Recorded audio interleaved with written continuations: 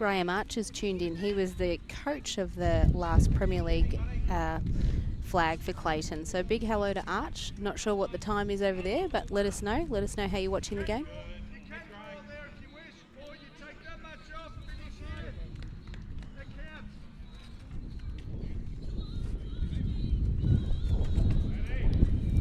Apologies for the wind noises too for anyone listening at home. It's as much as the cool change is nice, given the weather that we've been experiencing, it also comes with a little bit of wind and noise.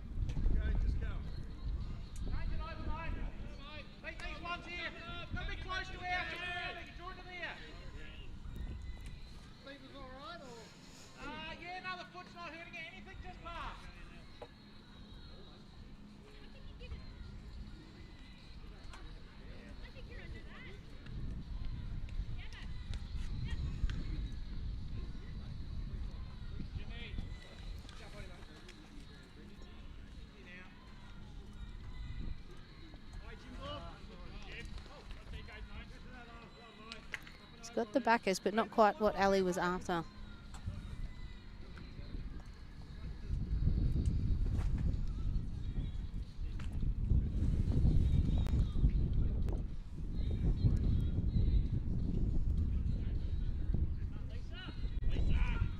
Excellent bowl coming in here from Hank. He might rattle it to open it, but it's hard in this sort of game. Sometimes the second shot's a better shot than just leaving it on its own.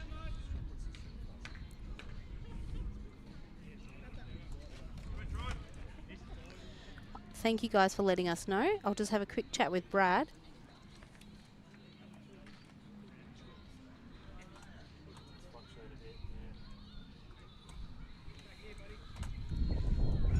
Brad, our amazing tech and director, is working in the background to get the YouTube stream back up. So thank you guys for letting us know.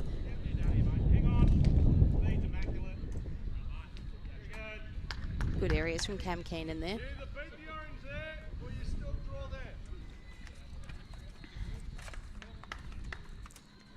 Cam's playing under a permit, thank you for asking. I think it was Alan. So he's playing Moama, and then under the country permit, he's able to play with us in the Premier League for the weekend pennant.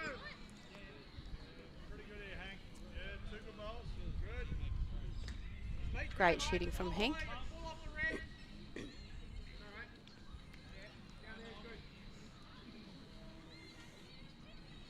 Thank you for Sarah. We're back on.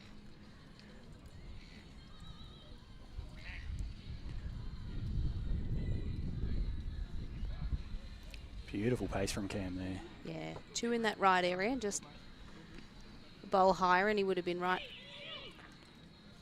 Big cry from Lisa Phillips on her ring. Played weight. Jack's moved forward. Gone forward.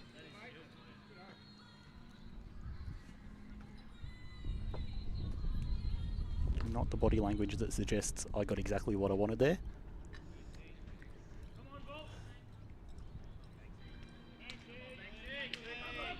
They're liking this one at Pidge's.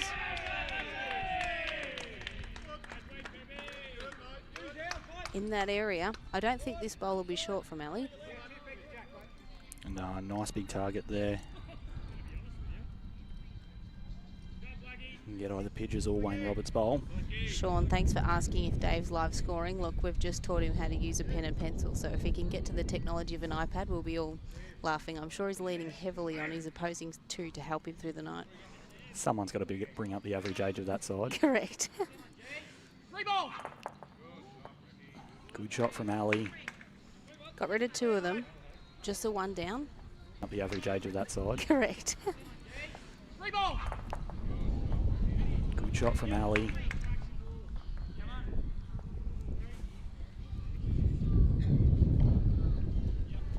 They've just been doing a bit of maintenance on this, so they were umming and ahhing 18 months to 2 years ago about pulling this tiff up, and we've had a greenskeeper. We've got Russell Green doing the greens, who's been able to maintain it, which has been good, but it will be getting pulled up in the next 12 to 18 months to put a roof over it. Turn mine and stay. Excellent reply from Pidge there.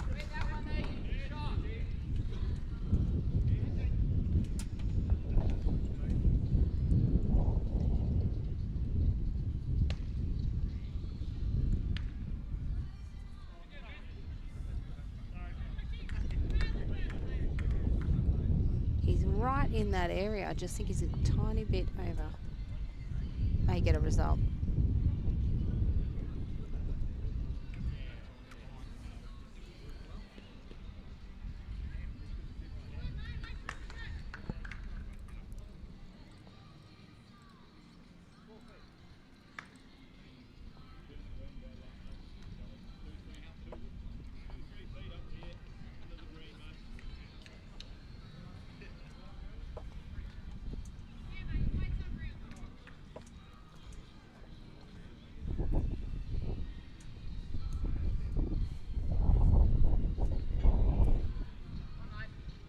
One down.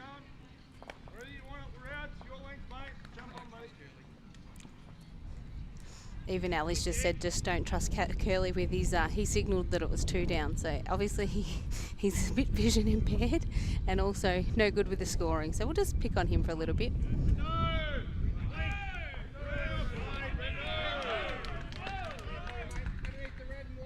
Big shot over there. Nice little trail on Rink 3 by Yarraville.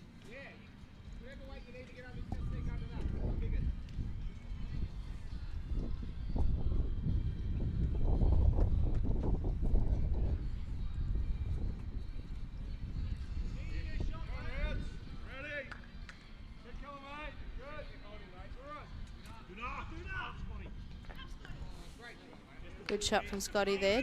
Jack rebounded to head forward for 1 up instead of 1 down.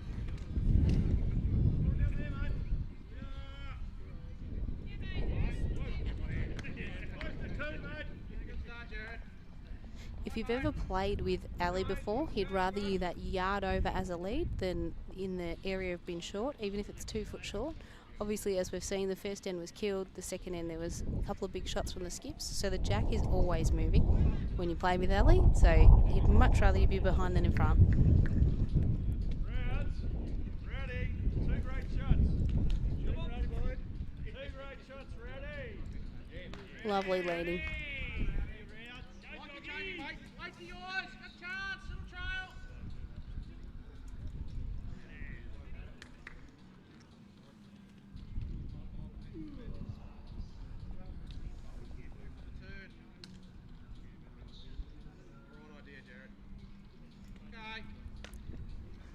Positive weight to play there with his own bowl back to catch. Absolutely. A little bit on the high side. But no doubt as a 2, you're stepping on the rink, licking your lips at that. Putting your catches in a nice target size. Gary Ball here probably looking just to hide it a little bit, tuck it around the corner.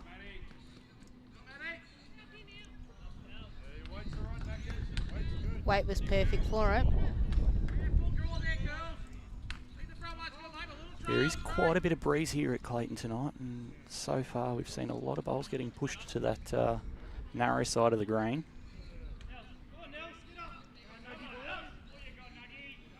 Looks like Nuggets put down a good bowl over there. 2 down to 1 up. Very good pill from him.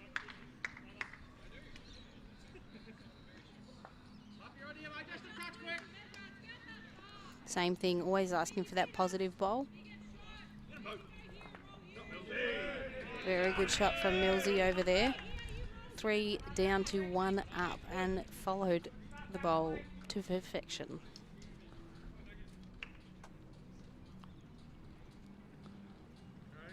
Beautiful pace from Gary, but again, just trying to correct on that line where those bowls are getting pulled that little bit narrow.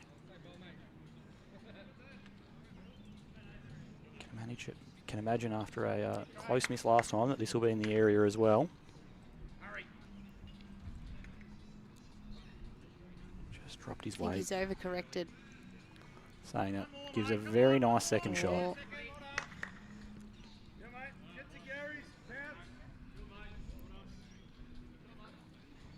Dave is an all-round player. You can put him lead, you can put him back end, but he's a very good 2 because he can draw bowl, he can play those up shots. I think he's a lot of our 2s in this team and in all Premier League teams for that matter are very underrated. People underrate the position, but I think it's hugely important. Your lead's off, you need your 2 to be there. Absolutely, and that, as you've said, that versatility really matters. Because not only not only do you need to be there when that leads off, but often you'll have a gun lead against you or a gun front end against you and have that ability to land on heads and really make an impact and change heads away from the opposition. He's after it again here, Millsy. Oh, I think that black bowl might have been worth quite few. a number. Yeah, I was wondering why he was on the hunt again. From the look of it, I think they had the next 4 or 5. Great areas from Cam Keen and that perfect pace to have that nice little trail, push Dave up. Just having a few issues with the scoreboard, so hopefully we'll get that corrected for you shortly.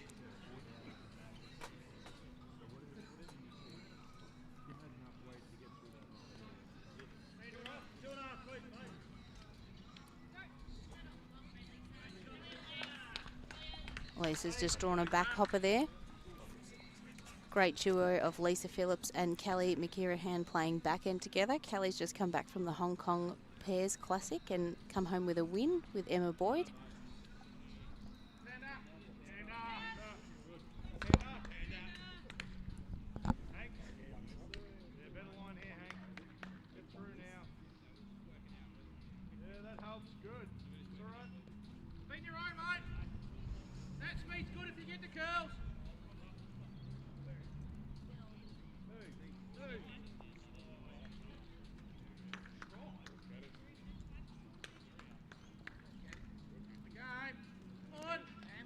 Very close from Cam.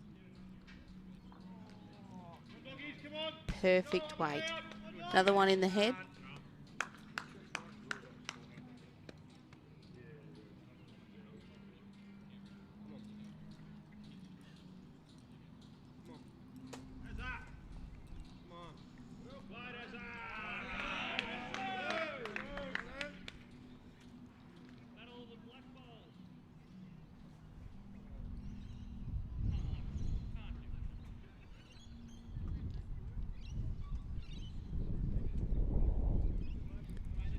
We've got a couple of listeners tuning in and letting us know where they're watching from as we sort of shouted out in the first 5-10 minutes. So a listener is from West Cape, South Africa. So I think you win the award for the, you and Archer are probably on par there for being the 2 most remote listeners and watchers.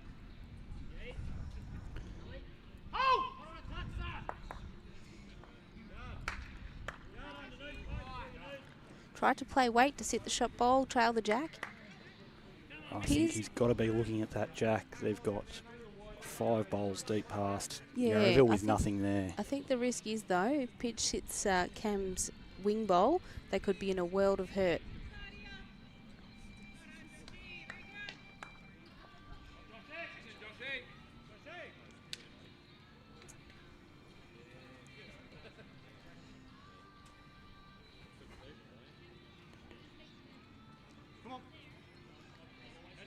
Now, tell you what, Pidge's put down a fair pill. Oh, that's perfect searching weight to pop that orange out for a big number. That was a handful if he got that. And has moved that red and white bowl of Gary Ball back into a decent position. The number's not quite as much as it was beforehand. Ali's still shaping up in a big way to go. Heavy though. He's toned that weight back quite a bit. He's looking and he's staring, which is always a good sign. Oh, he's gotten the rub off the front and bit rolled up. more good fortune than a good bowl. But weight was in the area.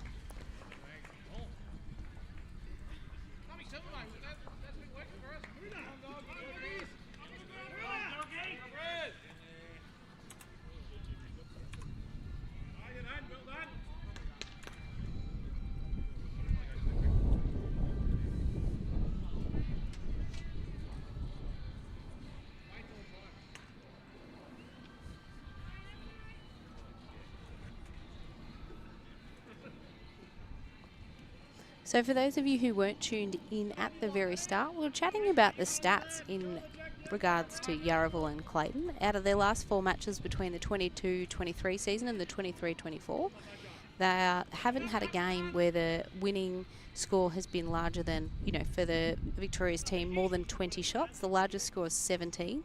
Clayton have got 3 out of the 4, but it's always been down to the wire when these two play one another. It's the last few ends that change those numbers when they start searching for shots.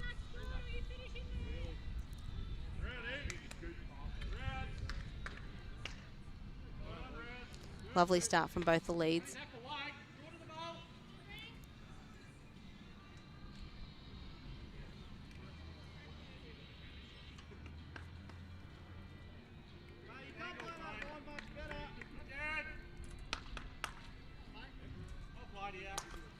Another great bowl from Jared Evans there.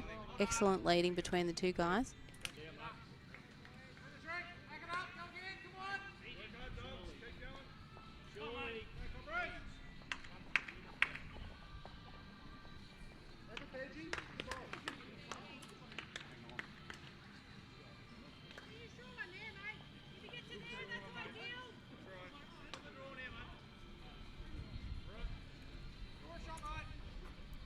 Weight was right for the shot, just the line there with Rowdy.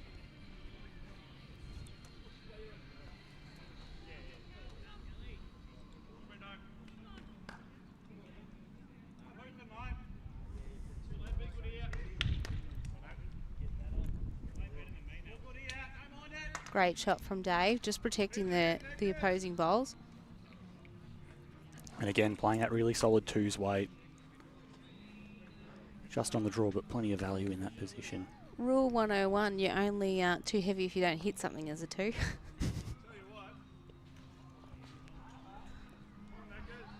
Gary in good areas. Pidge calling it in like he likes it. Needs to hurry an extra foot or so.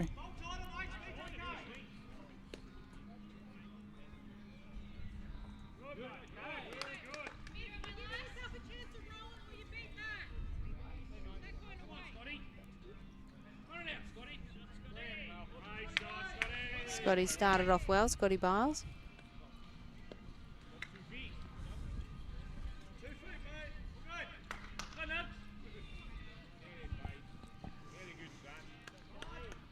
Gary plays a foot, he gets to the jack, and plays 2 feet, he gets to that bowl, so can confidently arrive up there. Played with a really good line on his first bowl.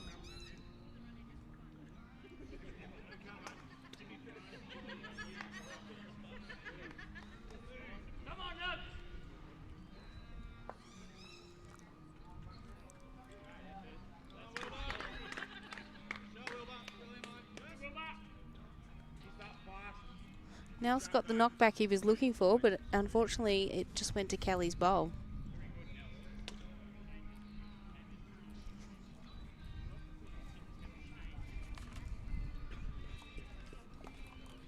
For those in the area tonight, come down. We've got the barbecue area doing pizzas, hot chips, Philly steak rolls apparently, and then the full bistro menu is up and running as well. Got members draw coming up. I'm not sure what it's jackpotted to, and usually between the 500 and 1500 range. Few things better in this world than a Philly cheesesteak. Just quietly.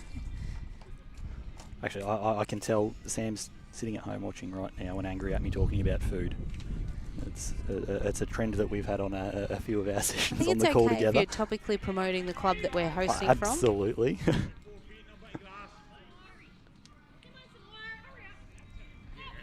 Cam with a good first one. No doubt trying to improve his track a little bit considering he had such good weight. Ali likes it. And finishes in a great home.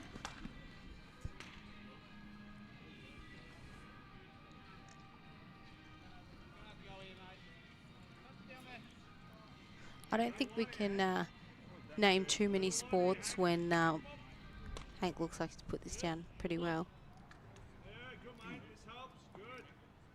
Yeah, good areas there. I couldn't name too many other sports that you can be playing at this Premier League level when you've got someone like Hank who's been playing for 30 years and young Cam's not even 30 years of age. Absolutely. He's been playing longer than he's been alive. So the diversity of this sport, there is not one better. I don't think. That might be a bit of a biased opinion, but love seeing the diversity of the age groups out there tonight. Yeah, it was beautiful. Played the Eastern Rangers triples a couple of weekends ago and had a son, father and grandfather Rink all playing together on the same day. Fair pill from Ali.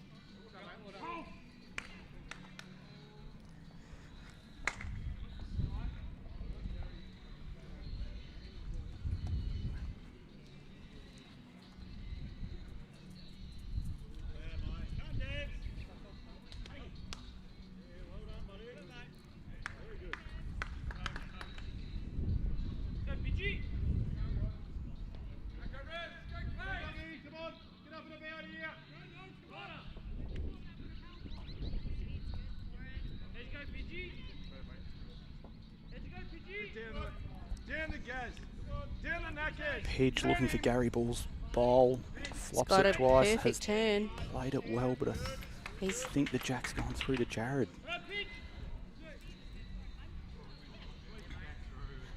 the maroon is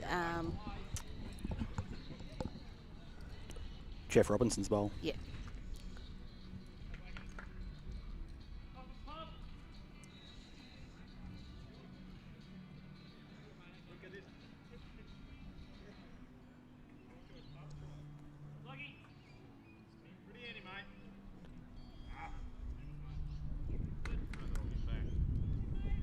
Not loving his line he's sort of expressing, but the weight was very good.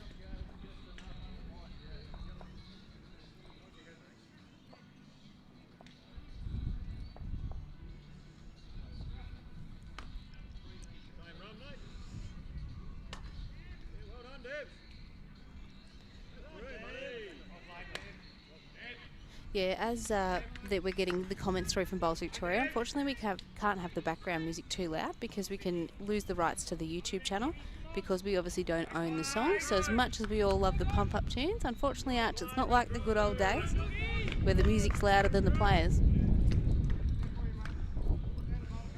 Hold to gas. Hold. Get to gas. Get on him. Turn it. Tell you what. Yeah. Oh. Snuck one away there, but Brett Mahoney animated as always.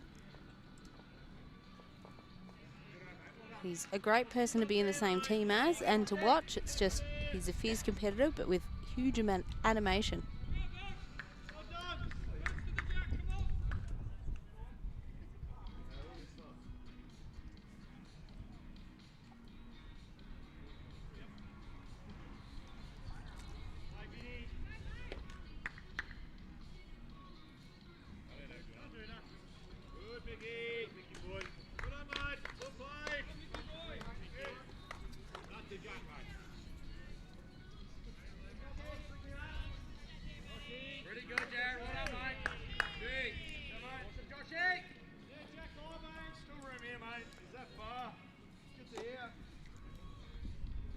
Em's just tuned in from Moama, and we've got Karen Brennan from Ararat region. Got everyone tuning in tonight. How good is that? Let us know how you're watching it. Are you at home? You're at the Bowls Club? Quiz to anyone. Has anyone started that at their bowling club where they're watching a bit of Premier League on a Friday night, or when we're at the Vic Open, do they stream the games? What's your club doing? Just trying to catch up on the scores here, and Brendan Egan's Rink has picked up a 5 on the third end. Oh, he's eager. Don't. Stop it. It's too early in the night for that. For dad jokes. We save that till at least end 7. Yeah, correct. Yep. All right, the third of the way in, and then we're good to go.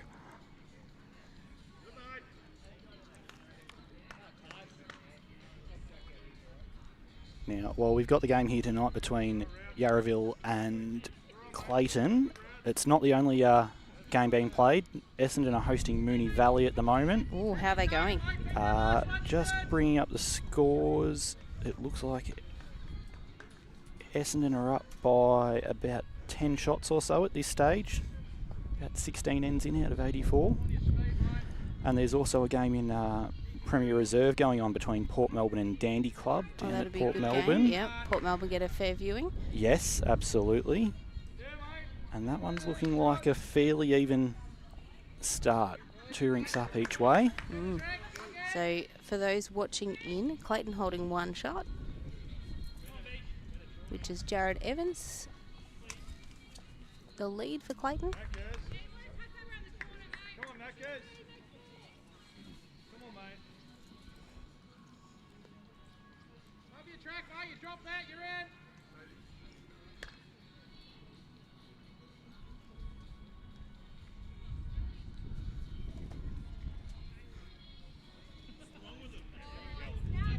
Good morning to Phil. Thank you for tuning in from the UK. That is wonderful to hear that you're tuning in from across the other side of the world. How cool is that? The sport that keeps on giving. Yeah, good second bowl from Dave Ashby there. Currently holding 2, but it's a little bit of a target with 1 on each side.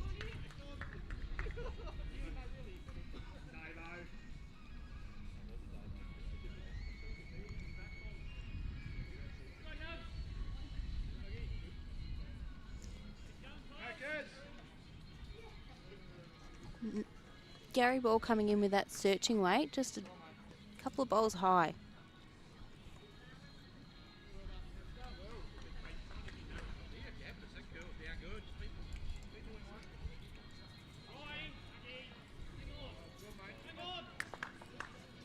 It's been a strong few ends from Clayton. Yarraville Footscray jumped out with a 9-5 lead early, and Clayton have picked up the next 9 shots across the green. Well, as we mentioned at the start, this is a do-or-die game for Clayton. You don't want to write off their season, but with 1 win thus far, you know, as I said, these 2 teams normally match up really well. A new look side this week. 3 or 4 of our players from last week's Premier side will be having a run in the 2s, whether it be because we've got fly-ins, whether it's because of form. I don't know the full ins and outs, or perhaps I shouldn't disclose it on a live stream. Death taxes and selection policy. Or Wayne Roberts on a decent track here. Is he going to get down against that breeze in time? Not quite. Pauline, we're working on getting them out of the camera view. We've had a couple of quiet chats, and we've got Mel here who's going to go brigade their bum stances so they're no longer in your camera view. You don't need to see someone's bum in your lounge room, do you?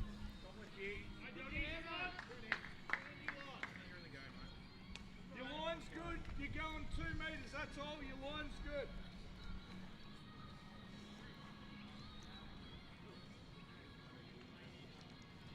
Better wait here, Hank.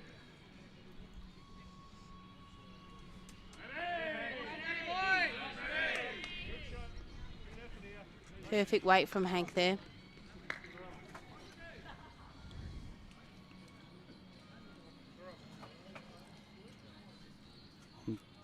Just trying to confirm Courtney, but after Brendan Egan's Rink has just picked up the 5, I think they've grabbed it another 4 on the next end. Oh. Looking like that scoreboard's gone to 9-4 on 4 ends after a 4-0 start to Tyson Wilson's Rink.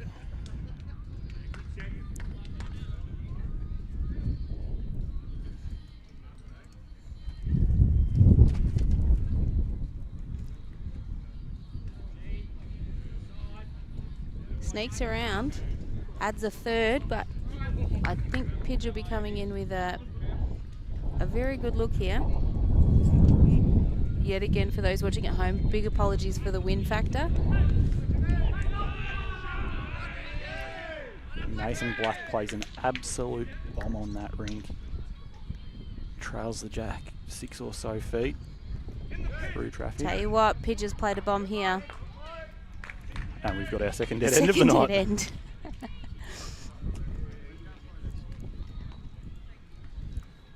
So feet through traffic. Tell you what, Pidge here.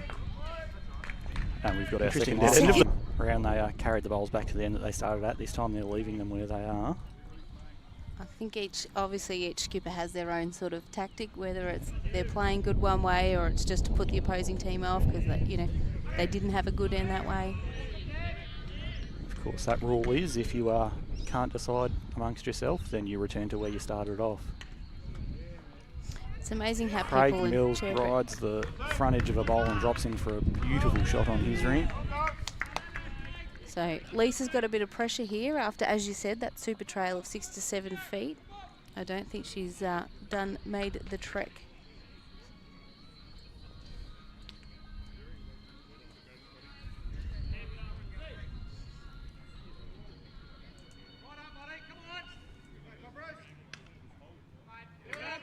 Right in the game there from Jared, just that 2 foot out.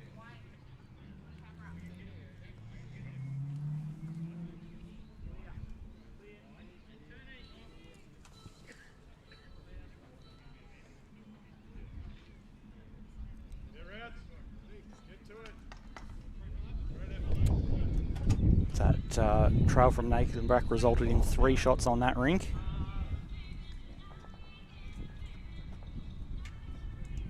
high-scoring one early over there. It's one thing you don't want to see on the bowling green is cricket scores. Absolutely.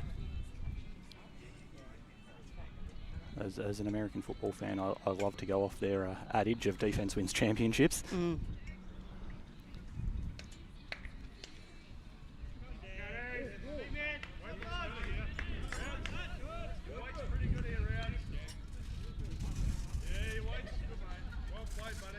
Yeah, 2 great bowls from Rowdy, one behind and one perfectly to touch the jack.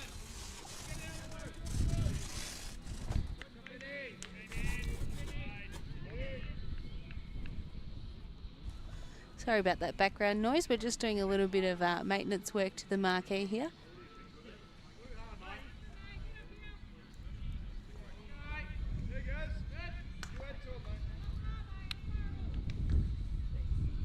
Kieran, great question.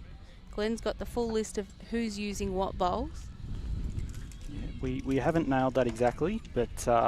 or just maybe the live stream Rink will cover. What do you think? Jared Evans is using a Taylor red line. David Ashby, Cam Keenan and Ali Forsyth for Clayton are all using Henselite Tigers. Great shot there. Sorry to interrupt from Gary Bowl. Perfect position. Jeff Robinson's using the maroon Taylor SRs. Gary Ball with a red and white tricolour Optima by Aero. Wayne Roberts with the white Dreamlines, and Brett Marnie with the purple and white tricolour Optimas as well. Bit of variation out here tonight. Interesting you see that 3 of those Clayton players are using those Henselite Tigers. That a lot of players have gone to the wider bowl, but for the pace of this green, for those who are a multiple set sort of bowler, it's the perfect solution on a slow green because you are going to get that bend. Like playing here the other week, it has sped up a little bit. It was maybe 10.5, 11. So even with my XGs, you're getting minimal turn. So the Tiger's the perfect option. Same with the wider turning areas. That's why they're also a lot of people are 2-3 set people now. Yeah, and plenty had in the roll-up before the game had a couple of sets out trying to make that decision of what was going to be the right bowl for the night.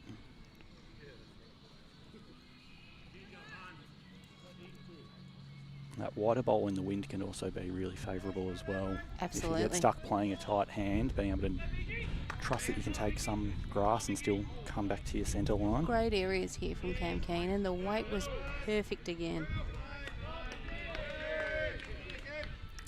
Thank you, Phil. We love the slow-mo replays as well. We said to Brad earlier, maybe we need to chop a few up. That could be Pidge's profile image. His big run and replay to the drive.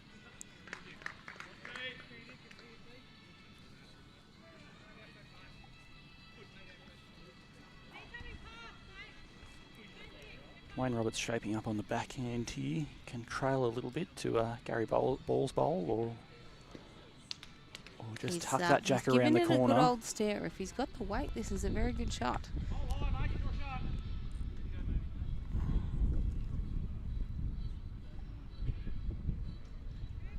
Such a smooth release does Cam have. That benefit of age you were talking about before, again, no excuses not to be able to get down low. Two excellent weighted bowls. And I guess he's aiming for the top, so practice and precision is going to get him there. Absolutely.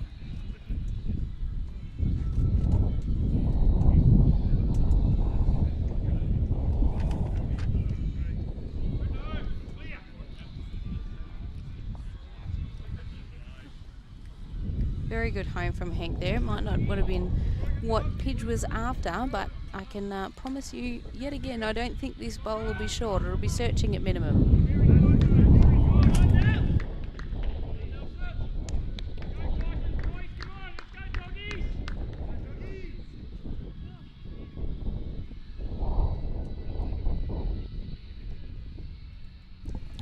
Ali searching.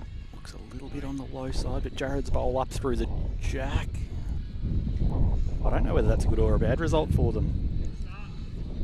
Target's a little bit broader, but I think he might have brought in a third shot as well. Yeah.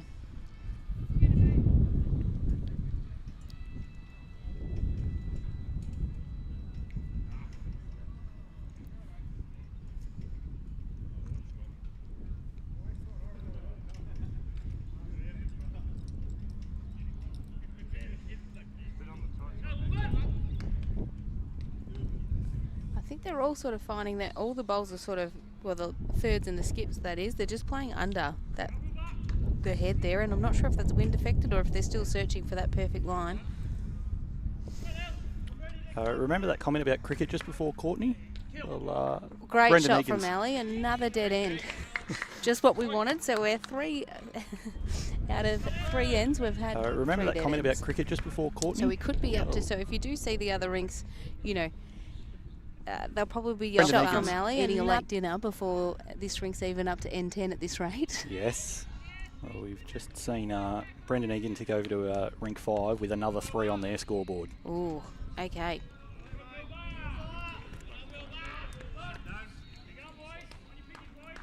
And once again, the interesting decision. They've carried the bowls back this time. Yeah.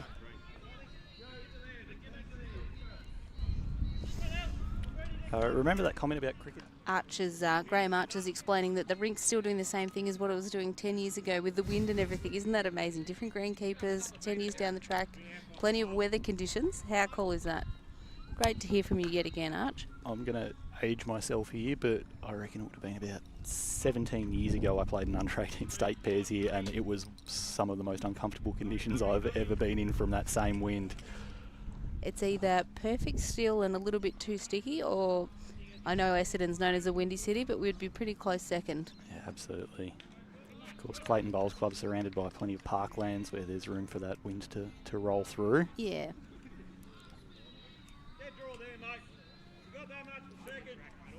Another good start from Jared, just confidently through the head.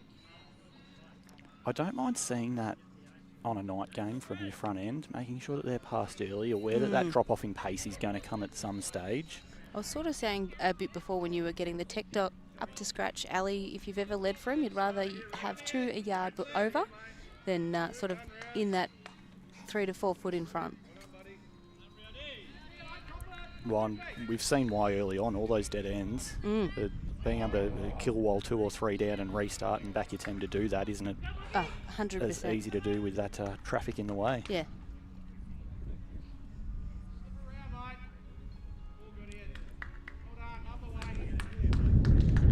Another great shot from Jared. Snuck in for a very good second instead of that wide berth second, and that's what you need at this level.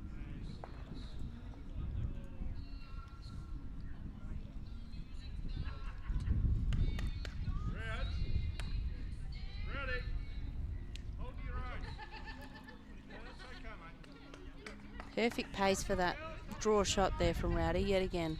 He's one of the most consistent bowlers I have seen on the green.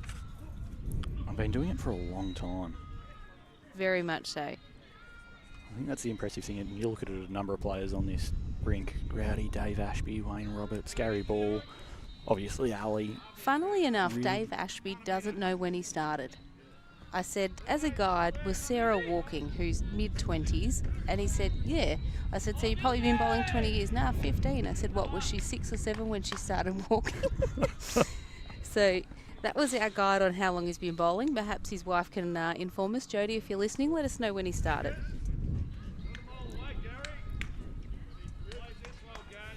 And no judgment to those out there that don't start walking till they're 6 or 7 No, either. correct. Great bowl from Gary Ball there. Absolutely. The Ball family would have a fair trophy cabinet between the 3 boys. Absolutely. 2 of them here tonight. Nelson playing 3 for Nathan Black, which, as far as back ends go, is pretty potent. Correct. Dave Ashby Perfect with weight, perfect that weight. same thing. The bowls are sort of all flicking to the right of the head. But something that we're in a really good position to be able to see here while we've got the cameras in front of us and the game right there and we're able to tune in on it. But it's really good advice for those people at home to be aware of the patterns that you're seeing from your teammates throughout a game. You know, if both your front end players come narrow, then maybe it's a hint for when you step on the mat at 3 or skip that there could be something happening out there that you're not fully aware of.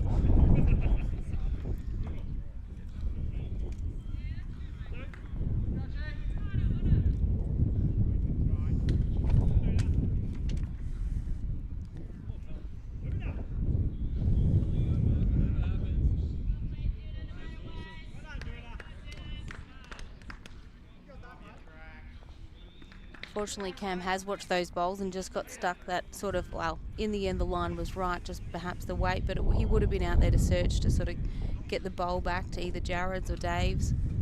It's an interesting one. You only really need a foot of weight through that jack to get the bowl across to Jared's bowl. To get the jack across to Jared's bowl, sorry. And that's why you've got Wayne Roberts here shaping up to play that forehand. Knows that if he draws to that navy bowl, then adds a third shot, covers up the trail for Clayton.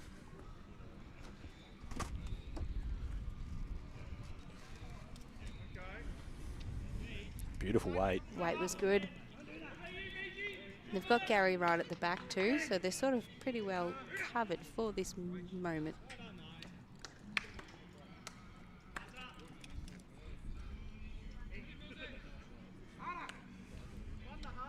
Oh, great effort from Cam Keenan there. Thank you, Throopy, another fellow member of Clayton, playing back at Druin this year, but he's just let us know that he started in the 2006-7. Sarah was around 3, so there you go. Thanks, Jodie. Thanks, Dennis.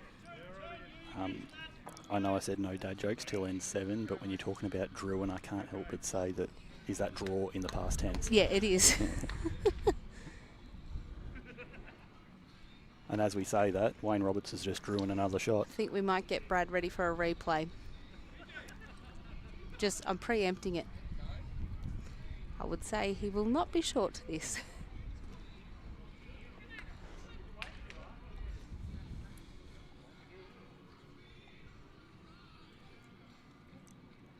And the question is, Courtney, is it going to be dead again or not? Wow. Angles work to do that. Oh, he's playing searching weight.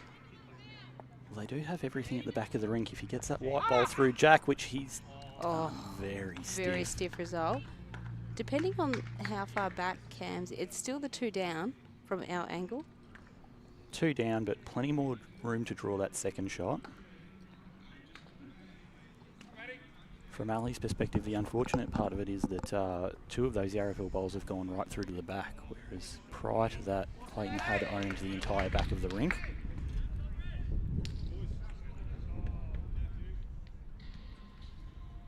Good question. Why is the green slow? It's the time of year for our TIFF. It normally gets premium speed Christmas onward. It normally runs about 15 by March, but it's always around that 11, 12 seconds this time of year.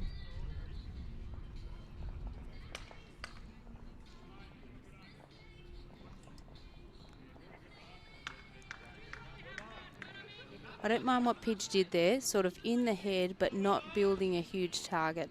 He's still got to be searching.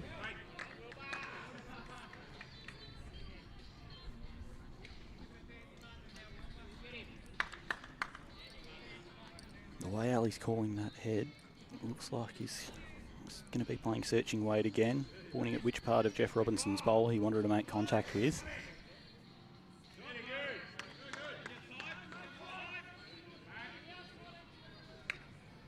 This is bigger weight.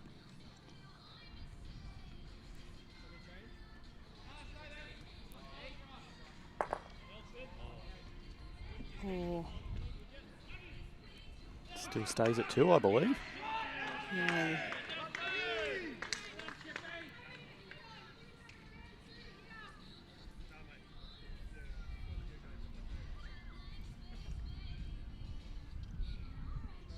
Pidge's bowl just sort of locked on the back of Cam Keenan's there.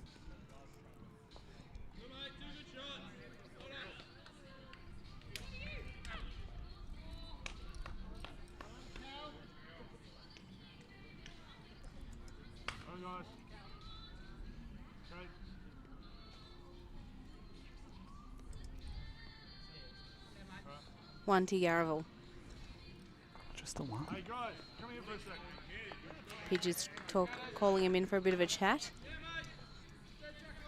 Is it change of strategies? Is it grouping? Is it...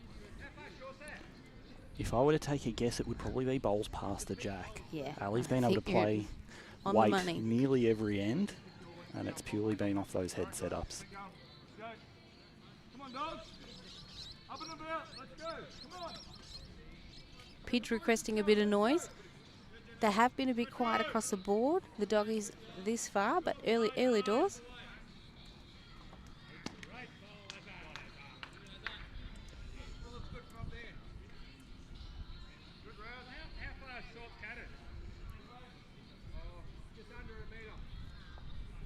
Kieran's saying that Sarah's overtaking the ability. You're dead right, Kieran. Couldn't agree more. Dave was saying before the game when I was having a chat, one of his favourite moments is actually playing with Sarah. So that's awesome. Good to see yet again, as we said, families bowling. And we talked before about the age variety, but no boundaries for gender in this sport either. No, 2 girls playing back in one rink. Yes. In one Lisa and one Kelly. Yeah. Kelly's been away this week, I believe, Courtney. Yeah, touched on that before. So won her Hong Kong international pairs. So had a huge start to her season in Rep and Oz Open this year. So had a very big year, winning the fours. Yeah, good areas again. I tell you what, the leads are having a dead set battle here tonight.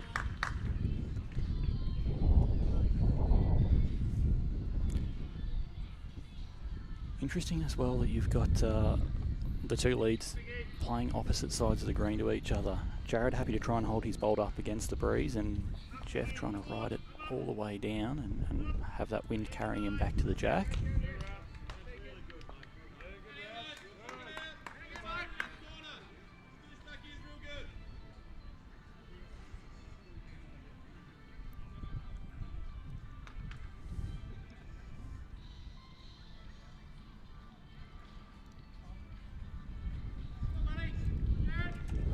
Two very good lead bowls from Jared Evans there. One just a bowl shy. In his line, that is. Apologies yet again for those tuning in. The wind has cooled us down, which in one breath is lovely, and the players are very thankful because there's a lot of pre-game talk about ice buckets and things like that to keep their Powerades and water bottles cool. So it's cooled everyone down, but unfortunately that's causing a lot of wind. So apologies if you're hearing a lot of background sound in the microphones.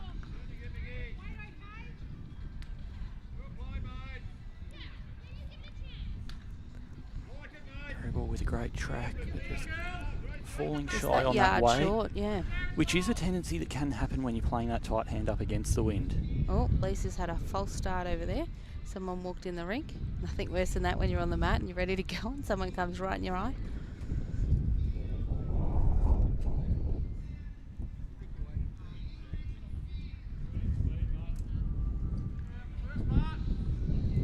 Dave Ashby's put a fair bowl in here. Yeah. Good. Nothing wrong with that. Gary had the track. He's just got to adjust the weight with this one.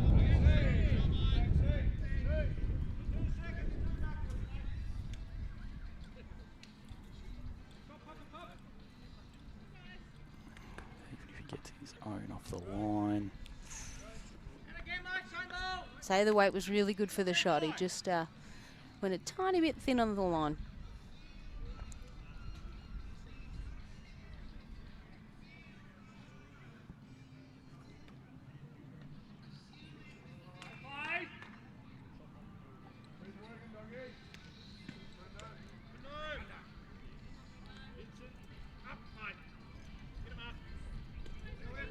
Weight was within the area. Same thing, just cut that line.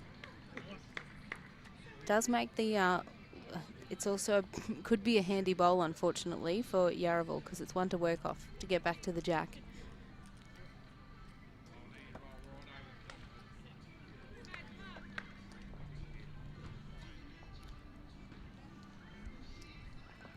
Trust what you see.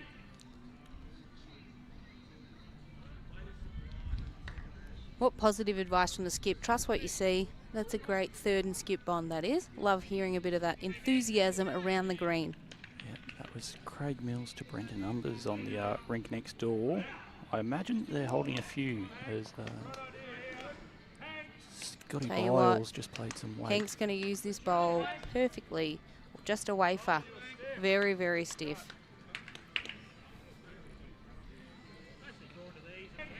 Scotty Biles just played some weight. Hank's going to use this bowl. He's played the right bowl, the right weight, but just got the wrong edge of it. Needed just a little bit more. Very, very. Yeah, unfortunately, he's made it 2 or 3 down as well. Ali's call to Cam was just to cover those back bowls as the away bowls passed. If he gets to that white or maroon bowl pass, then he'll be in the count as well.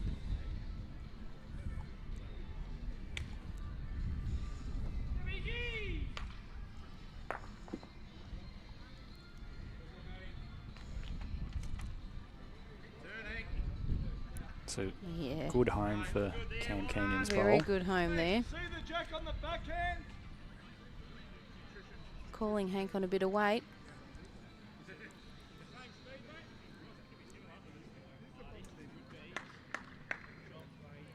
Not too far away. If he clears that front bowl, Oh. Gary Ball might be getting in a little bit of trouble for leaving that in the road, but it would have been a good bowl. saying that after all the carnage, Wayne's bowl has finished in a brilliant spot for a nice little forehand trail now. It's a good second option, isn't it, I guess? If you're setting it up by default, you can't complain. Rink next door, Craig Mills has just drawn another to under a foot. Wow. He's on fire. I'd have him in my team any day. Yep.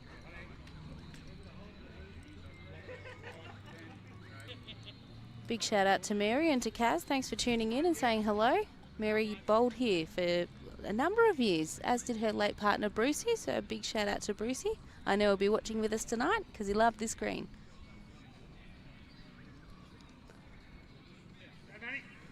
He's after it.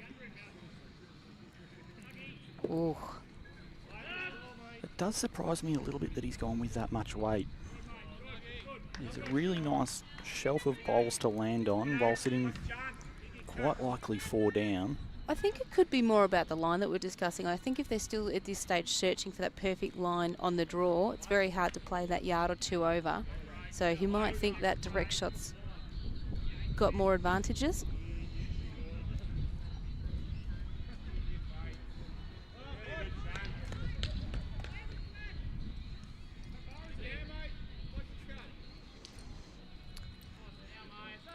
He's got to use the shelf here. Tell you what. Another toucher.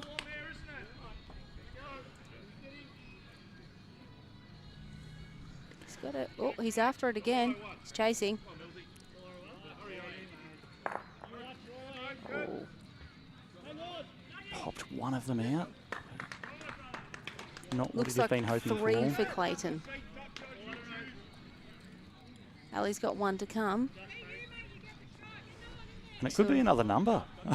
We've already talked about some of the large scoring tonight. Nathan Black's just picked up another 4 on his rink.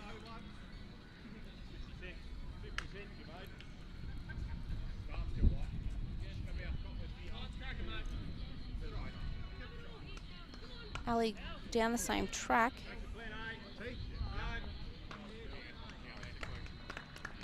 Just a matter of whether it's going to get down in time, but I don't think it will. No.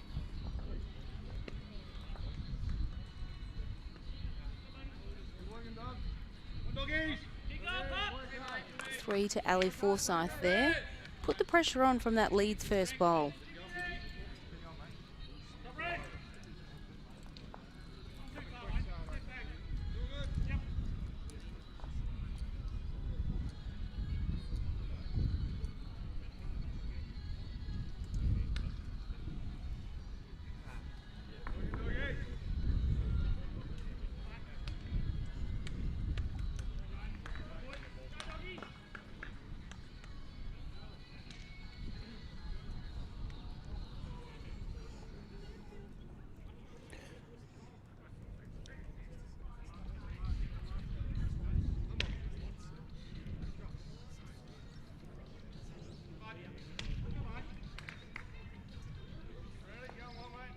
Another positive start there.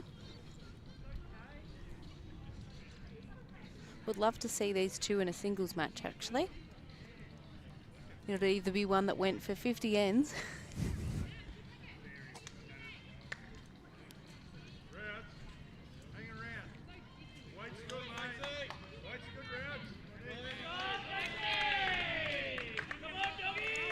Bit more volume now that the scores are starting to tighten up overall.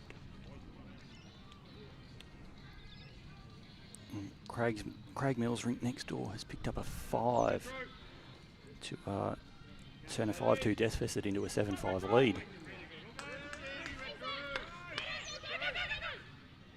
Ooh.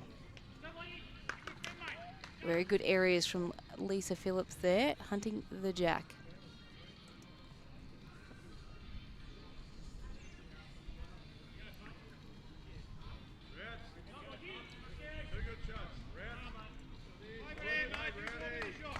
Tell you what, another 2 great shots from Rowdy.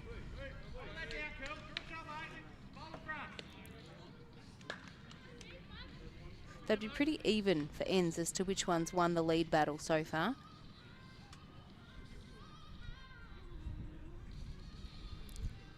Yeah, and it's certainly been that trend, as we've already talked on, that Jared's been more than happy to finish by and really set up Dave for success to trail or land the bowls, whereas Jeff's been that little bit more trying to play perfect weight and doing it well.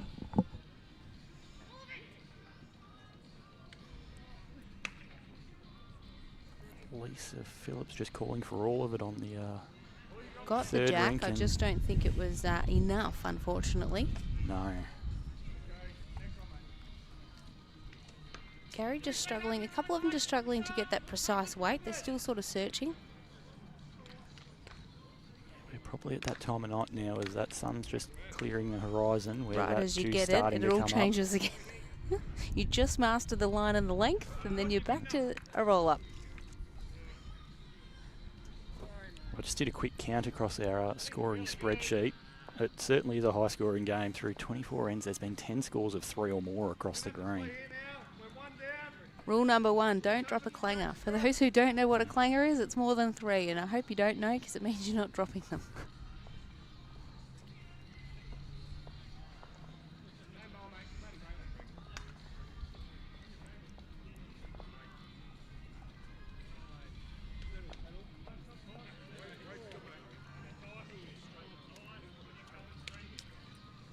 Good to hear different people's opinions on shot. Nino sort of saying Pidge might have been better off to play the other hand, but I think we all play and see it different. So I think that's the beauty of the game. If we didn't have differing opinions, it'd be a very boring sport, should I say? Absolutely. Cam here with a really nice shot on for him. He can land either of those maroon bowls, or if he gets that jack moving back, then Jared's got those lead bowls in that catching position. Weight would have been all right, just the line.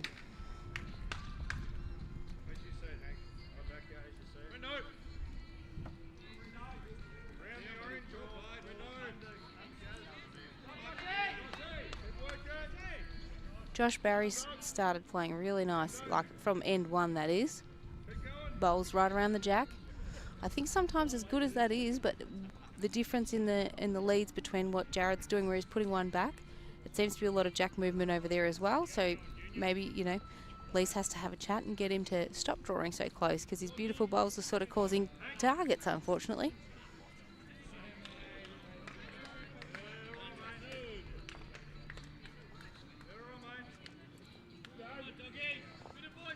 Yeah, well, that rink has had the most numbers going on there. Hank got a bit of a result there, pumped up Gary's bowl to get shot. Look, the weight was in the area, so that's what happens. Right on cue, Josh Barry's played 2 really well-weighted bowls on that third rink.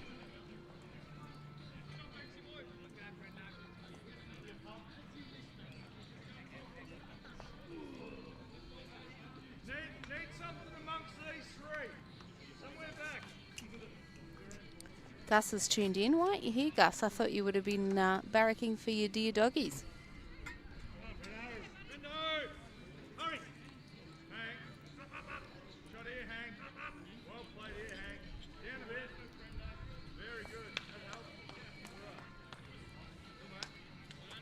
Ali's got to try and get one in, and very carefully, because if he pulls Dave's bowl or pushes Dave's bowl out, they could be in a quick world of hurt. That 3 that they just picked up could be quickly changed.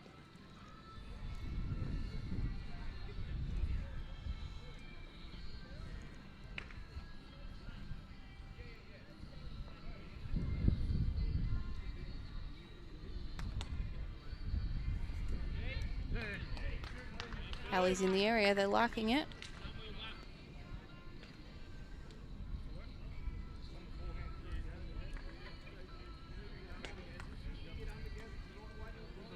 Pitch is called forehand to Dave's bowl.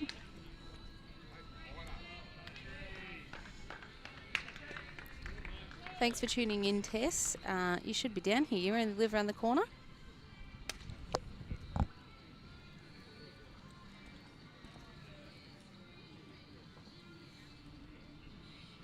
Inside. Good. Yeah.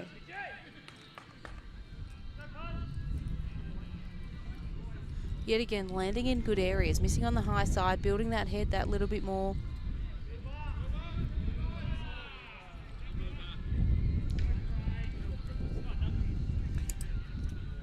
Just a quick around the grounds, Courtney. Essendon are leading Moonee Valley 36-9 after 26 ends.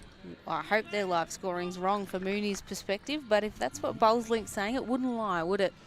No, not at all. And in the Premier Reserve matchup between Port Melbourne and Dandenong Club, we've got a close one there. 20 shots to Port Melbourne, Dandenong Club 24 after 31 ends. Of course, you can track all of those scores on the Bowls Now app. Found wherever you get your apps from.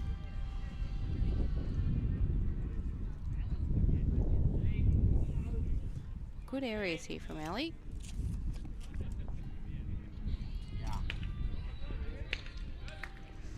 Unfortunately, that was nearly played the other alternative to Pidge's shot that he's playing. He's searching on his forehand. Ali's played his forehand.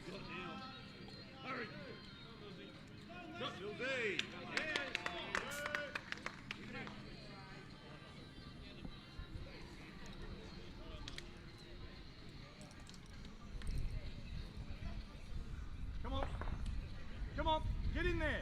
Down. Oh. Ooh. All right, well done. We're out here. Go, doggies. We're out here. Here we go, doggies. Come on, dogs. 2 down. Cam Keenan's just signalled to us there. Pidge's requesting change of length, middle to middle.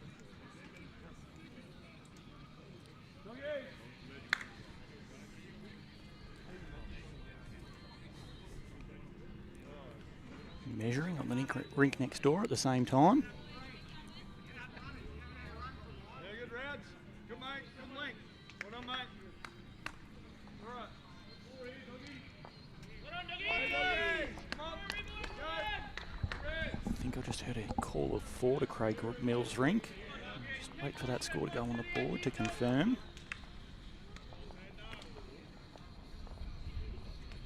Yarraville just starting to push out a little bit on that big board.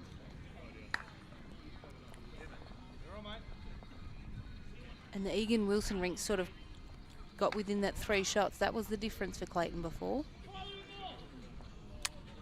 Yeah, we've just seen a couple of 2s on the trot for Yarraville there, pulling that back.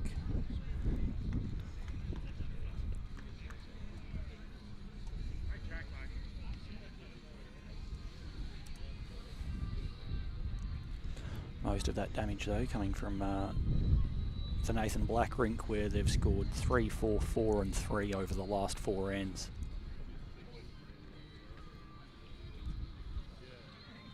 Rounds. Pass. Pass. Yeah, mate. Good. In the area there from Rowdy, this is probably their worst end this far out of the 2 boys. Commentators cares. They've been praising them, and now they've gone to yards. It's all your fault, Courtney. Correct. I'm going to shush now.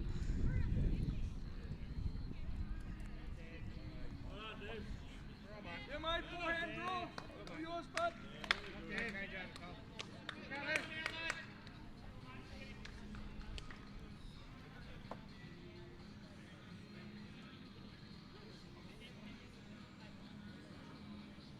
Come on, Maccas. Come on, mate.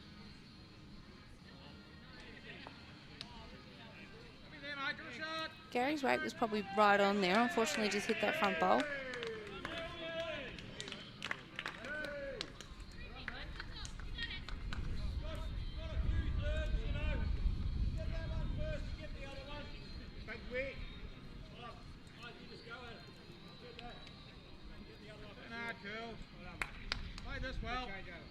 Yeah, great shot there from Dave Ashby. As mentioned before, well and truly good enough under pressure. Can play the draws or the drives. Very versatile, as you need to be at this level. you often see leads get called on a drive. Time this time, buddy. Now, Gaz. Come on, Gaz.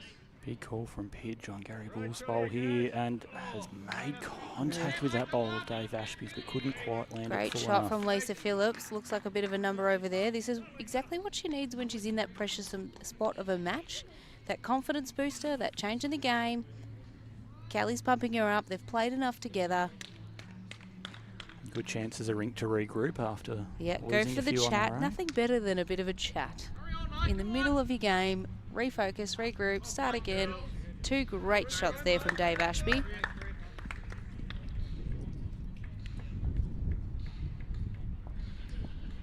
Just awaiting confirmation whether that was 2 or 3 shots for Lisa Phillips' Rink.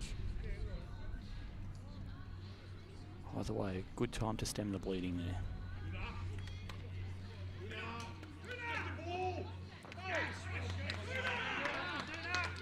Big calls from Clayton on Brendan Egan's Rink, removing an away bowl. Impressive lineup over there too. Neil Devlin's just come back, playing in with Egan, and you got Pipes and Panda, all very handy bowlers, all played at that top level, all represented their region or their, state.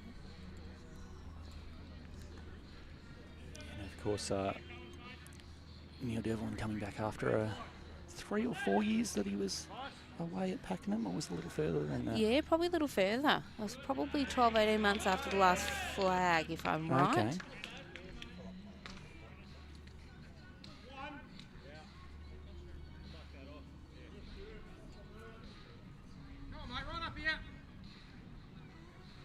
He's got the weight. This is a very good looking shot. Just sneak the front. Oh, track was unreal. You get it with the draw weight, you'll get it. Thanks for your shout out, Claire. Good to see you guys watching. Are you watching at the bowling club or in the comfort of your own lounge? Let us know. Brendo, every bit, mate. Come on, lad. Well played, buddy. Yeah. Stop, Brendo. Come on, Joshy. Josh is on fire. Bit more noise coming from the Cobras now.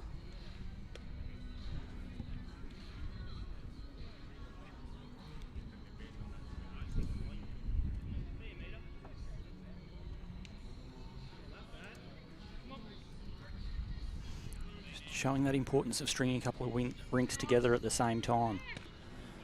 Lisa Phillips picks up 3. Brendan Egan gets another 2.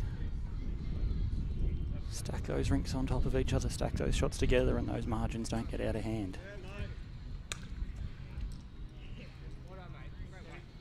And it's so early in the game too. Like in 30 of 84, anything can happen. We could see one team absolutely dominate from here on out. We might see something that goes to the wire.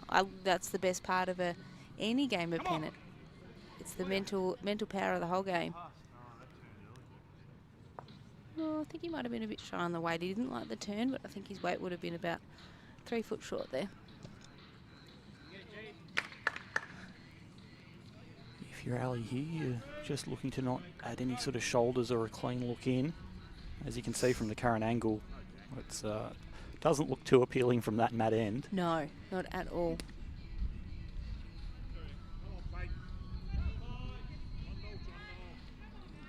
Very good, son.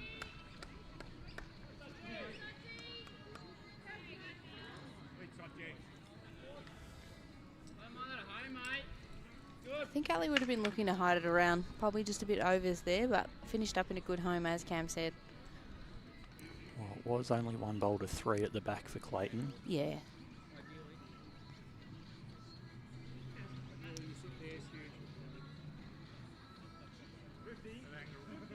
Come on.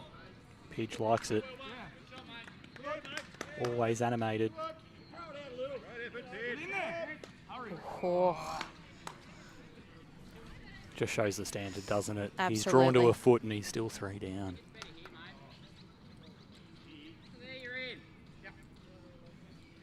Cam switching Ali's hand. Bowl's on its running edge, so the last thing you want to do is give the opposition a shot when you're holding a nice little 3.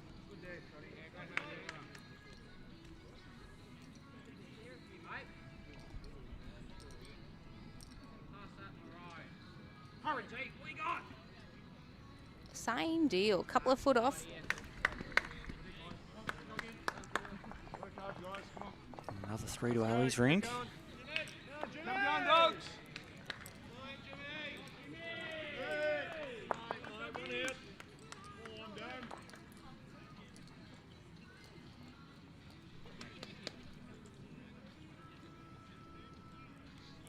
Which again goes back to that conversation of talking about stacking ends together. Margin got out to 17 or 18, I think, and now we're back down to 7. Yeah, and that's it. It's just the rinks consolidating. Doesn't have to be one rink. Do all the hard work. Couple here, couple there. Quickly adds up.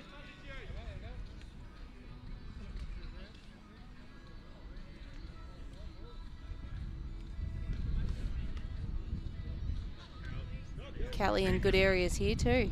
Drawn right up, made a little bit of a target, just been that tiny bit shy to the head, and 2 of Josh Barry's beautiful bowls. But as we're saying, he's bowling them so close that he's creating targets. He's doing the best worst job. It's a bit of a hard one to tell exactly whose bowls are whose on that rink. We've got 2 players using the solid blue bowls, and then 2 of the opposition players have got blue and white.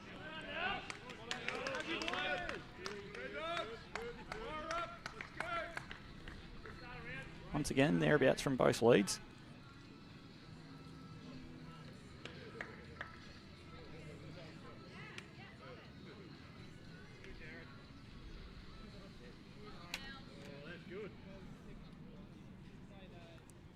Craig Mills drawing while 2 or 3 down.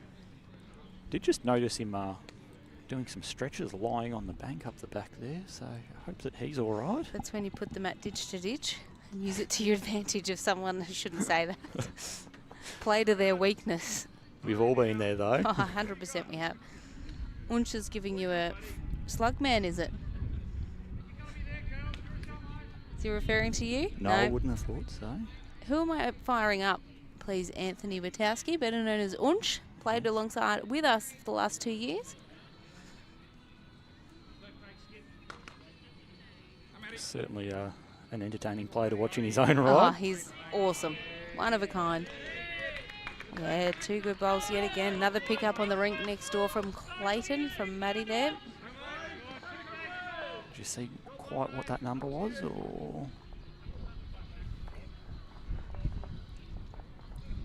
I think it may have been 4 or 5 again. Looks like the phone's getting a workout on the bank, so either he's texting someone to come and get a sub because he's injured, or he's putting the score in. So maybe we'll check Bell's link.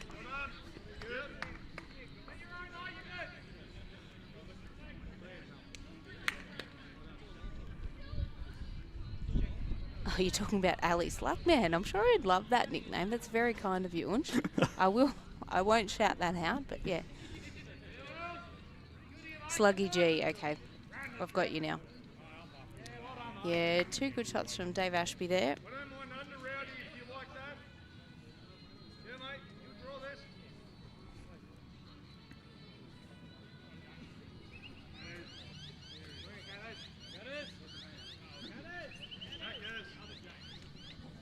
Mel's going to come on and do some special comments for a minute. No, she doesn't want to. She's all about the Instagram and the Facebook.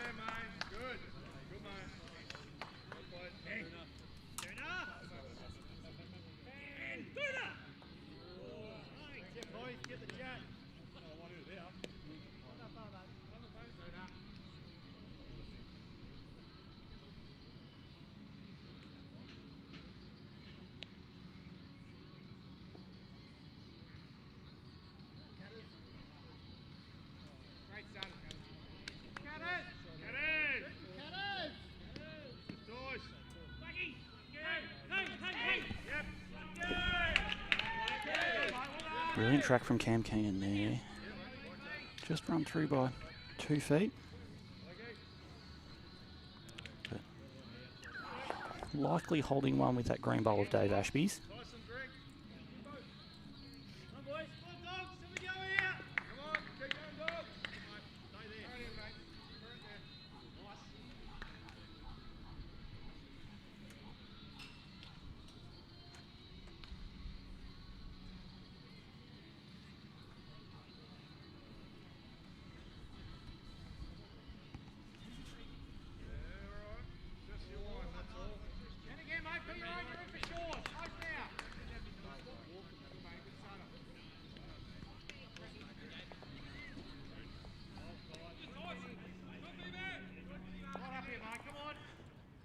Cam stalking this bowl.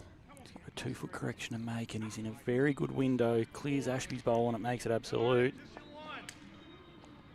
Very nicely done. Go dogs! Come on, doggies! Big ends now, let's go! Come on, doggies! Wayne Roberts searching up on that back end, but that has been that wider hand throughout the night. That breeze just pushing them away. Seen a number of narrow bowls played down that side.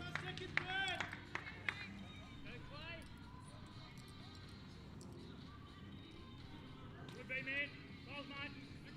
Mate, perfect, mate. Go, doggies. Second set. Go.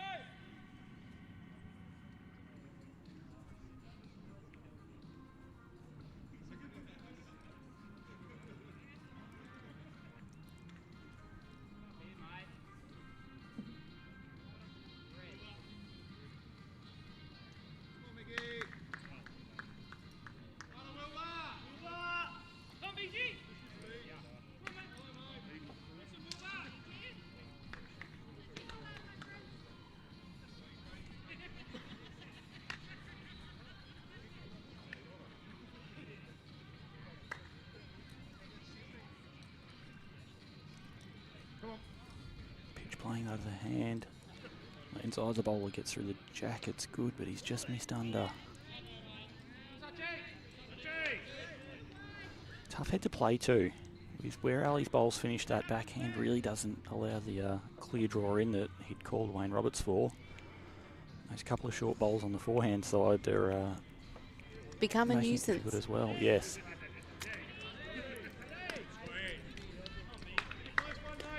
Apparently someone's left their car running with an air conditioner. So if you come to the premises and you're left without your car, please come back and turn your car off. I mean, it's a warm night, but it's not that warm. No, I didn't, yeah. Most modern cars cool down pretty quickly, but each to their own.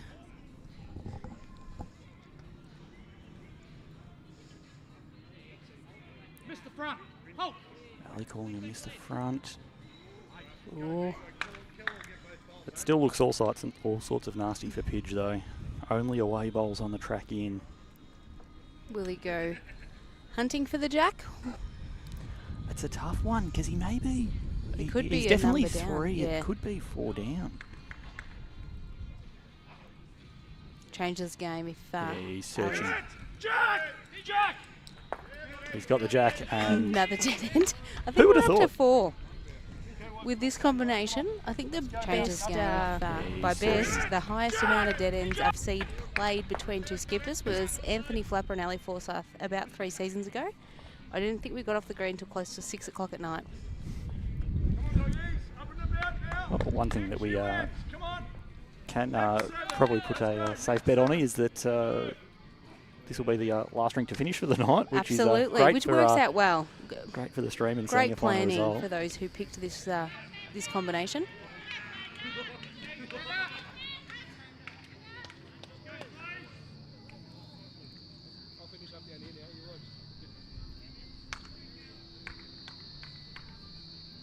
Right, dogs. Let's go. All together.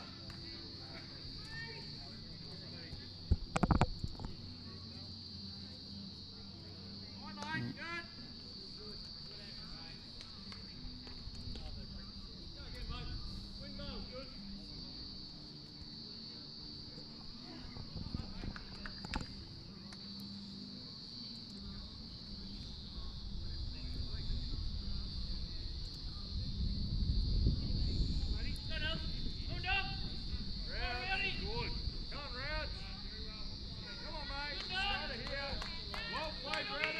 Excellent start from Rowdy there.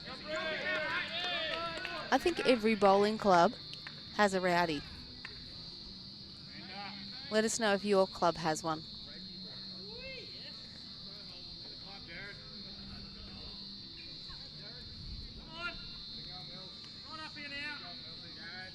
Yeah, great reply from Jared Evans there.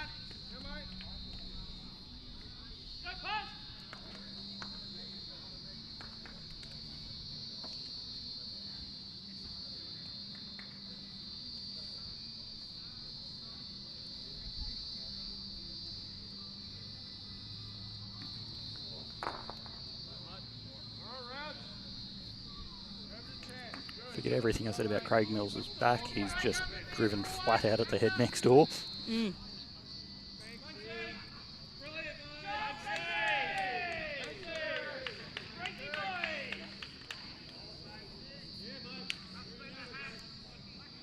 Berkey's playing in the twos. He's having a run, so we've got a couple of players that can't play Friday nights, a couple of players that have had a bit of a team chat and opted to have a run in the twos just with the players that are marquee and on the different permits. So, no, he was very, very good about it. Had a big chat to him Tuesday afternoon after midweek Pennant. And, yeah, he thought it was coming. So he's very true to himself, sometimes probably too hard on himself. But, no, thanks for checking in there, Joshy. Sean, I think you're baiting me for a bit of an answer, and I'll let that one go to the keeper.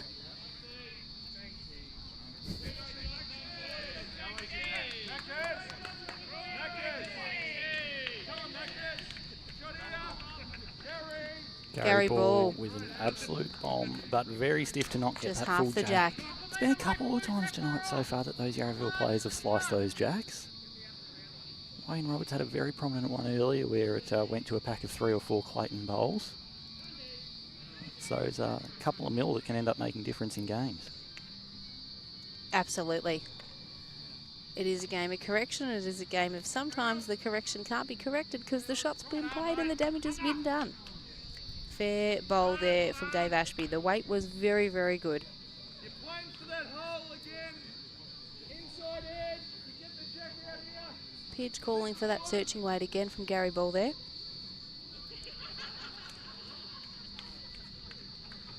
No doubt a nice shot for Gary to play. Really similar weight to what he's just done. Familiar feeling in his mind.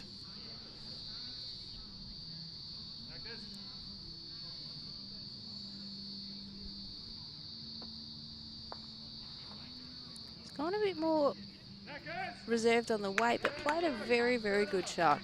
Set it up a lot better. They got the back bowls. Got second shot now. Changes the way the back end has to play.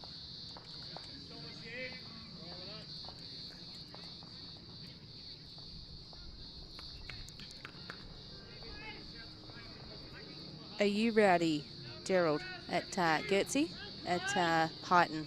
You must be rowdy, are you?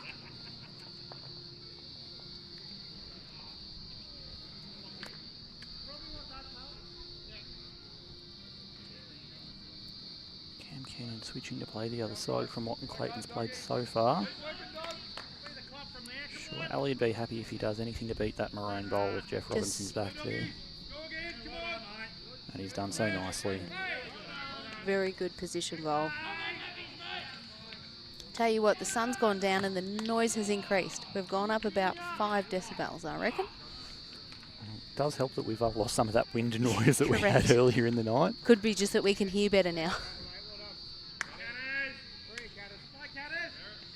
Lovely start from Grant Catterick on the rink next to the live stream game there.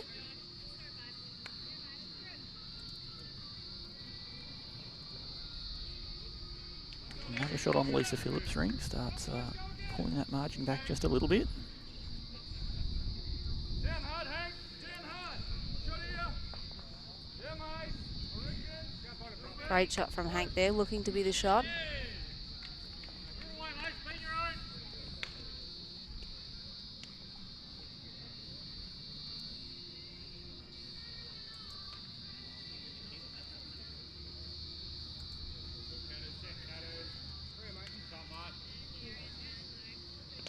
Yeah, 2 good shots from Grant Catterick on the next rink. And just like that, the big board's back to 4 shots, Courtney.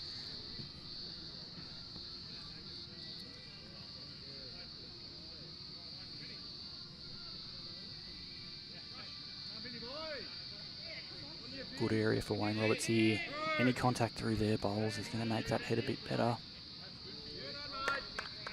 Gets another of their own bowls deep past. Obviously, the ultimate shot for Yarraville here is to land that bowl of Gary Balls, pop the Navy through.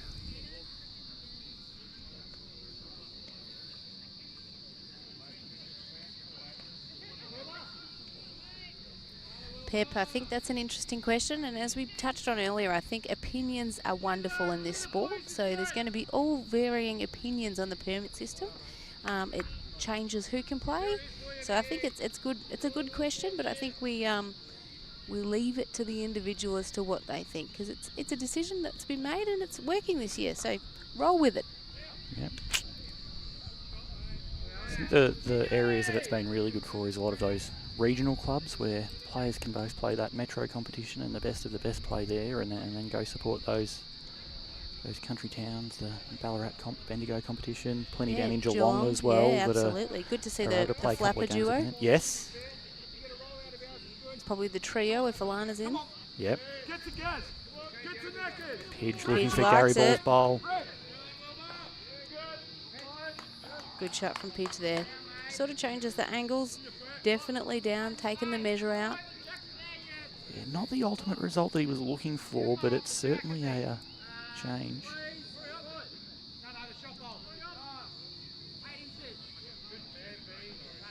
Ali just asking for the gap between the shot bowl and the jack.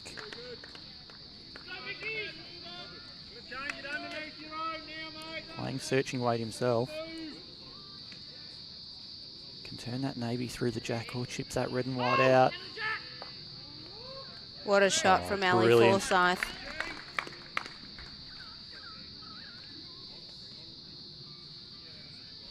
Look at the boys. They're all over the replays. We don't even need to ask them. What a team. Very good.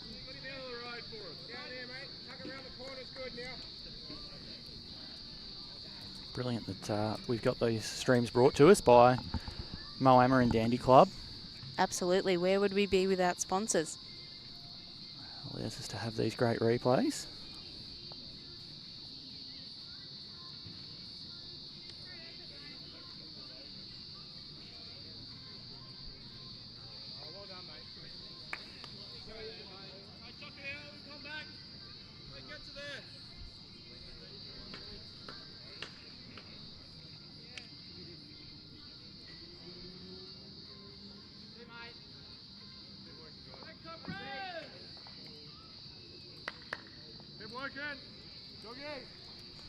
Another pick up there from Ali's Rink.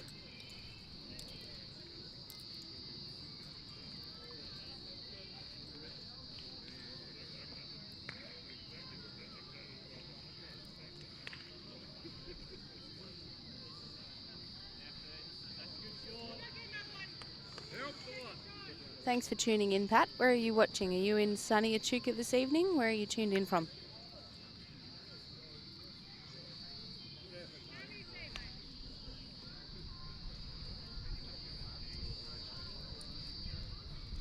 Another great start from Jared here.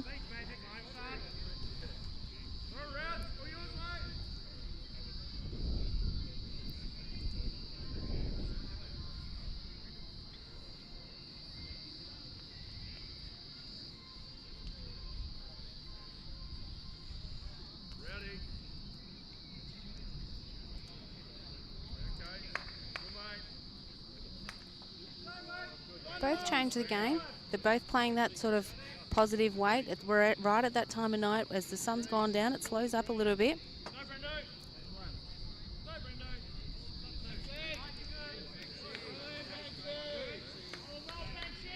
Fair bowl there from Jared Evans. Just missing that jack. But again, the discipline from both leaders really to play that weight just past the jack throughout the night. Very few short bowls.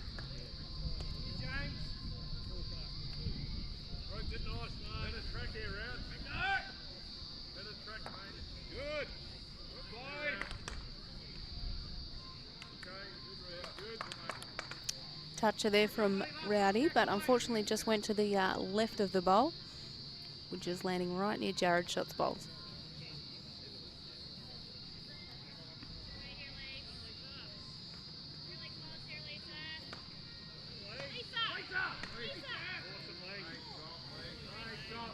Great shot from Lisa Phillips. Jack had been moved and opposing skip had drawn the absolute, and she put in a wonderful second just past.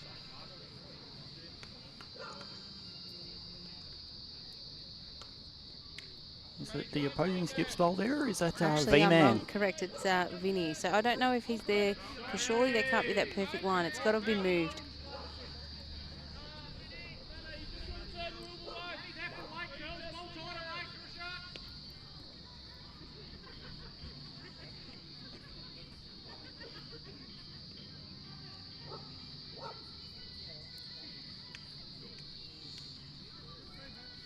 Well, what entertainment for you, Pat, on the bus on the way back from Bowls Victoria, and you've got a game of bowls to watch. You're never short of a game of bowls with Bowls Victoria and the streaming that they've been doing over the last 12 to 18 months. It's getting bigger and bigger.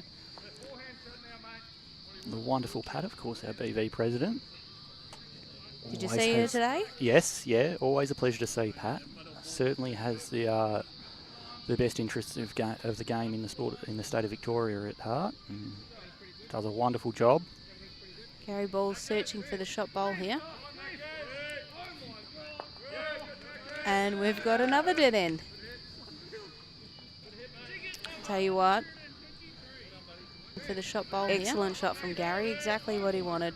That jack in the pit kill weight. And we've got another dead end. Blown, but enough to do the job.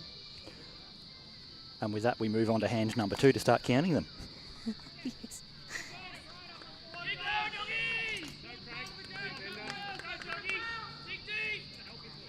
Who are you playing this weekend, Tiffo? Thanks for tuning in and shouting out.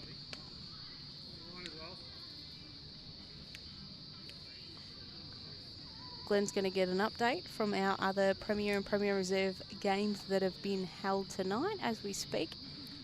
Yeah, sorry about that. My maths isn't the best, and we could be taking a few minutes for me to break out the fingers and toes to get the right count there. What a shot from Lisa Phillip. Played that perfect pop weight to pop the jack back to her own bowl.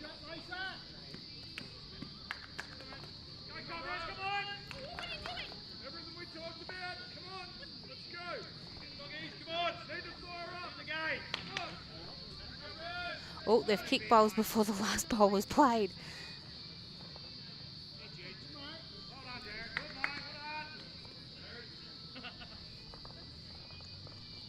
Another great start from Jared Evans there.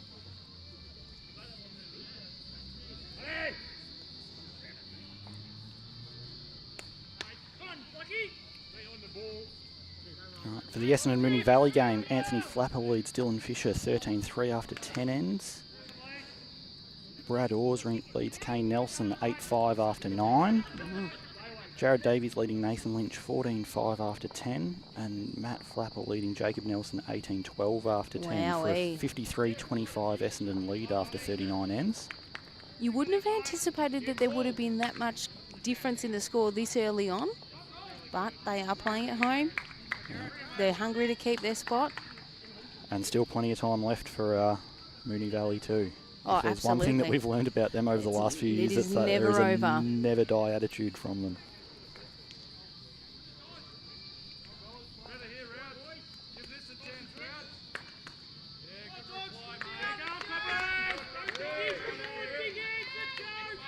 Good looking shot from Rowdy there.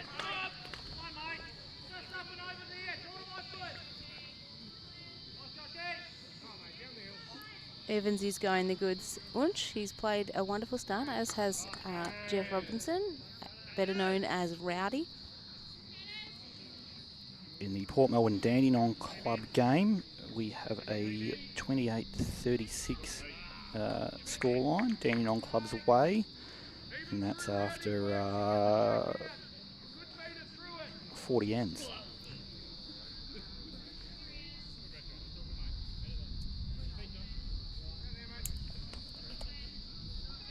Yeah, great shooting from Josh again. Sitting the shot bowl out.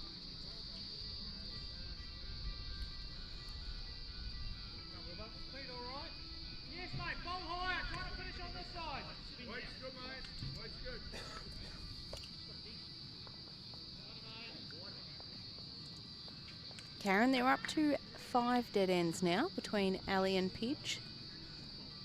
I would say, without going back and looking, Yarraville are on 2 and Clayton would be on 3.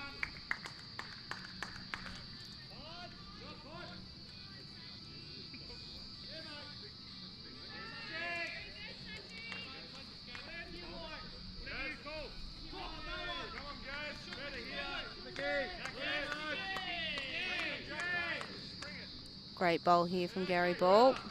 Changes the directions, easier to see.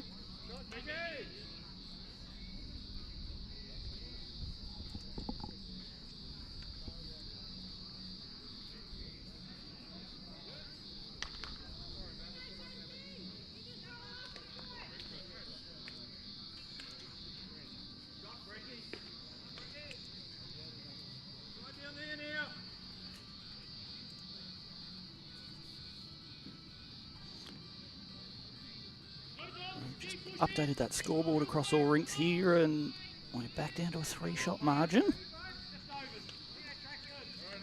Asking Cam for a little bit less weight just to sort of trail the jack, hide it around the corner, potentially back to Dave's. It's all on there.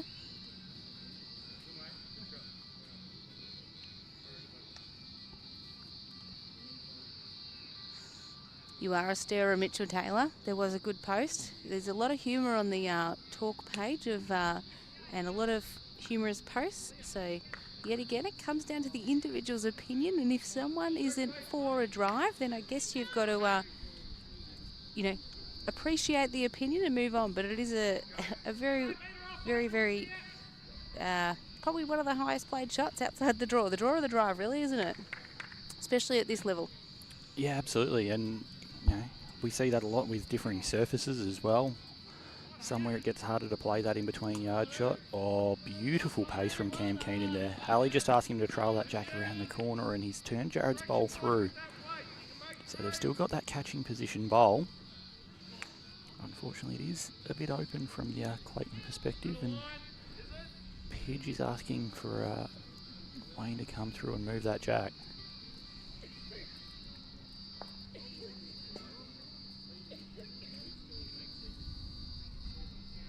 No doubt Ali will be playing the same shot that he's just called Cam for here.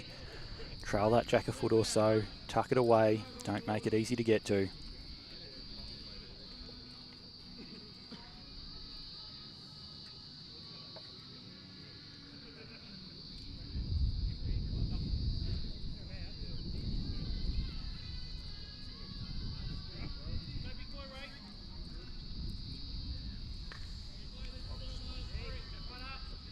Fair areas here from Ali Forsyth. Just lacking in the weight, I think.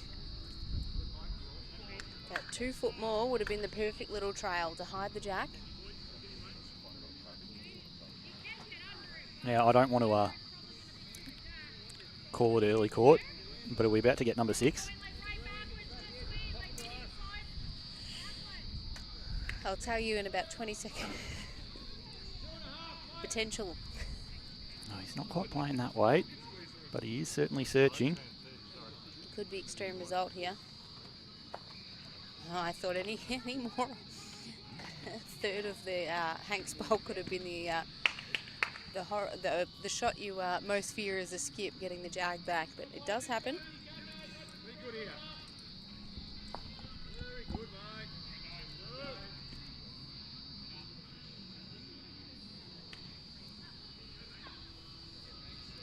Ali with a great line with his first bowl. No doubt just wanting that extra couple of feet of weight.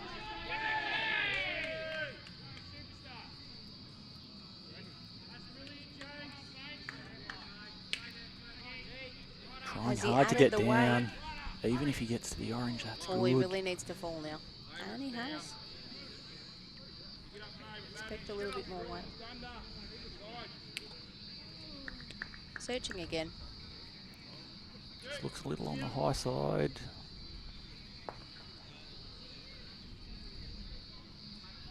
Another shot to Clayton.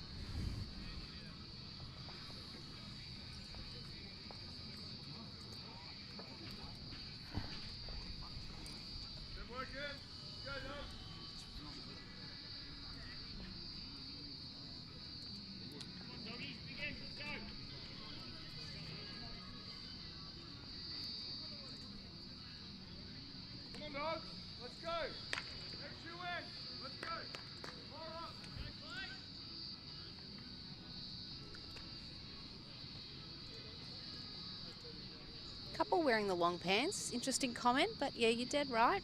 Couple wearing the long pants considering the weather. I think there's a lot of bowlers that wear them year round, regardless of whether it's 40 or 4. Right up here, mate.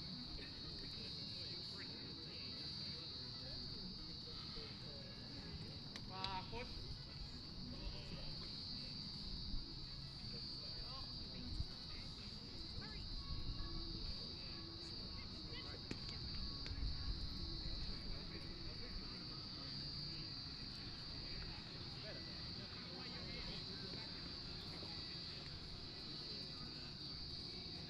Yeah,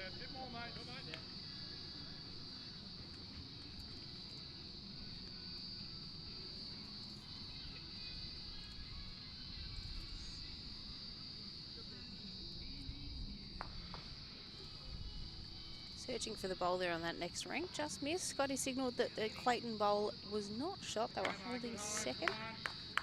Looks like they're both unsure, to be honest, because no one's really giving it their all.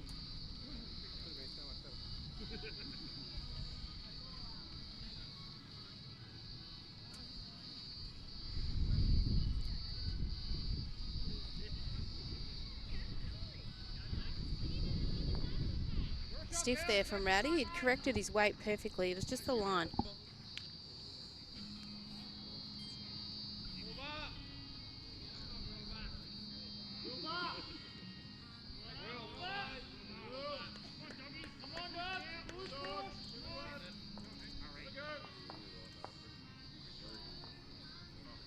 Just a bit shy there from Dave. Just getting the scoring system back up and running. A couple of glitches with the Wi-Fi, so that'll be back on deck in no time.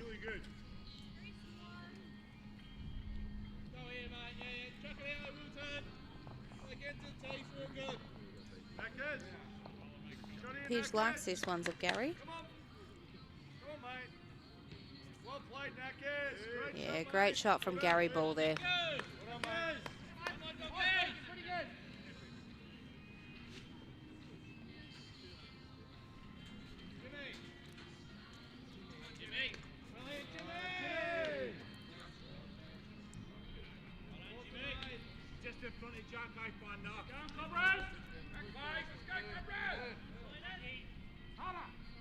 Oh, fair areas there from Dave Ashby. Perfect weight for that little trail. Back to Jared's bowl. Look, 6 inches. 6 inches.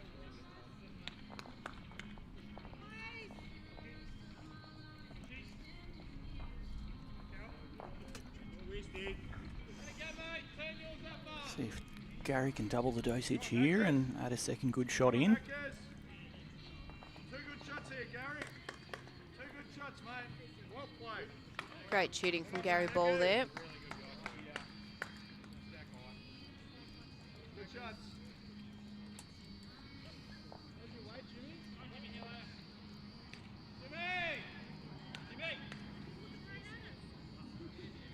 I'm enjoying the banter between Mitch and Evan here, so please keep it coming. Very enjoyable to watch. A little bit of stir around the game that they play. It's all enjoyable. Love that from you guys, so keep it coming. Good areas here from Cam Keane, and if he's got the weight, he's nearly got perfect weight for the draw. If you turn Gary, lay him over's good. Come in there.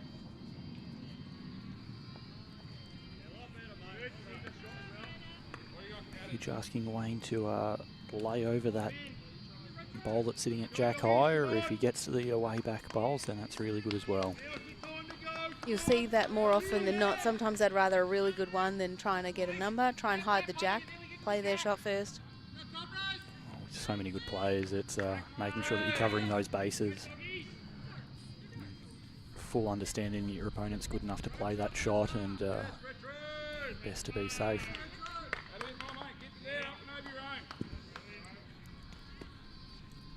There's the old unders and overs, so a little bit too narrow twice there, but weight was good again. Better weight, but just the wrong line. Well, it is a nicely framed shot. They've got those couple of catches there. Nice little port to play through. It's just about trusting that your bowl can come back from getting that bit higher on that wind line, just as those gusts are starting to come back through the microphones Correct. again. Commentators curse. We just said how nice the weather's gotten, and the winds are back up.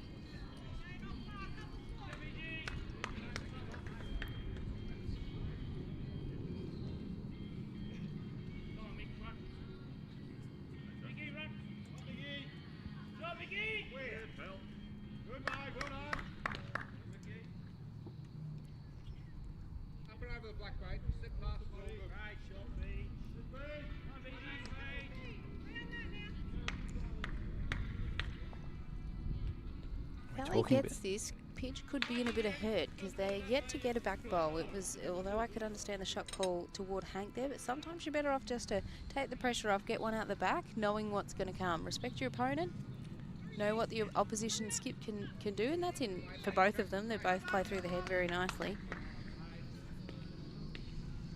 It's an old story that's been told many times at my club where Jack Wilson, former state and national player, Michael Wilson's father, Yes. Very good.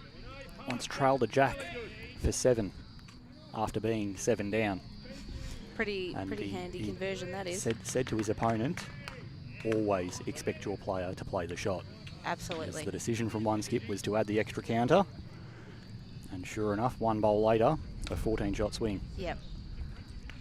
You see it too often at region and state events. They sort of underestimate the player. The player may not have been informed. They may play a lower division. So they play for the number, not for the, A, respect, and B, you don't know what's coming. Well, as much as anything, sometimes a bad bowl can get that result. We've all been there where you've correct. missed 3 feet narrow, you've caught something short and gotten the straightener through the jack, and next thing you know, the head's Just got changed the massively. weight here. Saying that, it's not a horrible position, I'm sure. Probably. Ali would have preferred it before that went there. Finding out who's got third, 3 down.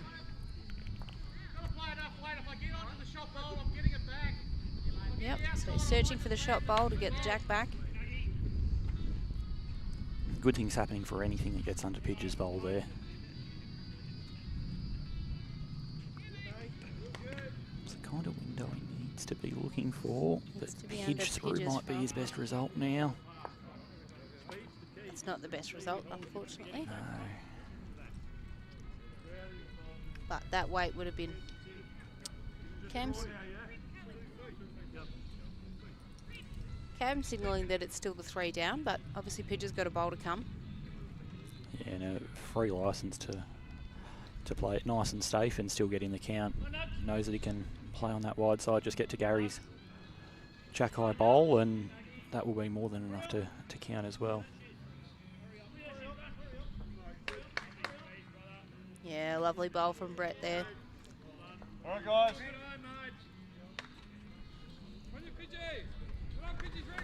Could be a little bit more now.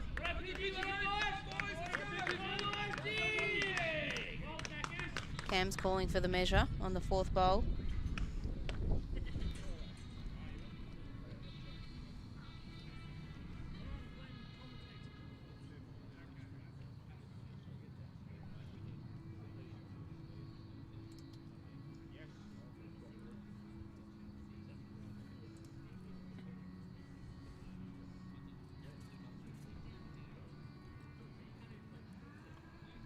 .44 ends in, and 3 shots the difference at the minute, but Clayton has just dropped a number.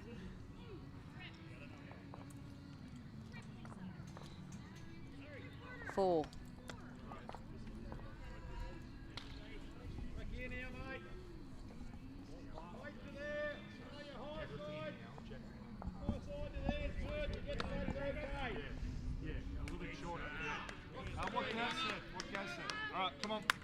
Pitches called for a little bit shorter and to give it everything they've got from here on out.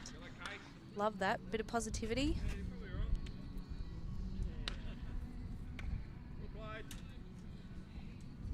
Good. Come on, waiting. Really good, mate.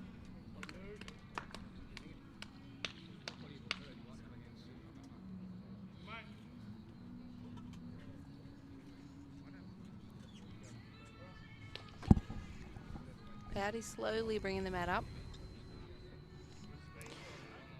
Lisa Phillips, Rink winning 4 of the last 5 ends to bring that margin back in.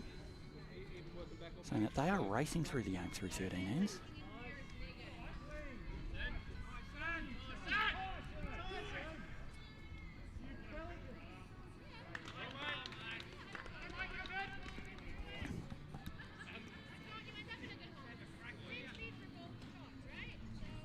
Beautiful weight from Rowdy there.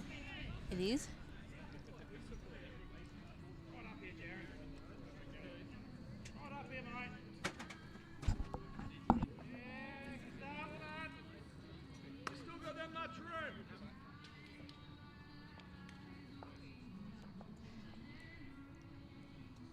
And in return, a good line from Jared, just searching for that 18 inches or so of weight. If Rowdy can make his correction on his line here and keep his weight, then he'll be very close. Pidge likes it. Clears the front. And lovely home.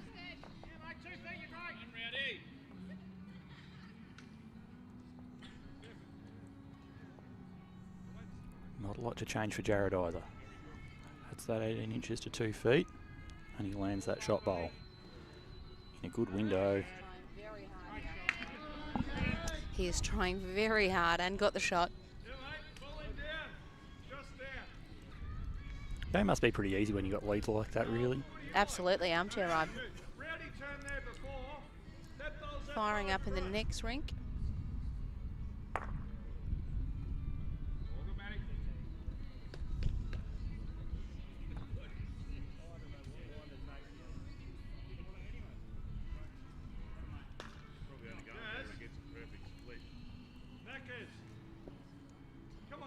Fair areas here from Gary Ball. Needs to nose that Jack to spit it out. Oh. Great display of bowls.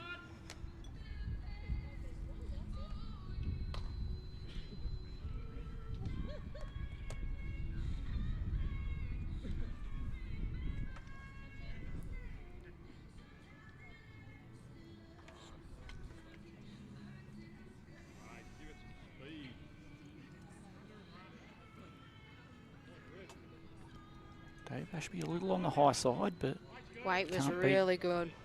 Yeah. Nothing wrong with that. Disciplined bowl. Don't want to be crossing the head with the shot that they've got.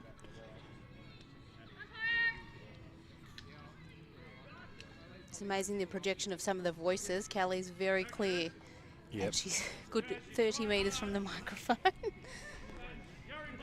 So for Gary anyone at home Ball. that didn't hear that, that was an umpire's call on that third Two ring. good bowls from Gary Ball, just not the shot, but lined it up perfectly for the bowls to come.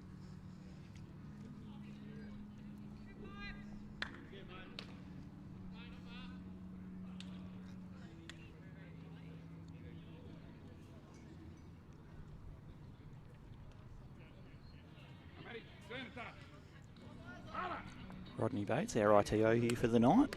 Yes. Umpiring on making a decision over about 15 inches on Phillips versus Black Rink at the moment.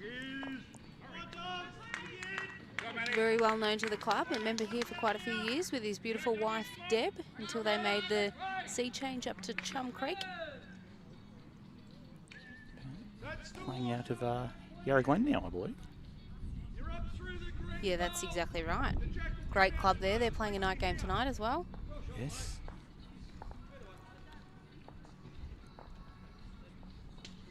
If I can find my magic pen that does the maths for me, I might try and find an update on that one shortly too.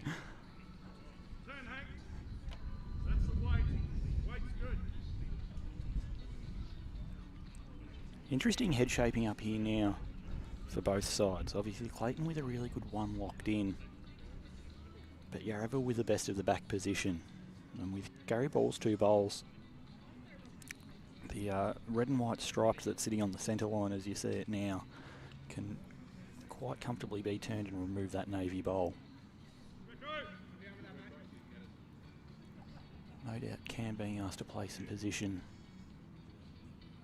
to where that Jack's likely to move if contact is made.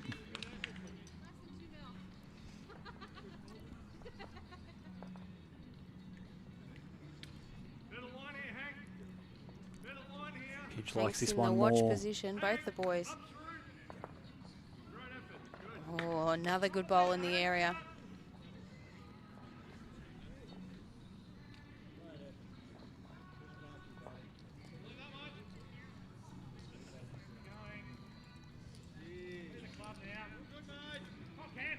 Cam looking to get to that red and white bowl of Gary Balls in a very good Very spot. good shot.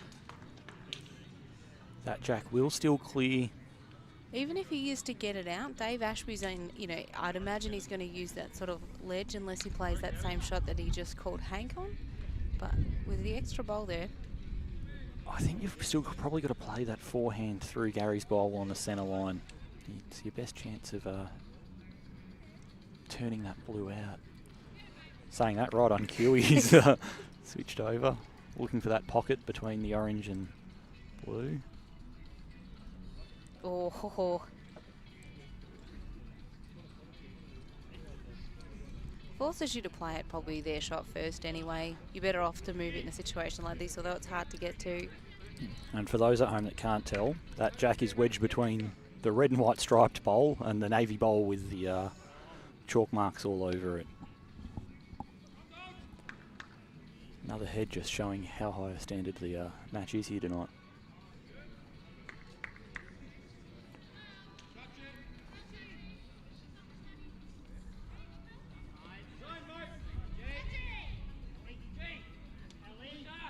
Oh, Ali What a FORSYTH, shot. you star.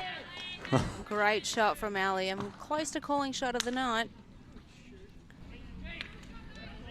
Love to see the angles. Ali What a FORSYTH, very you good chance to see star. another dead end unless it's going to Great shot. It's likely to fly up, to be honest, from this angle anyway. And we are standing 25 metres away from the jack. We're looking at the angles of the camera, but not always is it a true tail. You say that, Courtney, but it's still only a 3-bowl target in total width, with plenty short on the way in as well. There's a lot of movement that needs to happen to get access to that jack.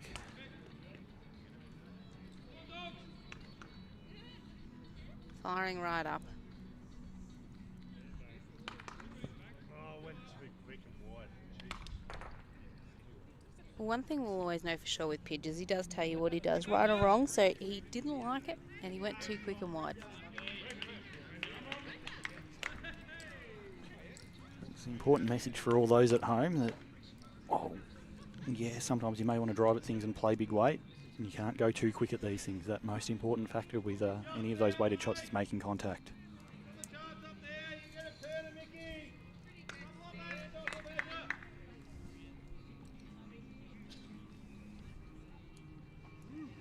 Inside solid. Up. Good shot from Ali there. Wanting it to fall. Good here, boys. Well done. Go again. Come on. Done good.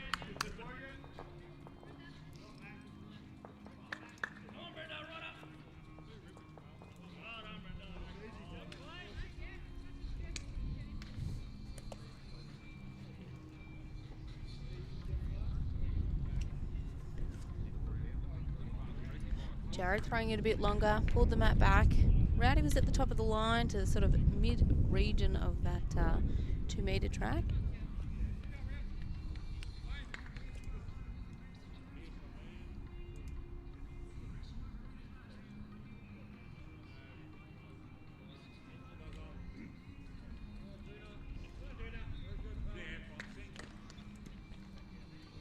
Pretty good, mate. Keep working, dogs. Let's go. Come on. 6 shots the difference after 47 ends. I think this is going to go to the wire.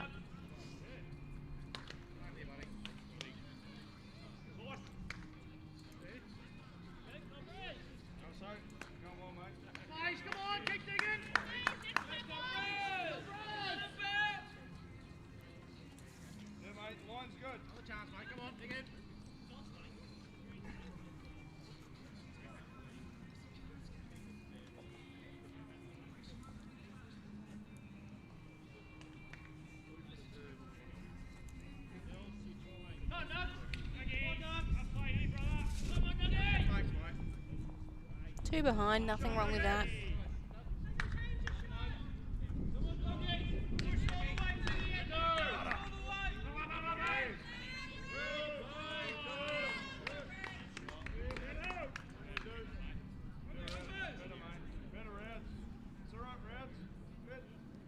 Yeah, good. And positive comments from the skip there, just in regards to, as Pidge is saying, rather behind.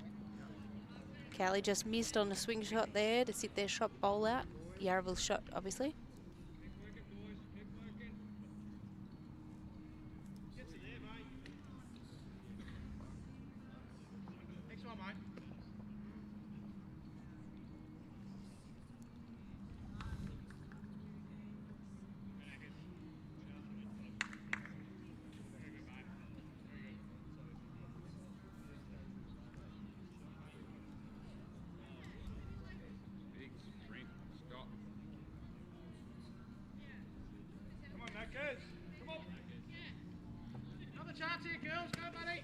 Jack wide open this end. This is probably the loosest end we've had on this rink.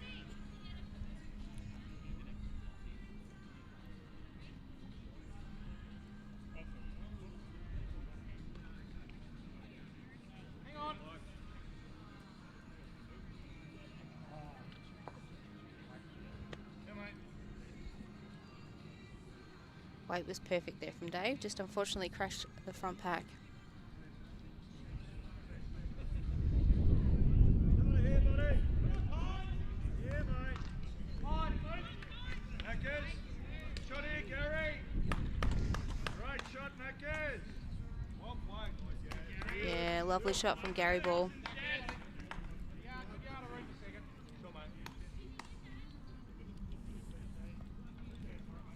Eat it now. Eat it now.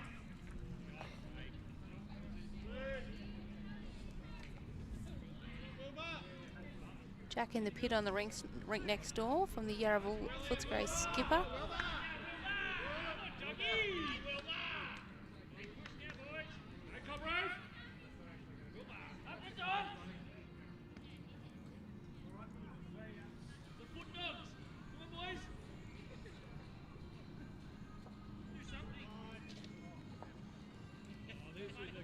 Go on, Hank.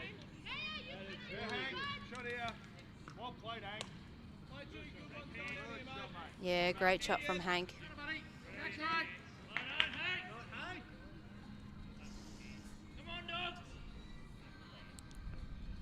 Quick around the grounds. Moonee Valley have started pulling some of that margin back. Essendon lead 59-36 after 49 ends. Ooh. Port Melbourne Dandy Club after 53 ends is all square at 41 shots apiece. And we managed to find that result over at Yarra Glen, where Yarra Glen leads Bundura's second side 56-38 after 53 ends. There you go. Come on, Hank. Hurry now. Come on, Hankers. Come on. Keep pushing out, dogs. Just dropped the weight there, Hank. But yeah, yet again, track was right. Hanging out though. Good yard, mate.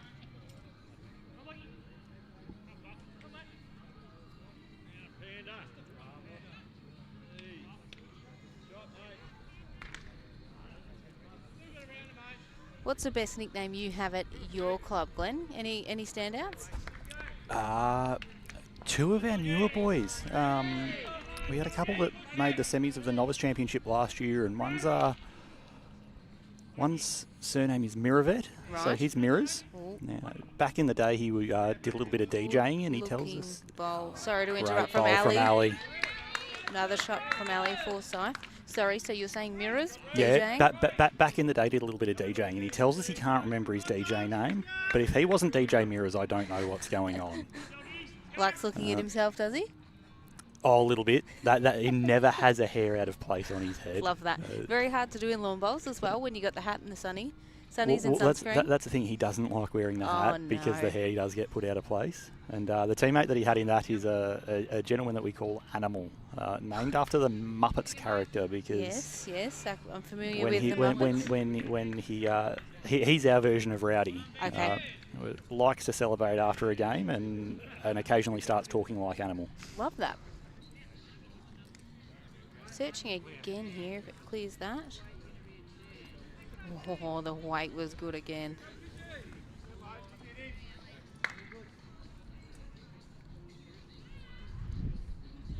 Pidge still playing that searching weight. Well done, mate.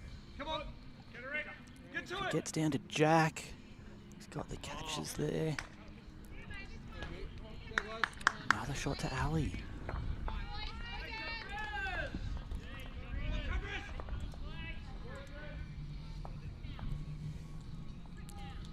That's 5 of the last 6 ends now for this Forsyth rink.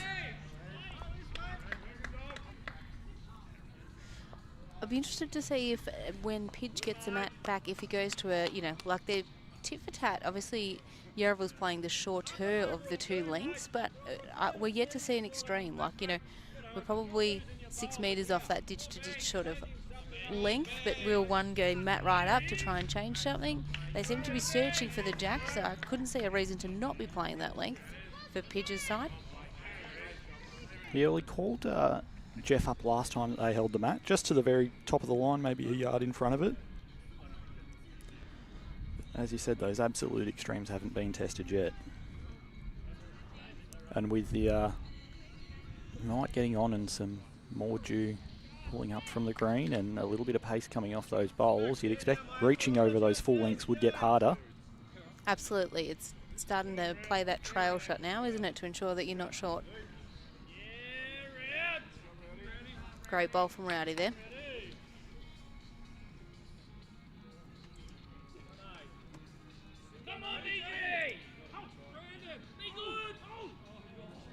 Oh. Just a near miss from the 2 over there in Black's Rink. They picked up another 1 after a good little run that had gone on for Lisa against Nathan there. Yeah, she sort of maintained that sort of 8 shot. She's struck it back. She was down to 7 before, but just she's keeping it tight. Ali's sort of helping cover her area, and that's what you need the teams to do. Consolidate, let one Rink have a little bit of a loss. As long as they keep it to under that 10, it's very manageable with 16 in the team.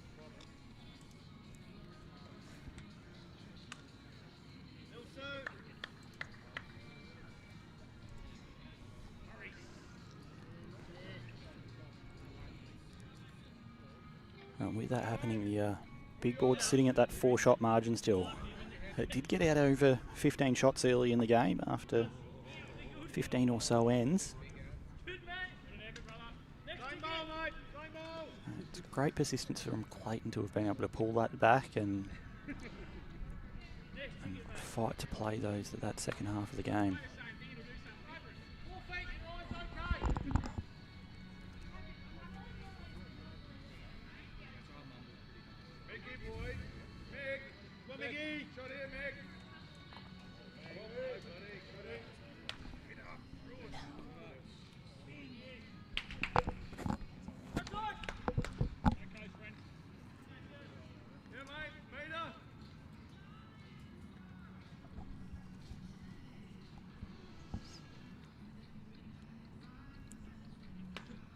Backhand draw here for Gary Ball. Couple of shots on as the lead. This is where that getting 2 thing feels easy.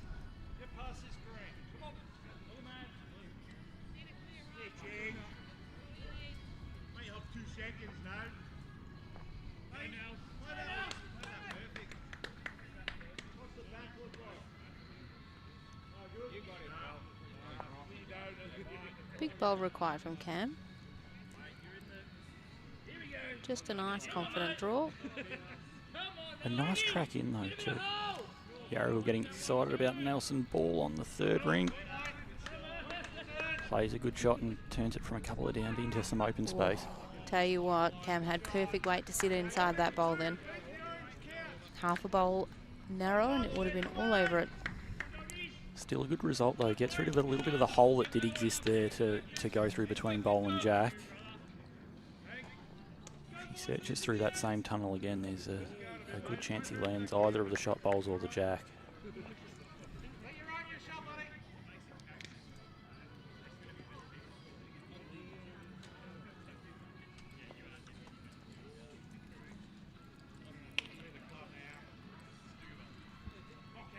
A lot of interest. Come on, Cam. Very close. Has he done it? He has. He's corrected perfectly with a toucher.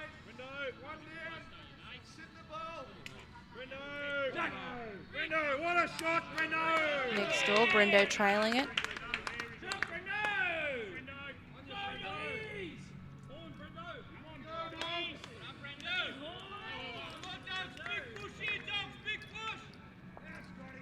Oh, that's bowls.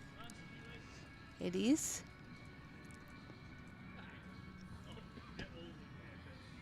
A couple of feet under the line, but gets the straightener and flops up to hold shot. Lisa looks like she's about to have a bit of a go. Oh no, what do I know?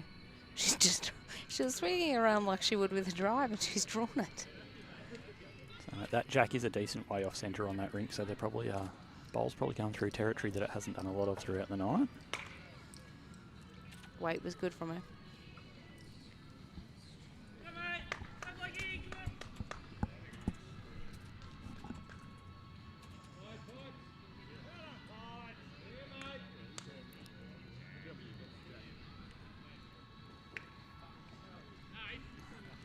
Ali looking for contact on that white bowl. They own most of the back.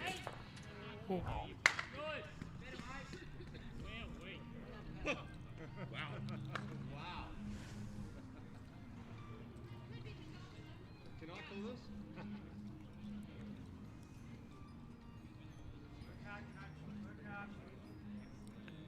Kelly having a really good look on there, Rink, measuring with the fingers to work out who's holding shot. Indicating just down to Lisa. Pitch playing more weight than I thought he would at this head. It's probably a little bit lucky the pitch there because he had that square and it was coming straight up through Hank. The only thing with it is he has opened up that visual in a big way for Ali. He can Changes choose his shot. weight now. Absolutely. Previously had to go bigger to avoid that front bowl of Gary Balls.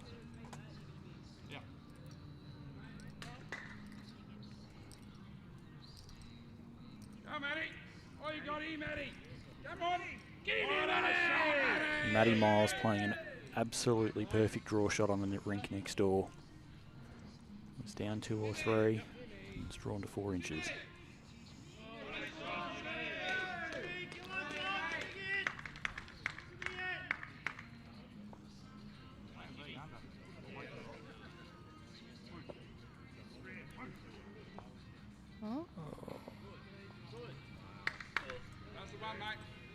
Craig Mills uses the shoulder of a bowl next door and drops in for the shot.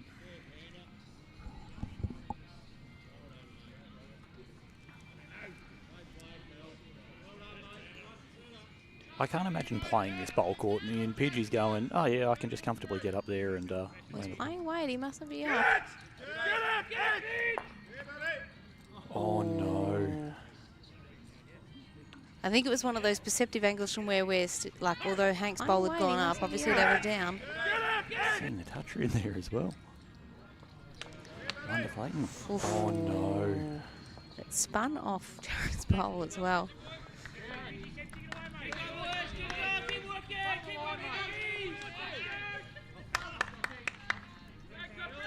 Wherever you may be tuned in around the country or Australasia, or we've had some from the UK, let us know. We've had a few from the early crew tune in and tell us where they're sitting, how they're watching it. Let us know. Drop a couple of comments.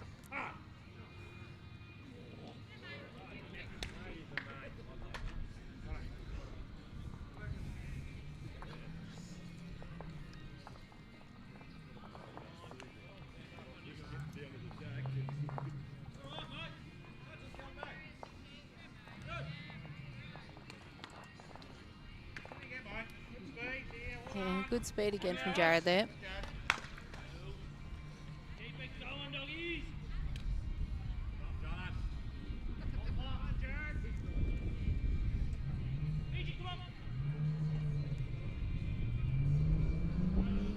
Excuse the background noise of the cars. We are on a main drag here in Clayton. Are you breaking out the puns now to go with your dad jokes from before? Yeah, or? must be.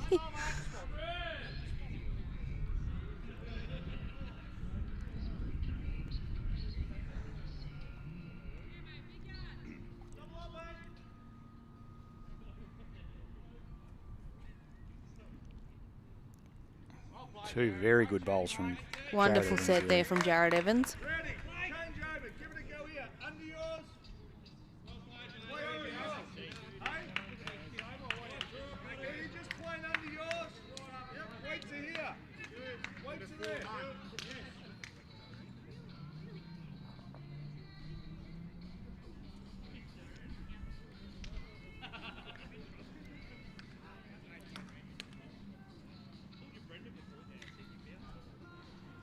Right on here, Rowdy. Rowds. Not a bad change here, Rowdy. Pitch called to play under his own with that nice weight. To play under his own, he sort of had to play that ditch weight and he wasn't far off.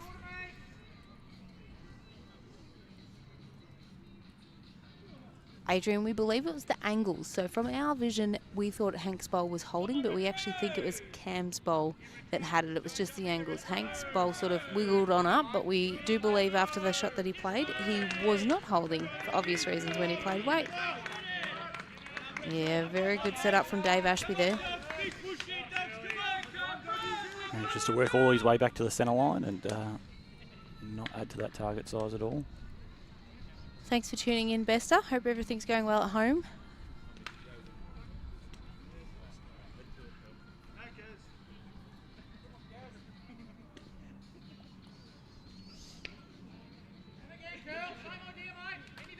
Gary had that right sort of landing weight, just unfortunately ran into Rowdy's short bowl.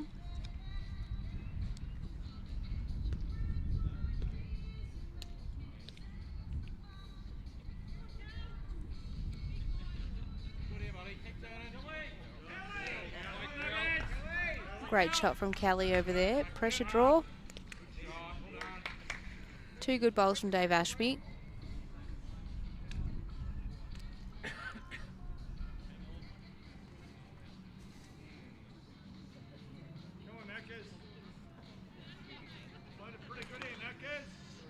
Gary ball in a good area. What a shot.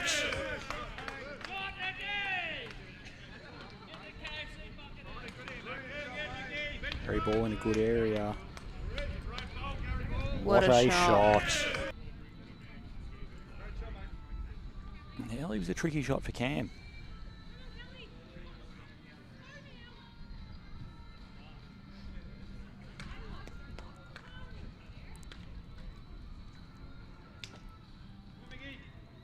Playing the forehand.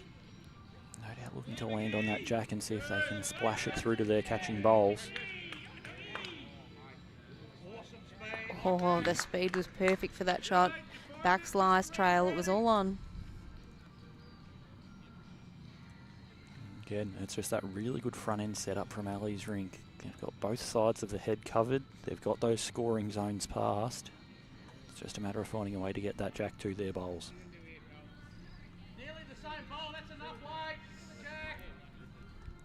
Great to see people from all over tuning in.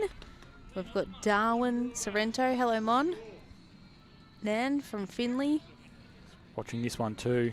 Pace is similar, higher line. Great area here from Cam too.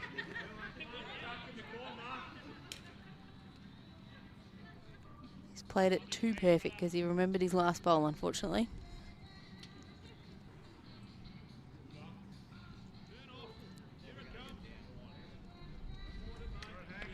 Don said he's playing here tomorrow. Donnie Pritchard from Murrumbina Park. You might learn all the tips and tricks before you even get here. Maybe it should be banned. Nah.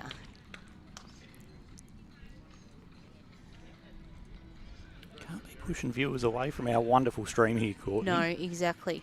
Dandenong Club and Moama putting on this great product for us. All the viewers that we can get, and of course able to watch in a couple of locations. For a On community Facebook, if you're sport on like ours, we would be nowhere without sponsors. So we're very lucky to have sponsors that allow us to put this on week in and week out. Absolutely. A couple of places you can watch it. Live stream on Facebook where we've got plenty of comments coming through. If you're at the club and you've got that smart TV, stream it up to the TV for all your members to watch.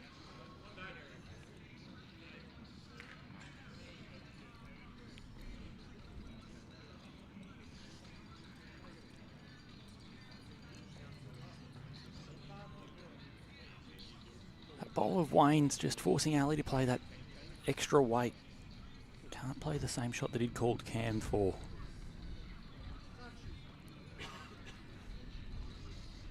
Pidge just trying to skirt round his bowls and get to the two navies.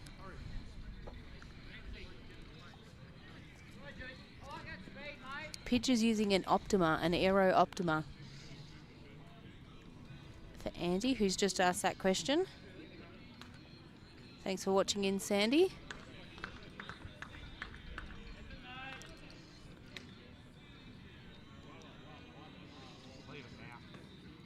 Ooh.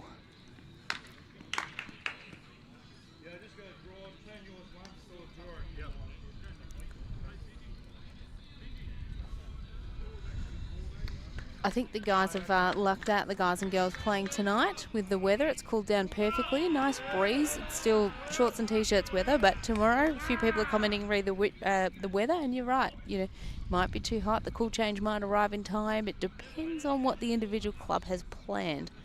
I know a few games from here will be starting off at 10 or 11 o'clock. Get around. Hurry around. Tell you what, wonderful shot there from Pidge.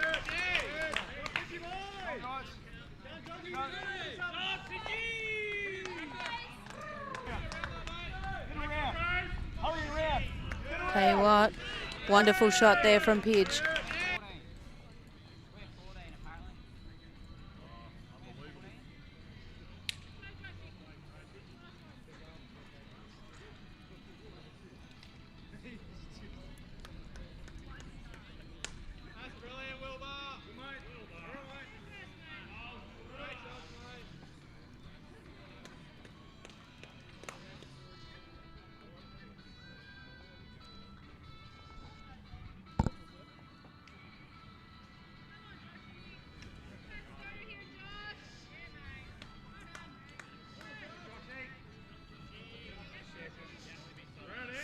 You're dead right, Quayle. It was a wonderful bowl from Pidge, and he's done a few of those tonight. Between the two skips, they've played some great shots. How's your season going, Quayle? Let us know.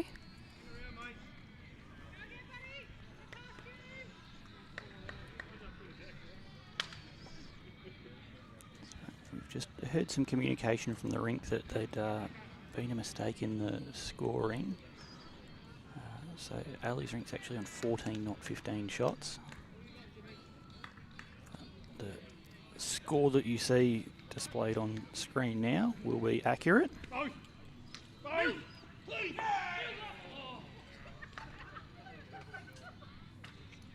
You just heard a big call for both from Craig Mills on the rink next door. Speaking throughout the week with Sam, he said, asked Tony Sherwell, our CEO, he's gone, what do you think the ratio is of people calling both versus actually getting both? And he thinks most of the time if you call both, you don't get them. Yeah, correct. Both's widening your options. It means you've played the wrong line, so you need a plan B, plan C.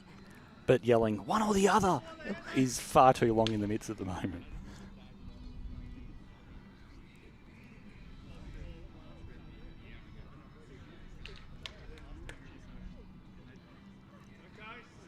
Ooh, it's probably a lucky miss there from Gary. Back slice of Jared, and it would have just pushed him that little bit closer.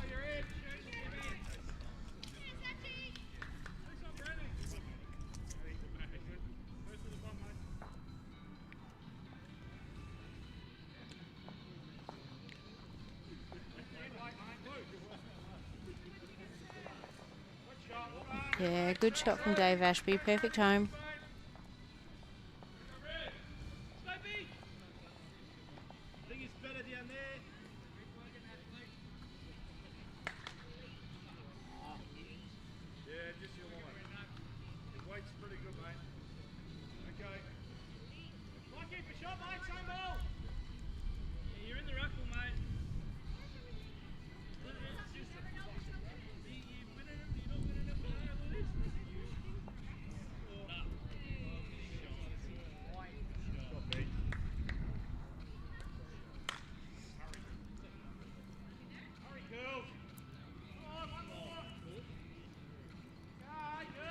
Another one in the game.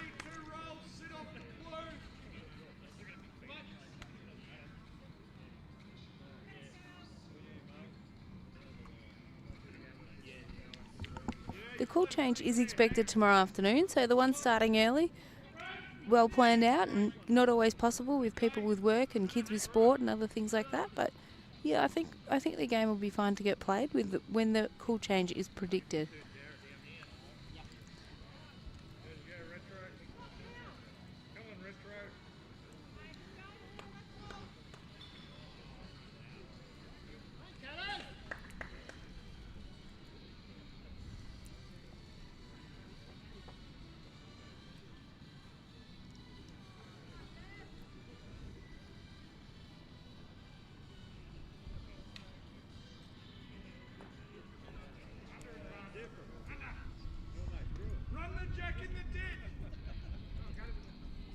Great to see a few families here watching. Lisa's parents who have just moved back from Queensland there. Her dad's proudly taking some nice pictures of her teammates. Got the SLR out. Awesome to see.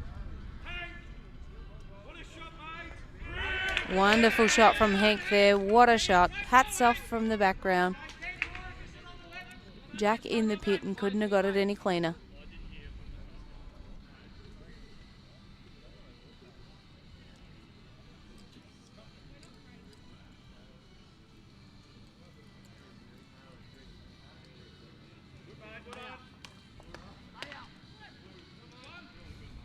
What a shot from Cam Keenan. Amazing reply. One of the hardest shots there is, and probably not. It's the same as a draw shot, but the pressure it puts on people, it's probably one of the most under practice as well. Quick around the grounds again, Courtney. Essendon and Moonee Valley tighten up a little bit further. 62 to Essendon, 50 to Moonee Valley after 60 ends. Back to 12 shots. We did say never with Moonee. Bomb of a shot there from Nelson Ball, sitting the shot bowl out. Pidge draw another one close up. Right. In some of the other games, Port Melbourne now trail Dandenong Club. Last time we checked in, they were level at 41 apiece. Port Melbourne 43, Dandenong Club 47 after 60 ends. And over at Glen are leading. Big shot here. What a shot from Ellie. Pidge will be trying to get the angle to get the 2 out. He gets inside of Orange. If the run's right, he could get the 2 clean. Hank just putting the old circle around in the sand because he can see movement about to happen. Lisa Phillips slices Jack after Nelson Ball played a big bowl to change the head against them 1 bowl previous.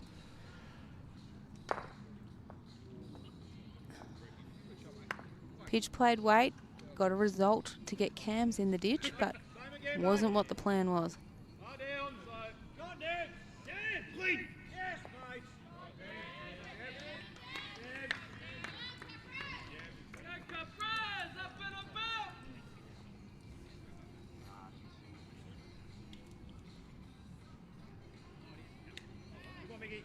Right hit, Hank. Right hit. Hold on. Mickey. Mickey. G. Brilliant.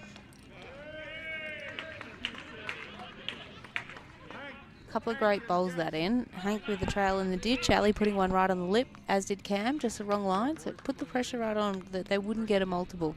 Regrouping, be very interested to see the length they pick from here on out.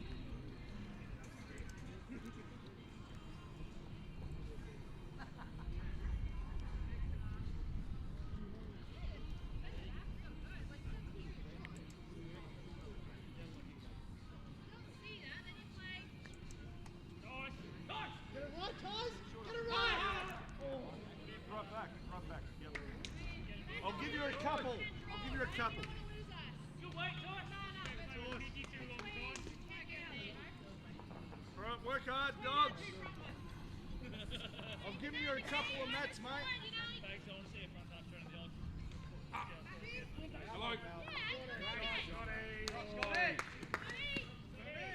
Pidge has gone mat back just over minimum. After trailing 17-4, Lisa Phillips Rink's brought it back to 13-20. Really workmanlike performance to just keep chipping away. Been done with mostly ones to bring that game back into the contest, and it's really helping shape that big board.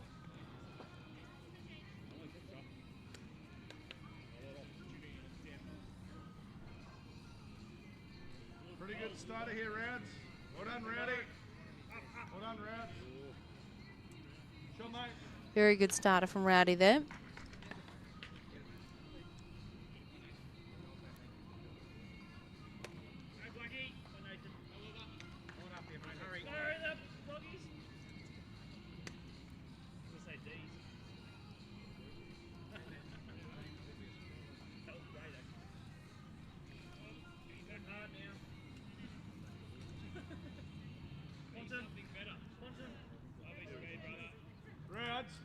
Ready.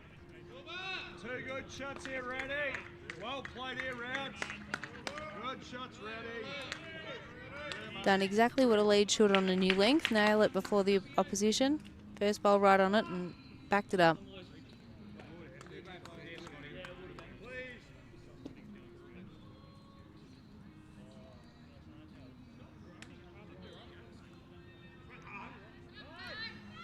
Been searching.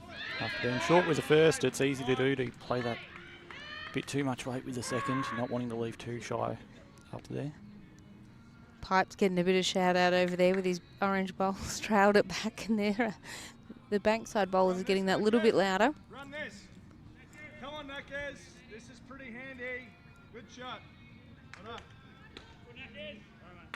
Look at there, girls. Last bowl's a good 2 foot, mate. That's a bowl in front. Order that. Inside half, you get shot.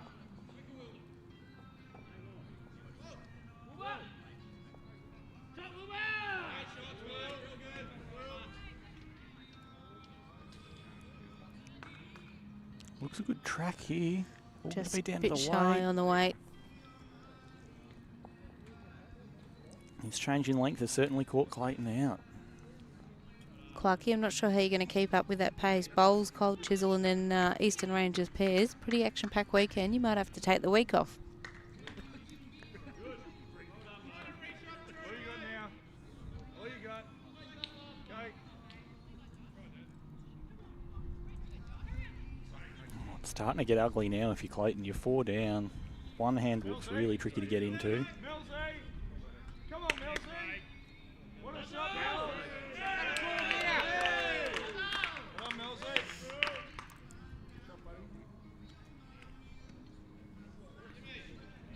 Craig Mills drawing another brilliant shot on the rink next door. Dave Ashby with a hand change here. Ceases the weight from here. He's in the zone. Just the, Good effort, mate. Good there. yeah, They're holding through, mate. cuts that front one out, but That one there, that's a metre out.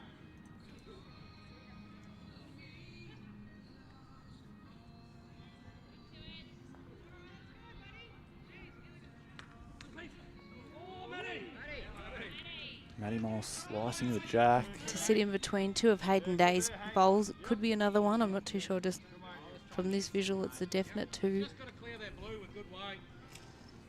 Can get shot. Black ball back there. Just can't tell whether it's Grant Cadricks or Aaron Van Hoftens.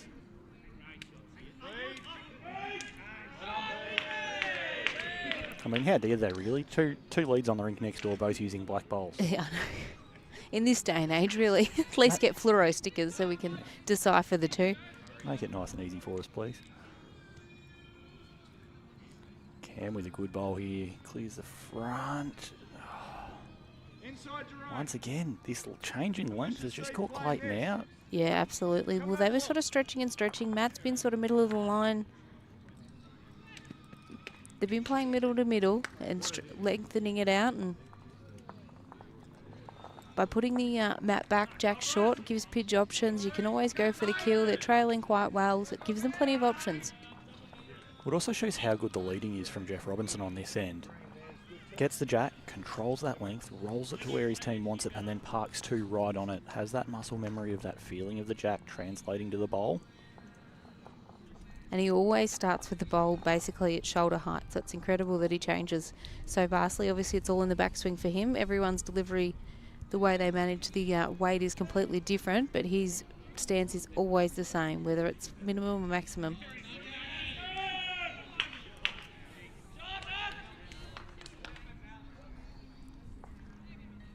Hank, come on, Hank. Pretty good here, Hank. Yep. Yeah, good, mate. Good, buddy. Another one in their catchment. Probably holding 4 at the moment. Beat that last ball, you get second. Or you plough through that front one.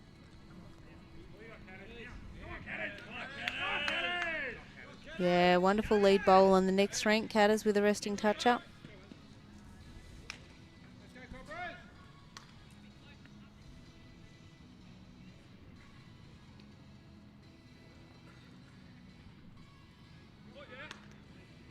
Swing like a mofo.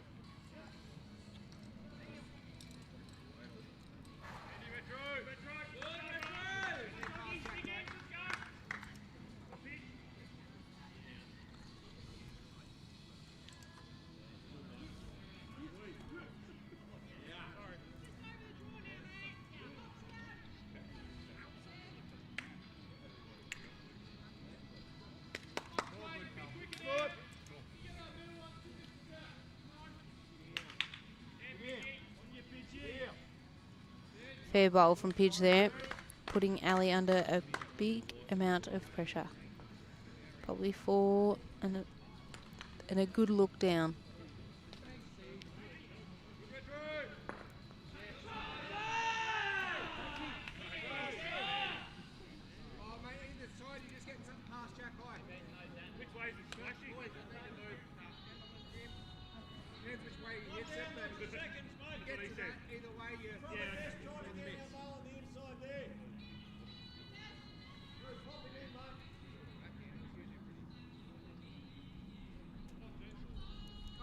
Good areas from Ali here. Couple of balls to get off the shelf. What a shot from Ali Forsyth. Regardless of whether he's got it or not, it's about a 4 or 5 shot turnaround, so you've got to be happy with that. Question's going to be, is there a track for Pidge to be able to remove it and turn it back to that 5 shots that it was prior to that bowl?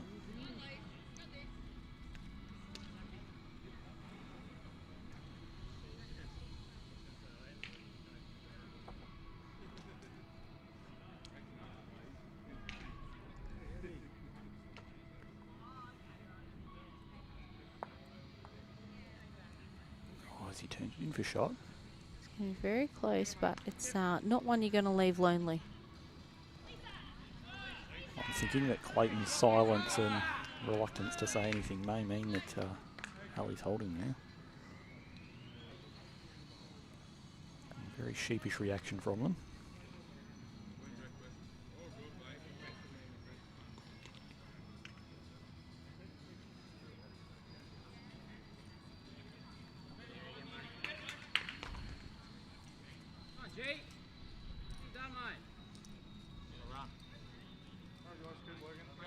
Keep going, boys. Good end. Good end, guys. Keep going.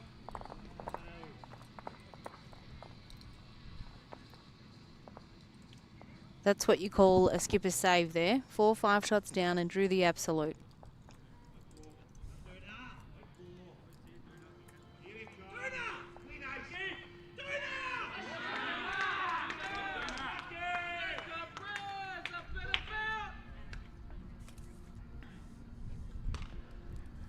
Here's a quick update of the game stats. So you can see the peaks and troughs in this rink.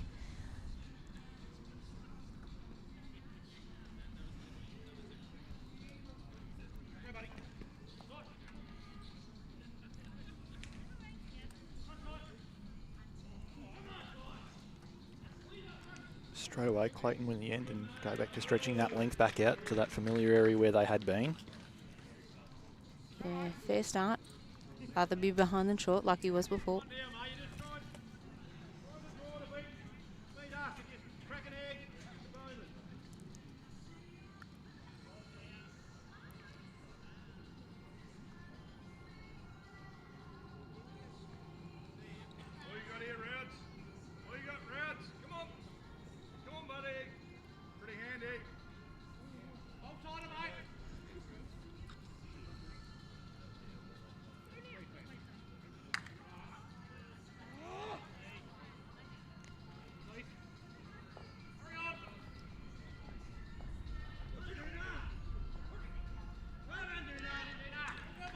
Snuck under.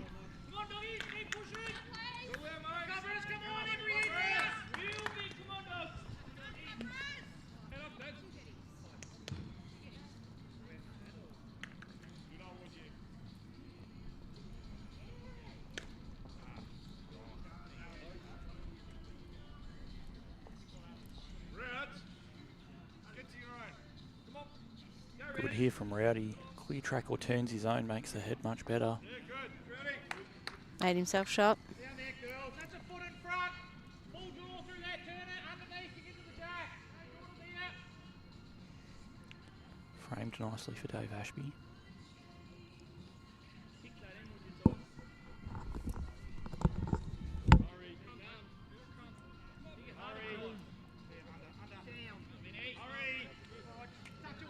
Beautiful pace. Through that hole there on the draw, under the blue.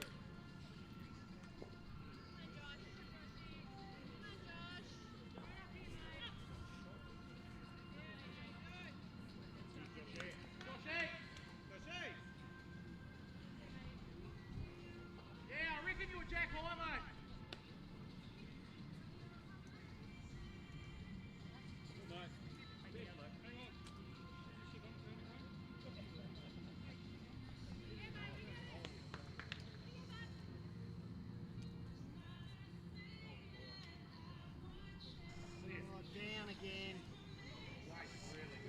Weight was good with both there. Had that perfect arriving weight with the second. Come and have a look, but if you can see under the blue, under the green there. Yep. Throw it out there. All right, under the green. Interesting vibe in the air at the moment, Courtney. They've gotten a little bit quieter from what they were for the last half hour. As this game's tightened up, I think everyone's locking in, trying to be that bit more focused. Yeah, the focus definitely increased. You're 100% right, Phil. The opposition skip did knock it in, but already he'd cut it back from about 5 shots down to 1 down. So it's a terrific skipper's bowl. Craig Mills playing big weight on the rink next door. Just, if you're worried about those bowls that we're coming across into vision on our head. The jack's about a foot in bounds and in the pit, and both players have got about 10 metres to draw the shot.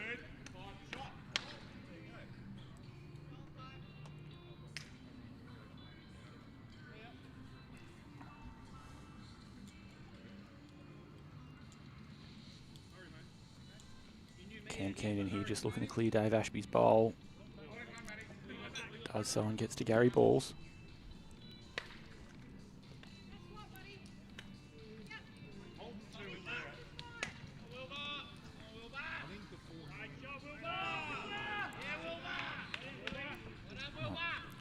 Pidge just confirming that Yarraville are holding 2 right now.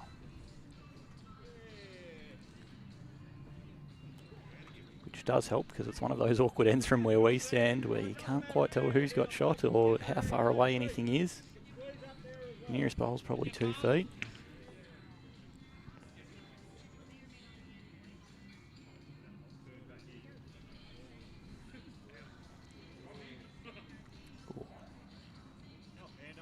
Interesting on the rink next door. Craig Mills put that jack in the pit and it was a draw off between the skips. Now,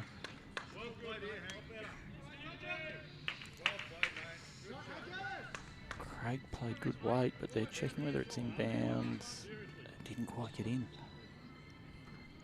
Hank played a bit of a bomb there, but it also does allow for a bit of a shelf if you're searching through those front bowls.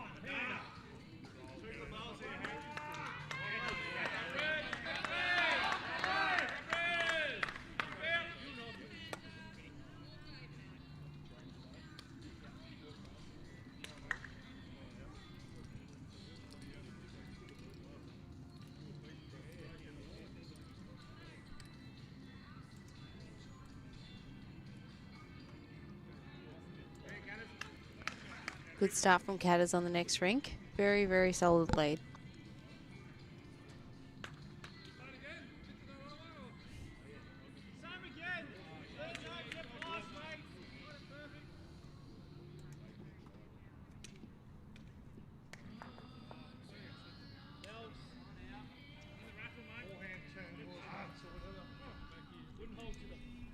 Changes the angles.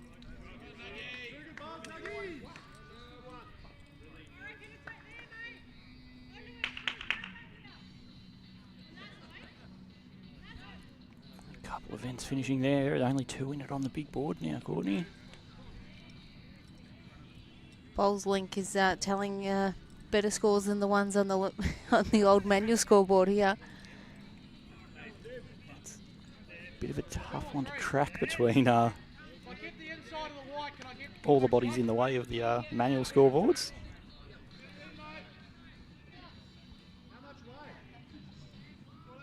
It's a huge bowl from Ali in the context of things. 2 shots on the big board. Yarraville holding a few. He's following it.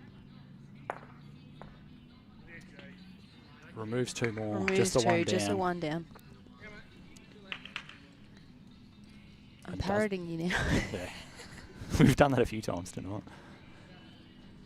Pidge with a chance here to draw a second. I don't think there's really any shot he can play to make a number out of it, so that safe draw will be the go. On Vinnie McAway picking up Pidge's bowl, doing anything he can to try and get on that stream.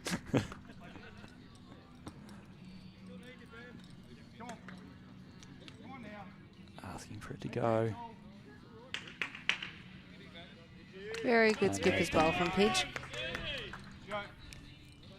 All right, round same length as before. Same length. I'll give you a couple. Come on. Let's go. Go, dog.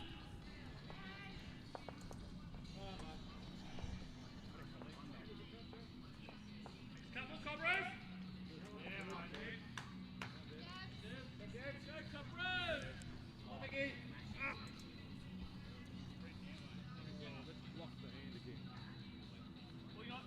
Down there, mate.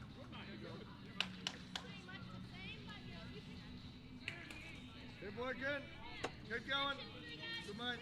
Very good, mate. Very good. Very good. Good.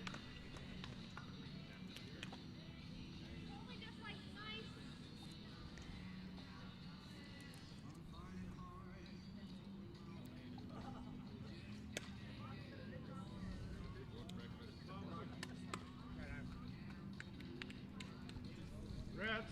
Probably going to draw it there now. Rowdy. Starter here, pal. Well played, Rounds. Well played. Good shot. Not late. Good areas again from Lisa. Trying to play through the head over there. Amazing start from Rowdy. He is just nailing these shorter lengths. Track was perfect, Jared, just a touch shy.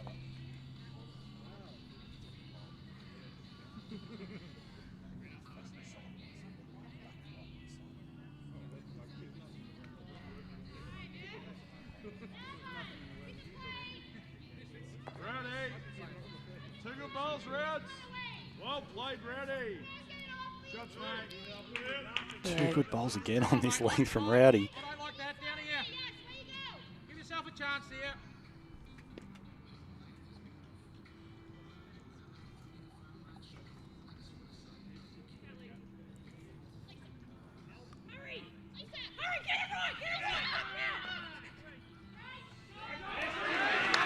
Big roar for Lisa Phillips over there. Got the jack in the pit.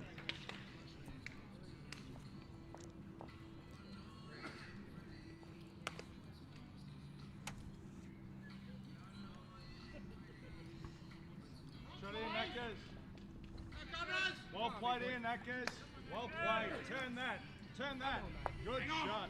Good bowl there from Gary Ball. Good, good, good, good. Shot, mate. Down there, Curls. I think you're playing a good yard, mate. Land the bowl, trail the jack. It's going to look good from there. Come Come on, dogs. Work hard. Work hard, dogs. Quick check in on those other games. Right idea, mate. Oh, very good ideas there from Dave Ashby. Right in the zone, although the weight looks over when you just see the visual of the head now. He's searching for it. In Premier Reserve, Port Melbourne is trailing Dandenong Club 47-53 after 67 ends. Yeah, mate. Start to turn now. And in the game over at Essendon, margins coming by another shot. Essendon leads 74-63 after 70 ends. Wow. Oh, weight's good.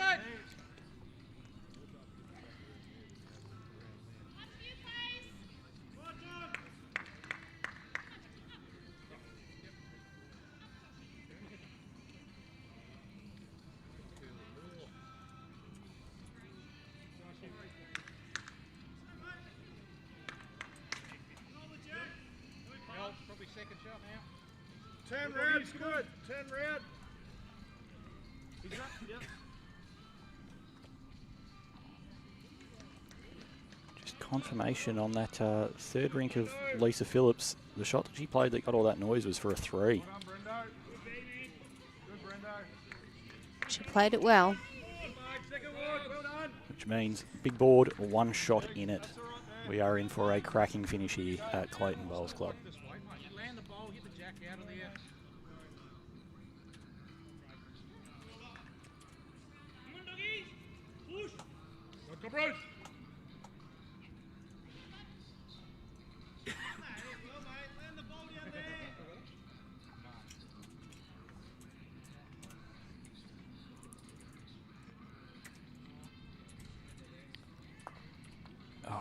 Cam rather fortunate there, getting Jared's bowl up through Rowdy's.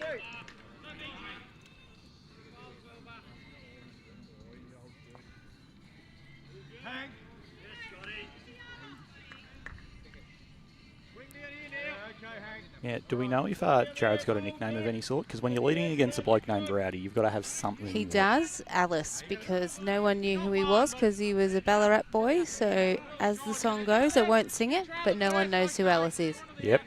He's very well known around the club now and has done a wonderful job sort of maintaining his leading spot in the top side. He skipped in the twos a couple of times as well, and he plays a great skipper's game as well.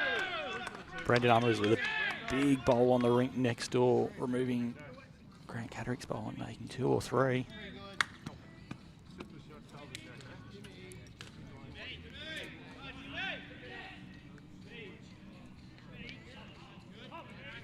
Thanks for tuning in, Rebecca, all the way from sunny Colac.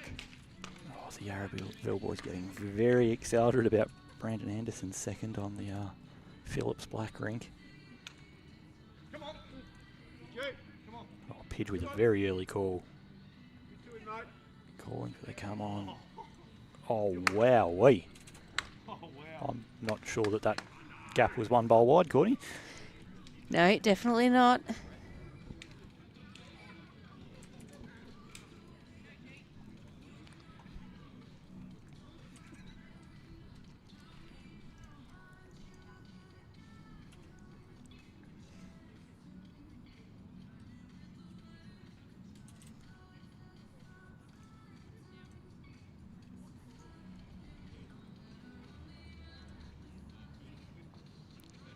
Interesting here.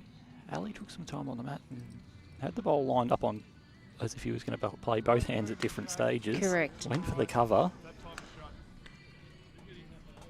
Obviously there is a trail there where if Pidge can get that jack moving 3 or 4 feet, they have every bowl out that side. It would probably be worth 5, maybe 6, depending on if he goes with it or not. He's interested again. Come on. What are we? Come on.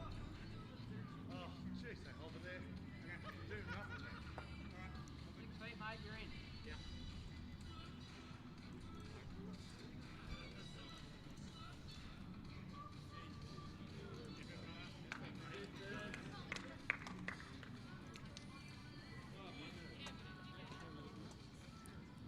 Ali just carrying a little bit of that pace. Another shot to Clayton.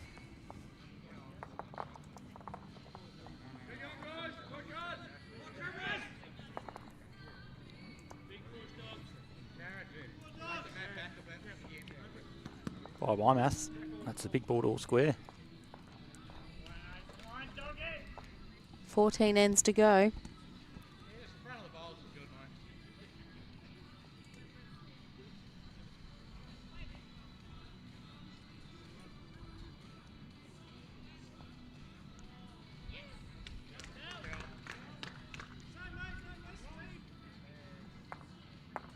All good, Matty.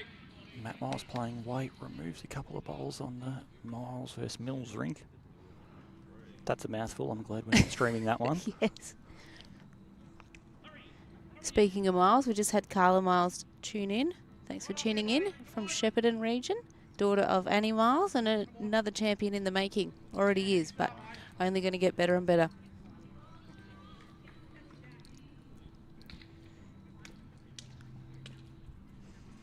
Once again, that yo-yo with the jack length keeps happening. Yarraville wins it, goes short to the middle. Clayton wins it, stretches it back out. On a starter from Jared, smack bang on that centre line. 18 inches, maybe 2 feet short. But either way, takes a bit of that vision away. Back up, Brad. Brad, good. See that, buddy? Are you right? You good?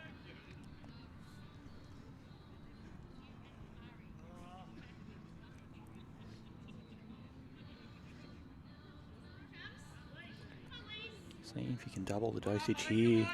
Clears his own and it's going to be good. Has done so. Lovely bowl from Jared. Another good shot from Lisa Phillips over there. Not sure if she's holding or not, but it's certainly in the contest.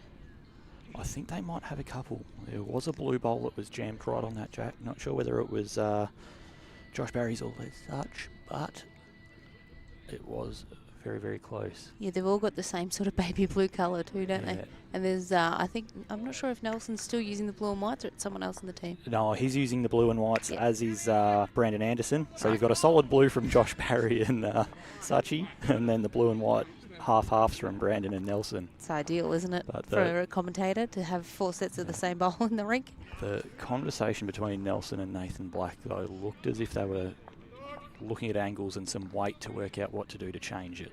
Appears to be swinging. Dave's got that perfect position bowl as Nathan you need Black as a playing weight on the 21st end there. Doesn't get what he was looking for. But both skips with a bowl left on that rink.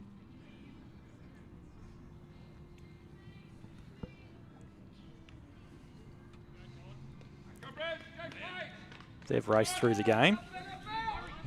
We're on track to be the last rink to finish, which is quite surprising given we've had 5 dead ends early in the night. It's crazy. They've really caught back up the pace, but I guess a lot of the first 2 were probably skippers bowls, and then a couple, like, you know, I think it was either Hank or Gary killed one, so it was played early enough to get it, catch up on time.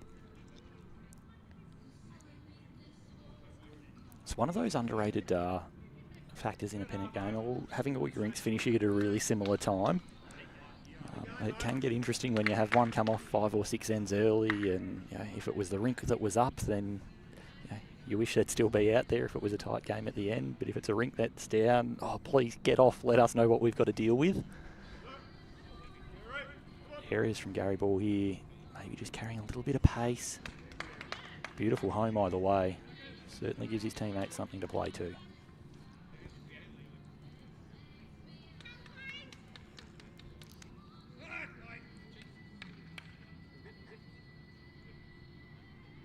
Little bit of noise from the spectators as they're realising how close the game is.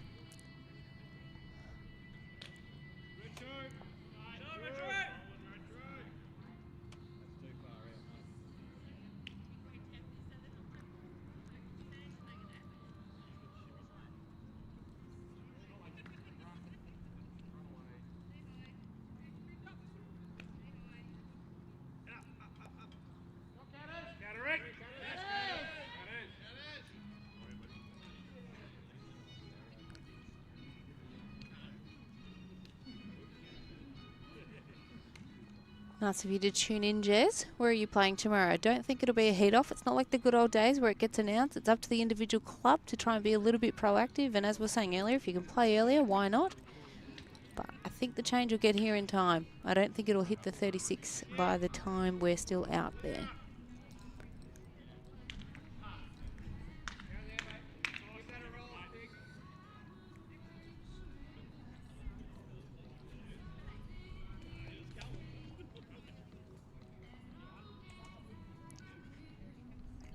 One that we've missed there, Courtney. Brendan Egan's rink on the last furthest rink from us picked up a 5 in there, which has certainly made a change to that big board. Ali needs to capitalise and pick up these couple that they're holding. Get Cam to try and change the angles or put a protective bowl in. It'll have to be the first time throughout the night that Clayton's had the lead, other than maybe the very first few ends. Need to capitalise and run with this now.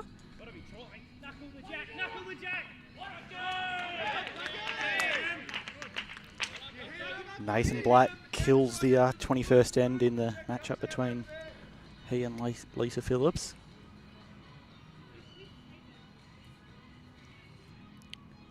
Now the dilemma of whether they take all the bowls back. They're going back.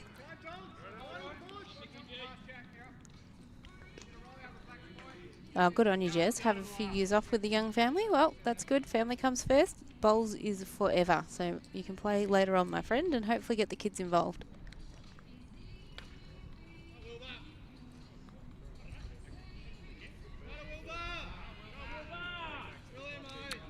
Just for a quick update, Essendon leads by 12 with 12 to play in that matchup.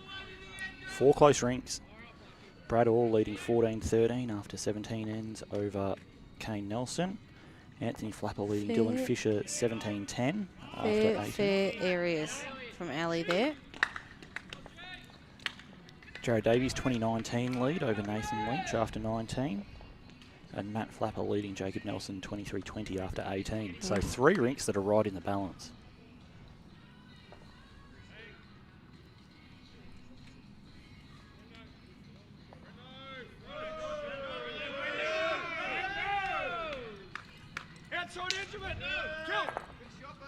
Oh, pitch has called for the kill, but unfortunately for Yarraville, they appear to be still about 3 down. Saying that, there is Ample room. over 2 feet. Yeah, ample with room both to players draw. with the bowl to play. Given the ability of both the skippers, it'll be an absolute draw-off. Ali can play probably that touch more confident, trail it to Dave's bowl.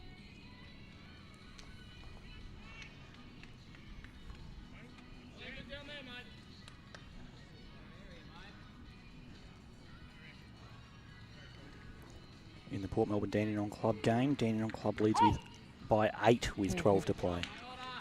Great areas from Ali there. Half a bowl higher and he would have had the jack.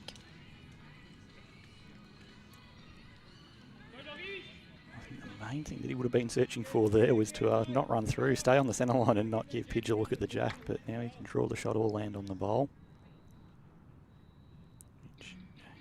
Going from the drive to the draw. Sometimes it's nice to have that bowl to land on as a security blanket.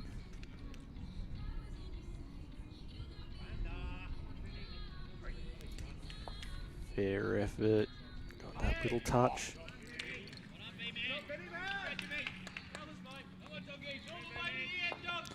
And did enough. Not the bowls that you're happy with though when you've just played good shots to get there.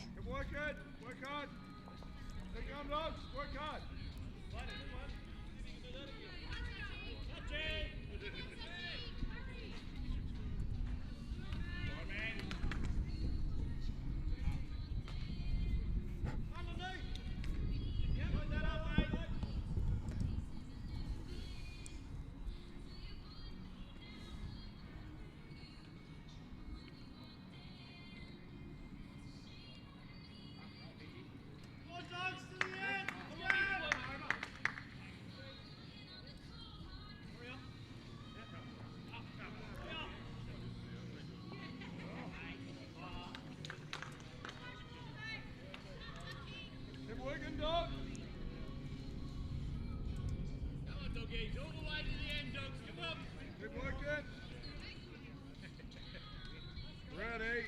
Start him, mate. Good shot here, Routes. Get on it, mate. Good shot. Lovely opening bowl there from Rowdy. Back to that shorter length. Matt right back. When I grow up, I want to be able to Lead like Rowdy. play my first bowl as close to the jack after I roll. Be like Rowdy or Jared. Love that speed, mate. No, that play's great. Now, someone's got to make the early call. 10 ends to play, 2 shots in it. Is the draw happening?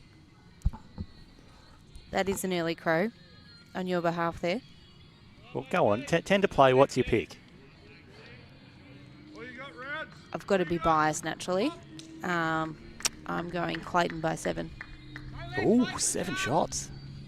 Interesting.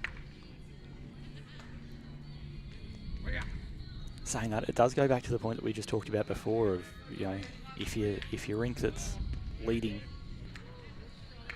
stays out there to the end, then that's what you want to see. And it looks like Nathan Black, being the 1 rink up for Yarraville at the moment, will be the first off. Maybe that's a little bit of a wind beneath the wings for that Clayton side to push through. Yes. Hurry past. Hurry past, Nackers. Yeah, mate. Good. Follow that down, Curls. Nothing for sure, mate. Yard away. Land or trail. Always really enjoy watching how clear Ali's calls are to his teammates. As a player standing on the mat, you know exactly what's being asked of you and you can play that shot with a really clear picture in your mind.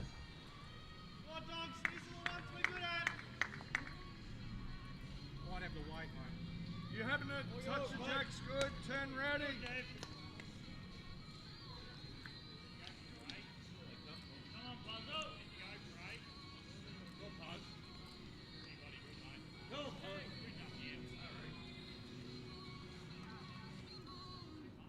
Jackers, hurry.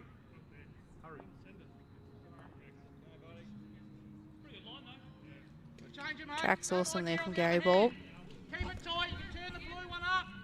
Just around it, you land, a trail. That sort of way. Thank you, Raylene, for tuning in. Josh Barry's mum, watching from afar. Josh travels from up near Warwick-Nabil every single week by public transport, so he's amazingly committed to the club. Only if you miss. Solid on the ball. Down. Well done, mate. Great shot from Dave Ashby there. Play the same shot. Yes. Said it early in the night. Make three and stay. Those twos that can play all the shots are an absolute gift to have in your rink.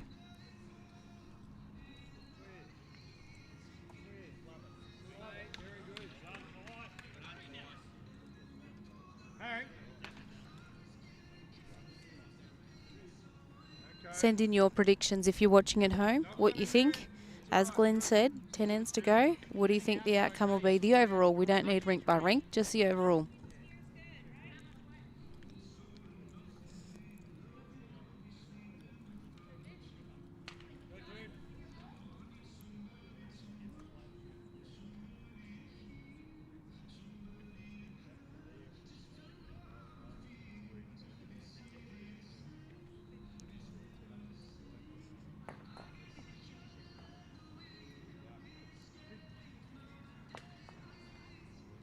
There it is for you.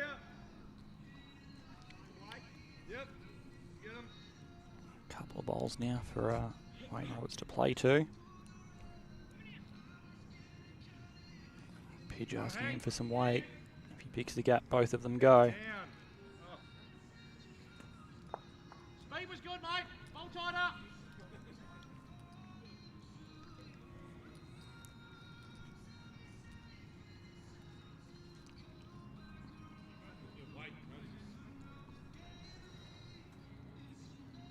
Big swoop, mate. Two rolls.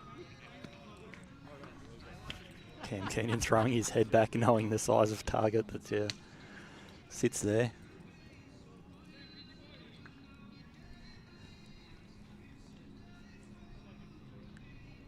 And pace has really slowed down in this game. All of the rinks just eyeing each other off a little bit, taking a bit more care over each shot.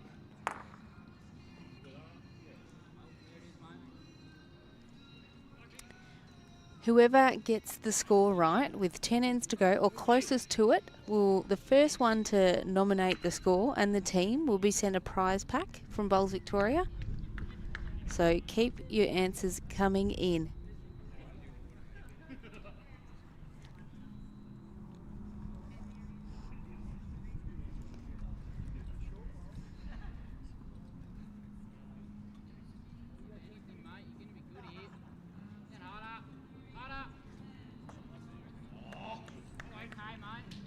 Yeah, I can play just in there now. Plenty of sit-on. Another one that's just hard to tell from where we stand with the angles, whether it's 2 or whether it's 4. Either way, a rather large area for Pidge to play into. Come on. Come on. Get to it! Get to Looking it! for Jack. Huge, huge bowl. Great shot from Pidge there. Trailed it for 2 down, or 2 to them. And into a very hard spot for looking for Jack. How would you get to it? Huge.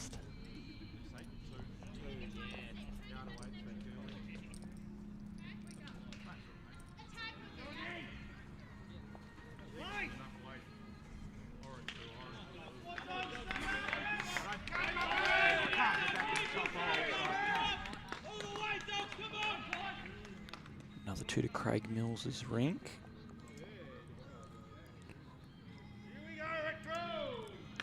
Makes that 21-18 after 19 ends.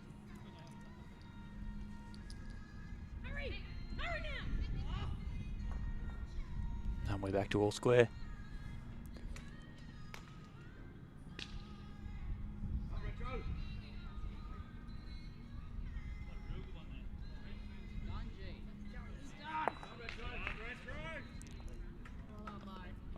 Fair shot from Ali. He did call orange through orange. Second shot. Hank, you want to come down here, mate? Big last end, boys. Big last end. Getting lots of answers to our quiz here. By quiz, it's a prediction. It's the glass ball.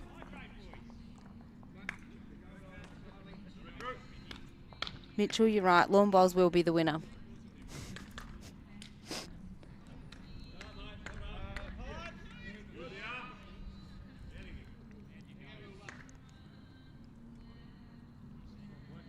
First time in a while that Yarraville have won back-to-back ends.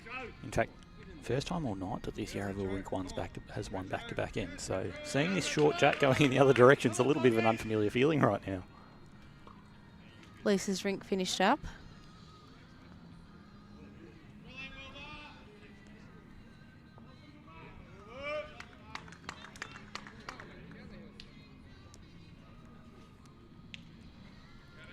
Looks like 2 to Nathan Black on that far rink. Josh just updating the score as we speak.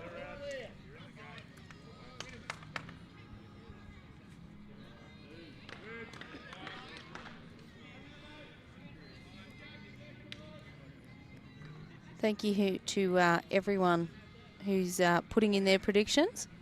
Come on, Mickey boy. Come on, Mickey G. Come on, Mickey. Jared. Good shot, mate. On you, Mickey. Mickey. Help him. Mickey. Confident talker.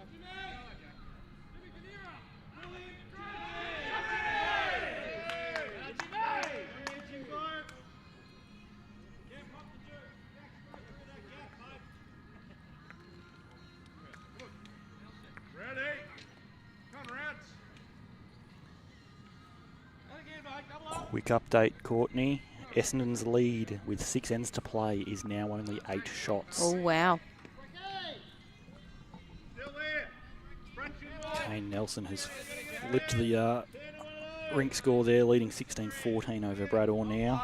Anthony Flapper up 17-12 over Dylan Fisher. Jared Davies 21-19 over Nathan Lynch. And Flapper 24-21.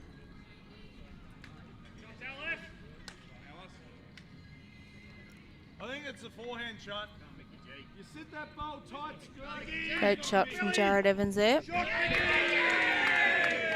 Dogs have certainly increased the volume.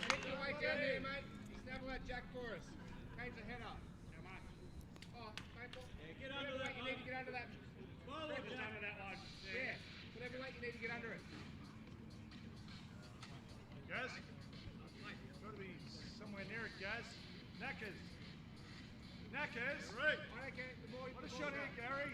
And with 7 ends to play in the Port Melbourne Dandy Club clash, back to all square. I thought that one would be to the wire.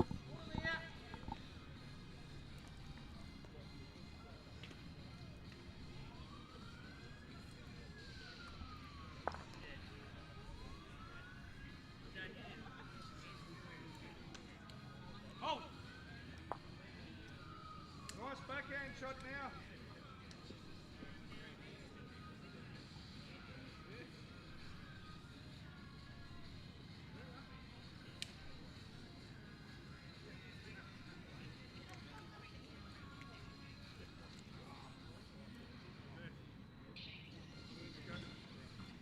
Throw, mate.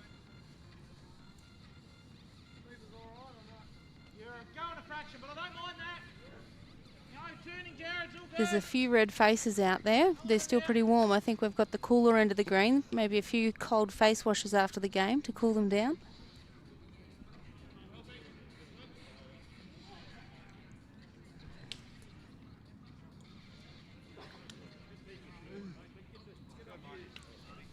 There's people trying to guess the actual score now, so not just the difference in the overall winning or losing margin. They're going the actual number. I'm loving this.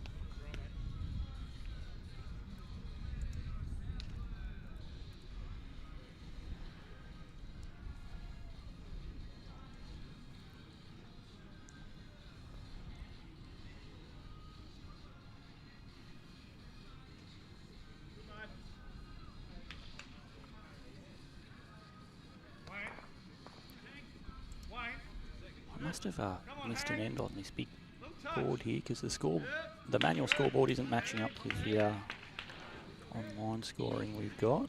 I must have missed an end on this big. The manual.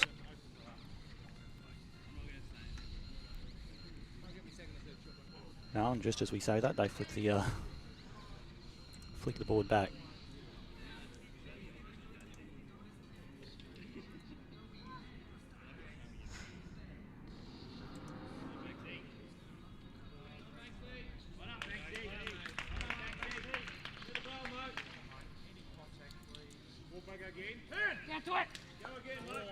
Great bowl from Cam Keenan there. Gets a piece of Gary balls, flicks it over, ensures that Jared is the one.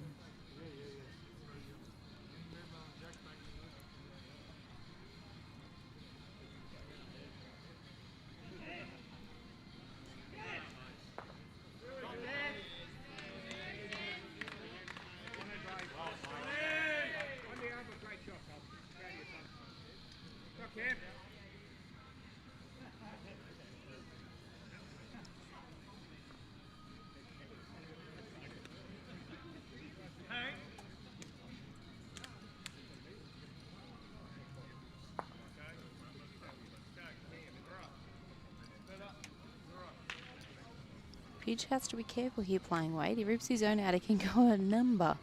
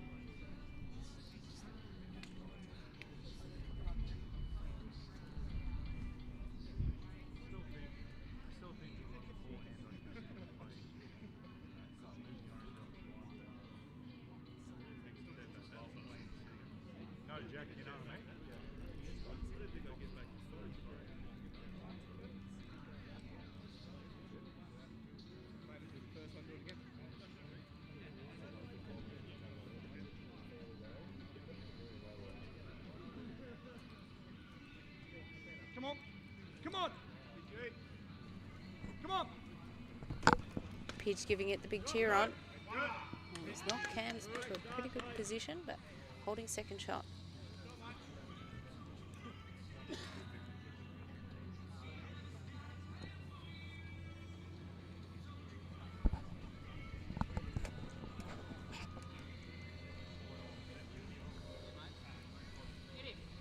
Cover all bases here, see where that jack could go if Pidge gets onto his own bowl through the navy of Jared's.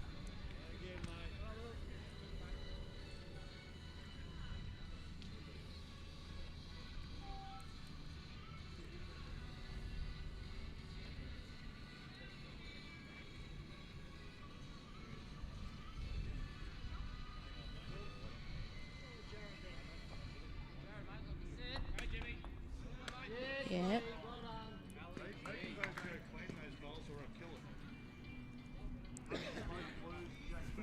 Is it just me, or did Pidge just whisper the magic K word again? Both bowls or I kill it.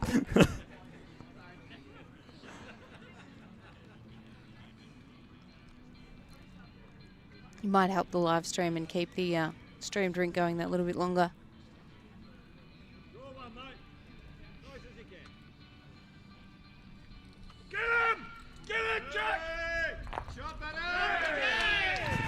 He's called it and he's played it. Thank you, Brett Marnie. Correct. There will be no need to move the cameras now because he's just delayed the finish of the Rink. He must have heard us talking. Yeah, everyone else, on your best behaviour, draw shots only. Now, what a way to finish a game.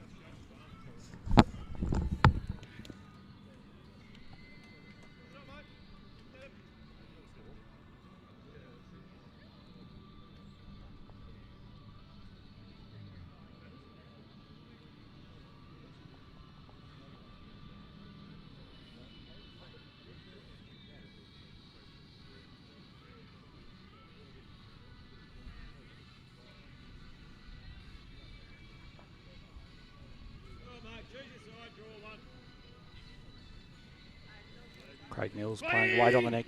Rink next door. He moves the ball he wants to.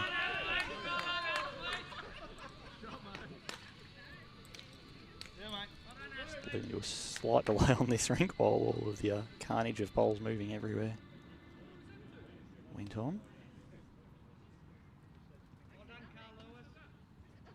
Keep going, dogs. Work hard, dogs. Work hard. Those rounds. The riff-raff. We have nothing but faith in you, Craig. I definitely wasn't saying what the fuck can we do?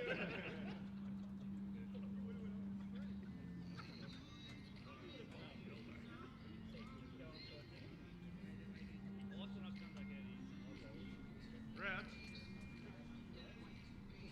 Ready. Once again, right on cue, Rowdy with another good leads bowl. Been spectacular tonight, particularly when he's had that jack in his hand first.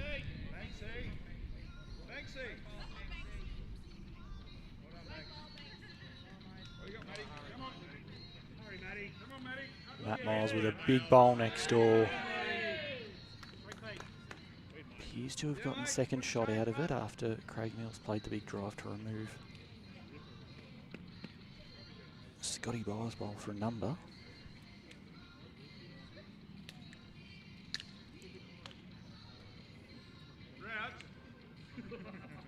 Rowdy. Two great shots here, Rowdy. Yeah, beautiful leading again from Rowdy.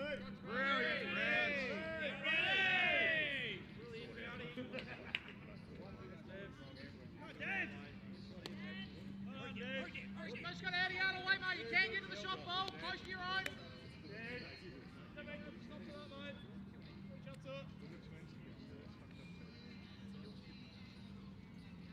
Excuse the confusion with the live stream, Rink. We're just getting an update. We've got the 2 seconds scores are matching, but they haven't been tracking the board right. We did think they were sprint playing considering the 6 or 7 dead ends, but we're actually up to the 19th end, so no need to move the cameras, boys. Thanks for tuning in, and keep tuning in because we've got a little bit longer to go.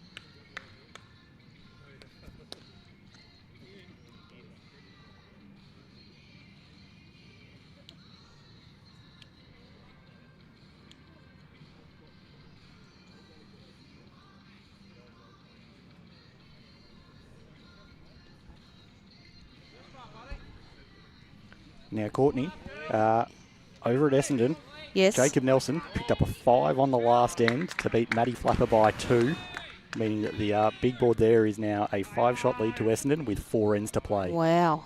Huge shot from Dave Ashby then too. Drew just about the absolute foot or so short. Knackers. Come on, Knackers. Oh, yeah, mate. Good, Knackers. Good. Same ball, mate. One roll of yours, you good. Good, mate.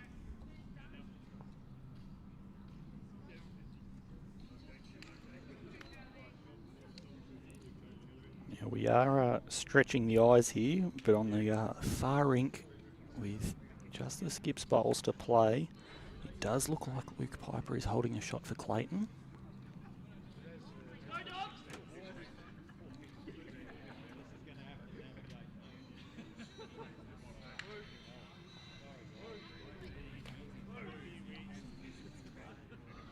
One down. You got that much room behind it?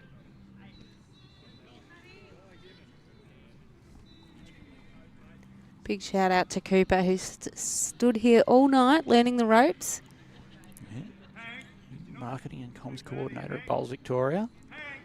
Plenty of good work going on in his space of the office. Stayed here nearly all night, Mel, so you'd be very impressed. Great shot from Hank.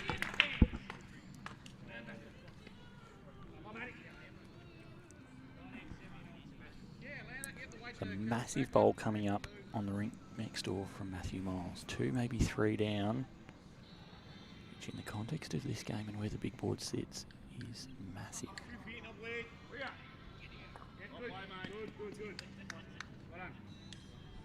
Well done. Yeah, all you've got. Keep getting.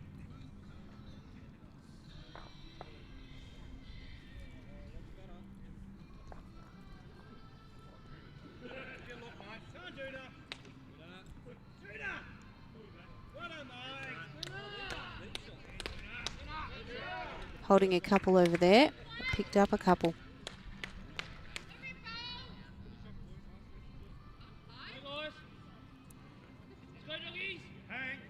Appear to have pulled 3 out of the head Clayton's way in the Egan-Wilson rink, measuring for more. Gotta go a yard quicker and I mind it, mate. You get the jack back.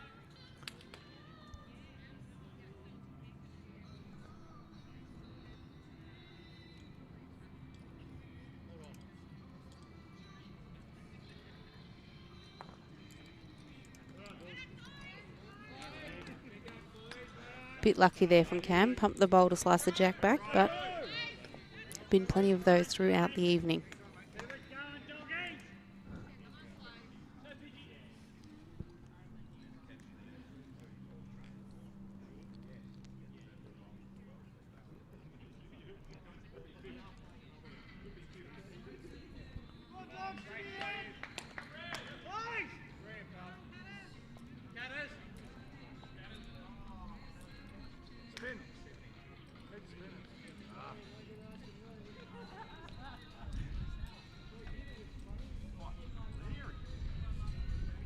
I'll get to the blue line, thin line, I'm counting, huh?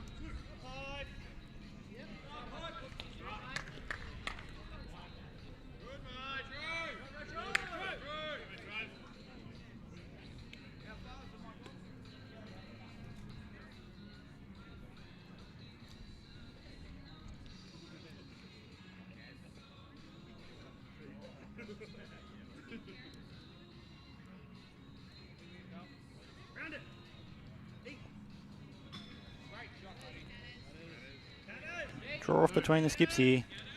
Plenty of room for Ali. Another one in the count.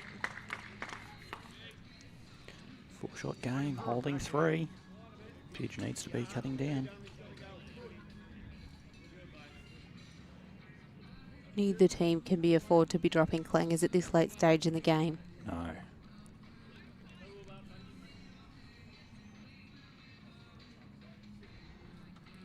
Should be better. Should be better.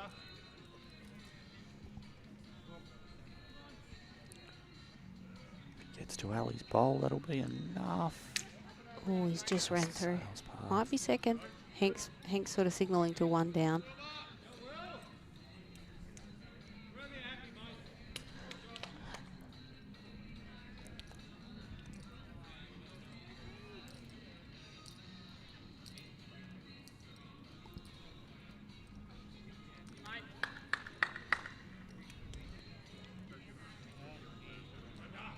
Couple of last end results for Essendon.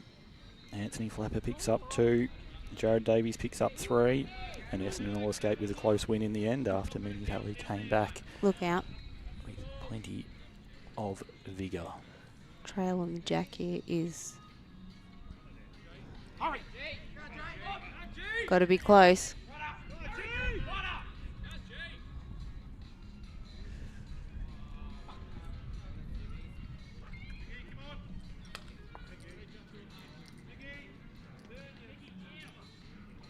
Good pick up from Ali here.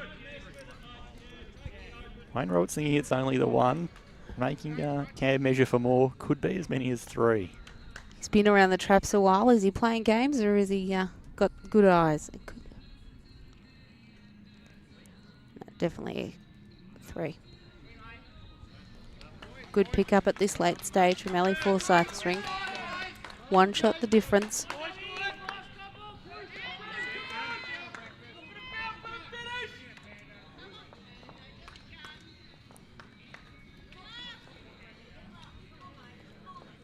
As we touched on earlier, statistically Clayton have won the last 3 out of 4 in the 22-23, 23-24 seasons. Each time they've played, the shot margin of the winning side has been under 20 shots, so it is always a very, very tight-knit battle.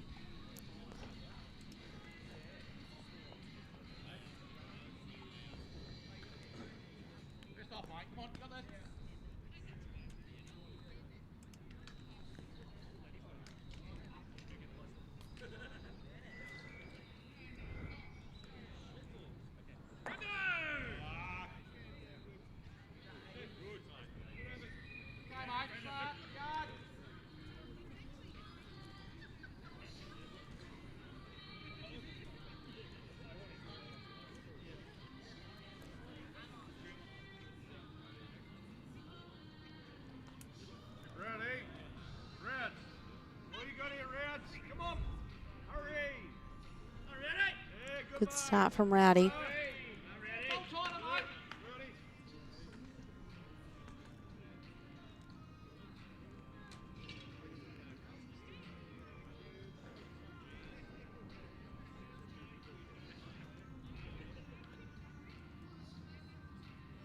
Other 2 rinks on their last ends, both in the lead on the way of Clayton on those particular rinks.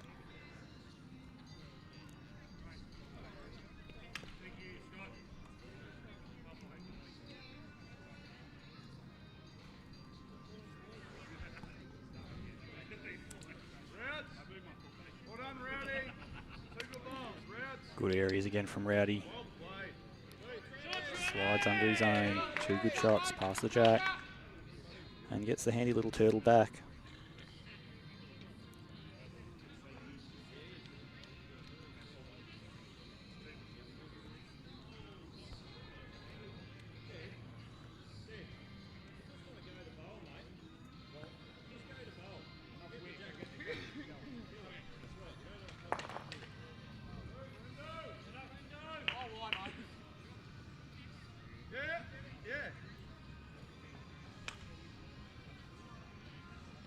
Dandenong Club appears to be 6 shots up over Port Melbourne with 4 ends to play in their matchup at Port Melbourne.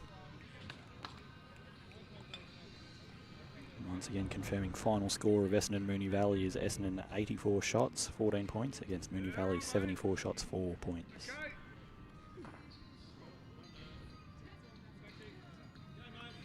The ladder will be very interesting after this weekend. Absolutely. Still matchups to come tomorrow from Bundoora against Altona and then Melbourne host Deer Park. Same, Bundoora trying to edge their way off the bottom like Clayton are. Altona are trying to, you know, firm their spot in the top 4.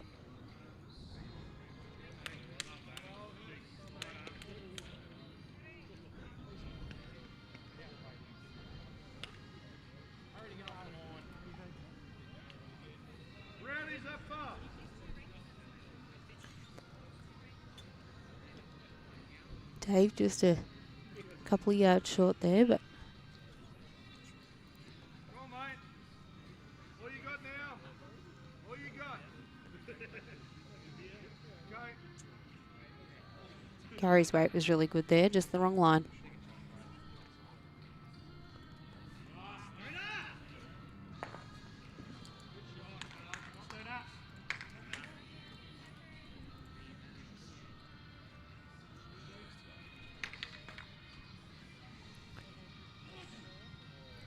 Cam's got to play a big role here. Couple down.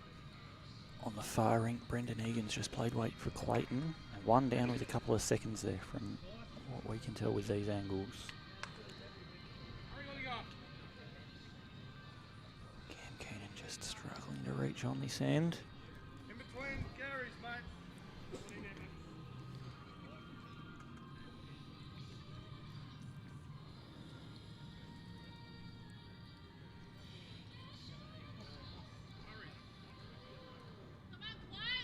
Good, Hank. Very good. Yep. Come on, mate, track straight, 5 feet. Come on, doggies. Go, Clay.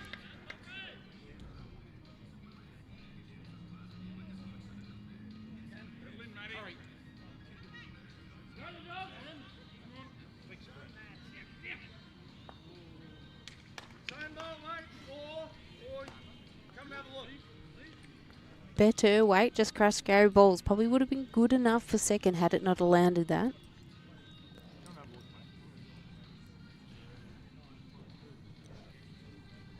Hedge calling Wayne Roberts down to have a look this late stage, making sure that you've got a really clear picture in your mind over every shot you play is vital.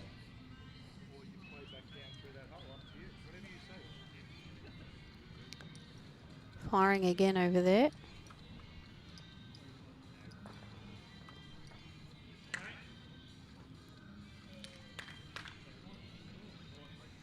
Well, from the looks of it, I think they've got 1, 2, 3, 4 seconds there, so it was worthwhile trying to remove that one ball. Absolutely. One downs are okay at this stage.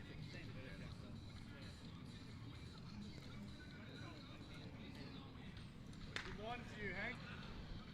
Good line for you. Come on, Hank. Get through now. Get through. Shot, mate. Brilliant. Great shot from Hank. What a bowl. He's put in some bombs tonight. The weight to have found the way through that track is seriously impressive. You'd have to think that Ali's probably got to play some sort of weight at this now. He's having a look at what's going on the other rings before he decides the shot. Get through now. Get through. Shot, mate. Brilliant. Great shot from Hank. What a bowl. He's put in some bombs tonight.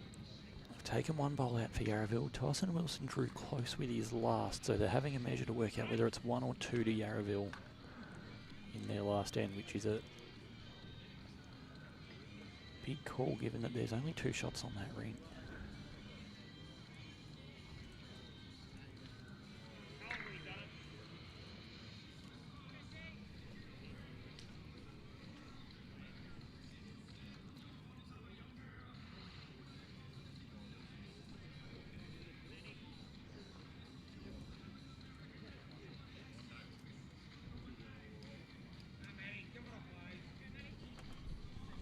It's just a 1 to Yarraville, meaning that that rink will finish at 25-24. Clayton's way.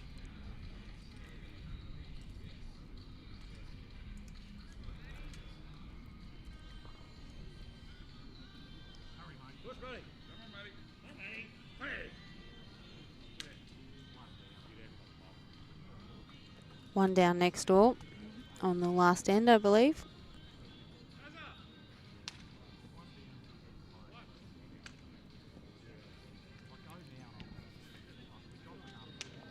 Was that 1 to Clayton or Yarraville there? No, I believe that was to Yarraville. Just confirming.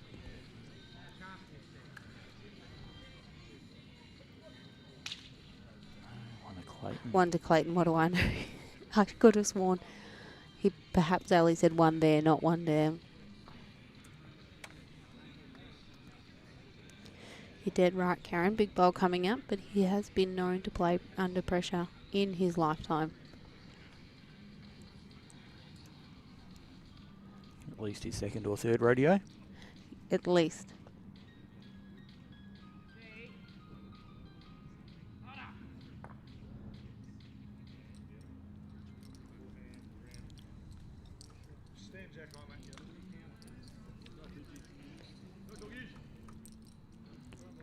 Shot in it on the big board, but sitting 3, maybe 4 down on this head.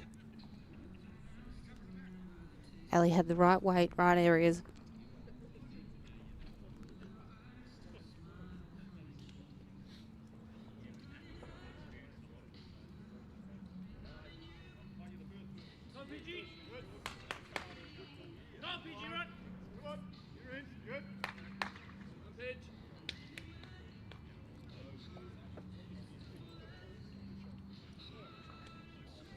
Seeing what angles line up here.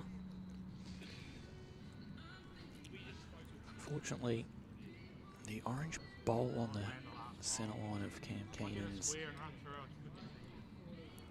really is... Trying to land that last bowl, run through and get 2nd was his call.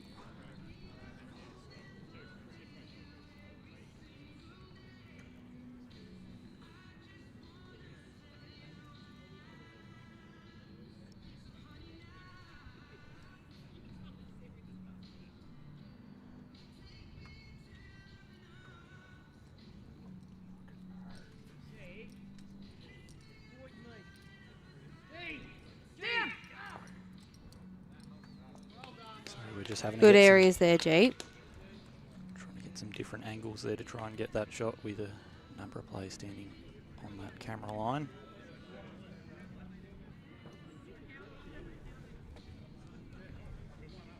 So we're 1 up at the moment, are we? Yeah. Draw the shot. Wait's good. Turn Rowdy. Turn Rowdy. 1 once. up. So that Pop was out, very good cutback from Ali there.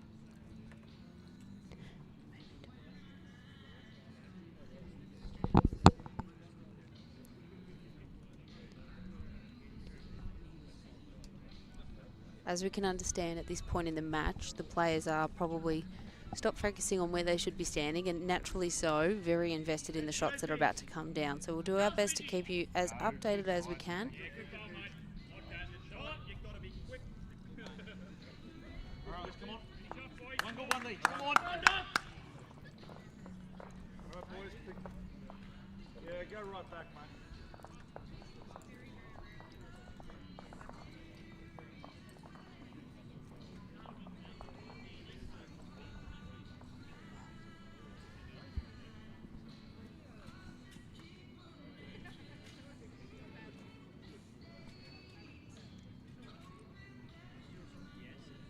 Couple down there.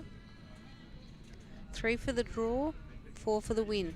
For Clayton, Yarraville probably need to just be jump on the kitty first here for Rowdy, which he hasn't been afraid to do all evening.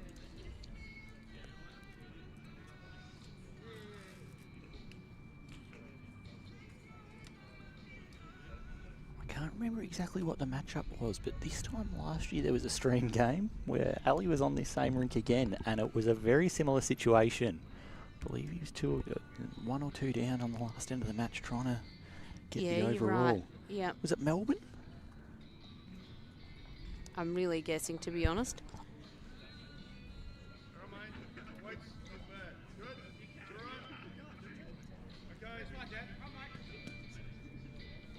Certainly given the viewers a good game to be watching down to the wire. Nothing worse than a blowout where you know with sort of 10 to 15 ends to go that the game's over.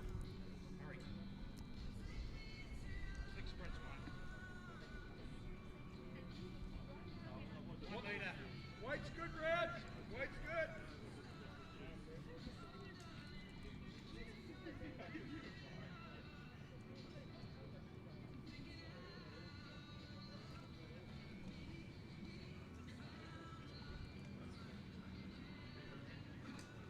Well pointed. Yeah, take the balls, Rads. Well played. Good, mate. Both perfectly weighted shots from Rowdy there. Bit through, but that's what you want at this late stage in the game.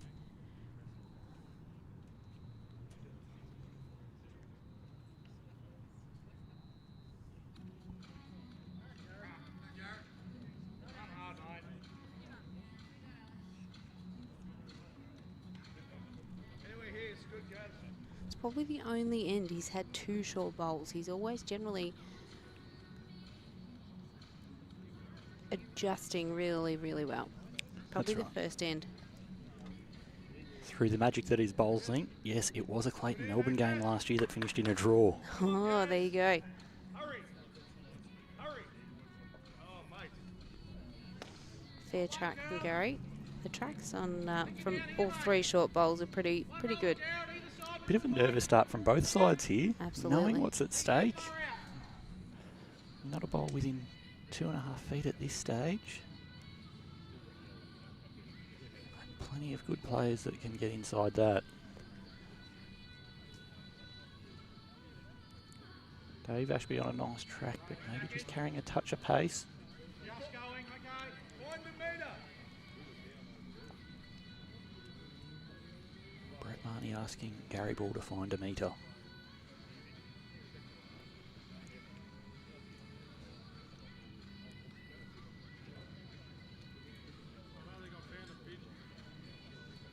Gary saying he doesn't think he found it.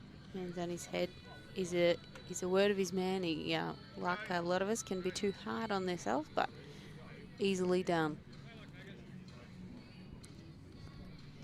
Bit of an interesting end at this stage. If you're Very. Brett Marnie, you're probably going, well, with nothing close, I don't mind that, because at best, Ali can draw 2 close ones. And if you're Ali, you probably want some more bowls to be able to use to try and create that number that they need.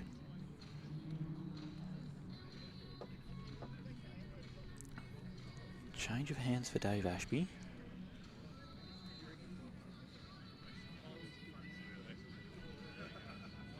If he clears the front, he may get in. Just gets caught up on that Battle at the back ends, it is.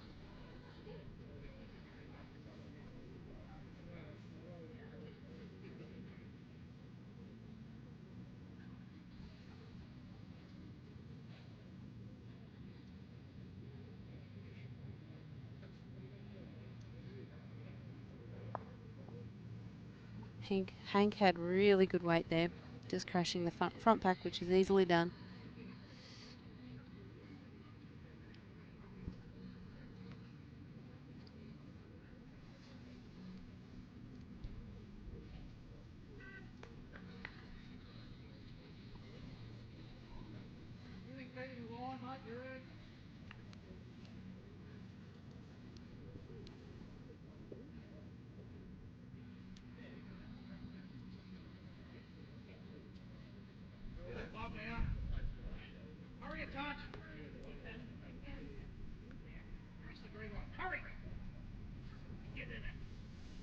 Helpful on its running edge as well.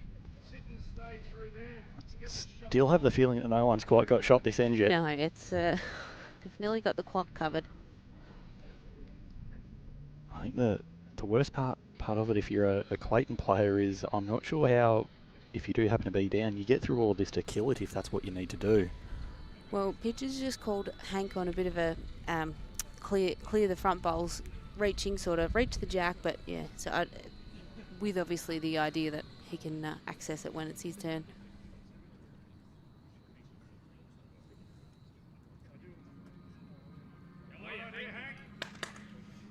They like it early.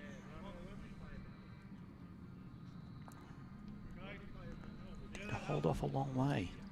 Knocked Jared's bowl in there, so look, Clayton could be holding a couple. They could be, I'm guessing they're at least two.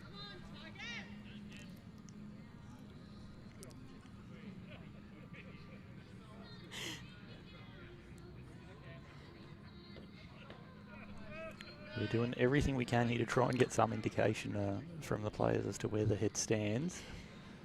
But the body language isn't quite translating right now. Good bowl from Cam Keenan. Great. Clears the front. And that is the one.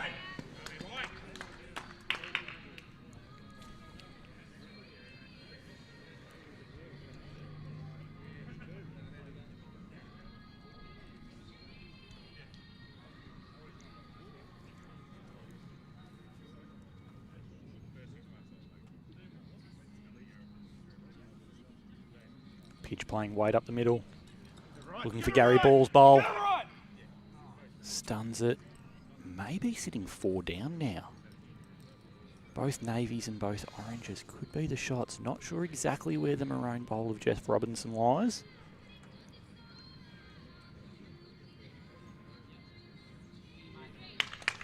Cam and Ali discussing where the safest place to stay away and count is.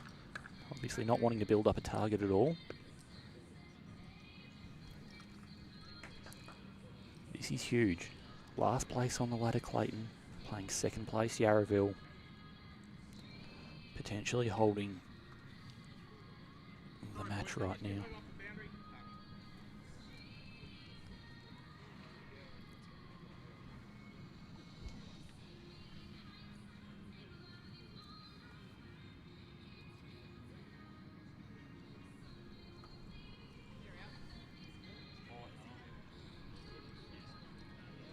Hurry! Hurry! Well, another one in the lock. He's got to be careful what he plays. Does he play gutsy and try a jack back, or?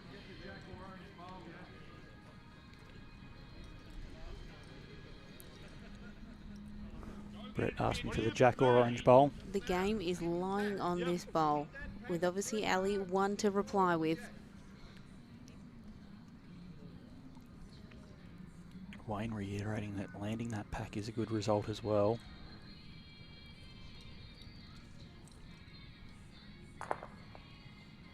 Plenty of movement.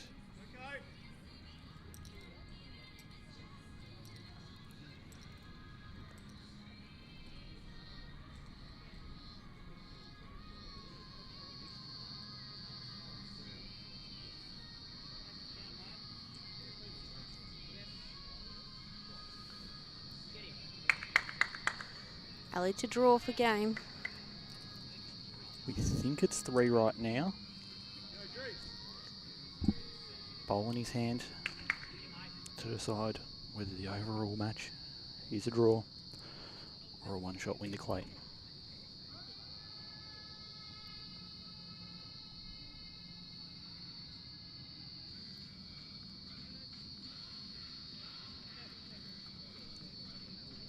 FORSYTH gets the ball away, watching intently. Oh, no. Oh, wow. Unfortunately, Wayne knocking Roberts' ball. Hank's bowl up for what we believe to be second shot.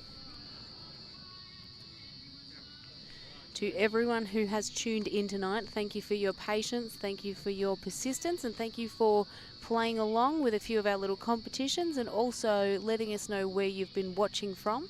A huge shout out to Josh and Brad for doing all their hard work behind the scenes, and a very big thank you to Glen for allowing me to sit in the chair or stand behind the chair with you tonight. Been an absolute pleasure. Thank you again to Dandenong Club and Moama, powering our streams week in and week out. Now next week, for those who are still listening, there won't be a live stream. Altona's opted to not stream their game, so everyone can go and support Matty Yalel in his charity fight in honour of Jimmy Whitehead's late wife, Bryony. So for anyone, there will be some media updates around how you can support that fight during the week. Watch the Bowls Victoria socials and be sure to come along if you can come and support. Thank you all.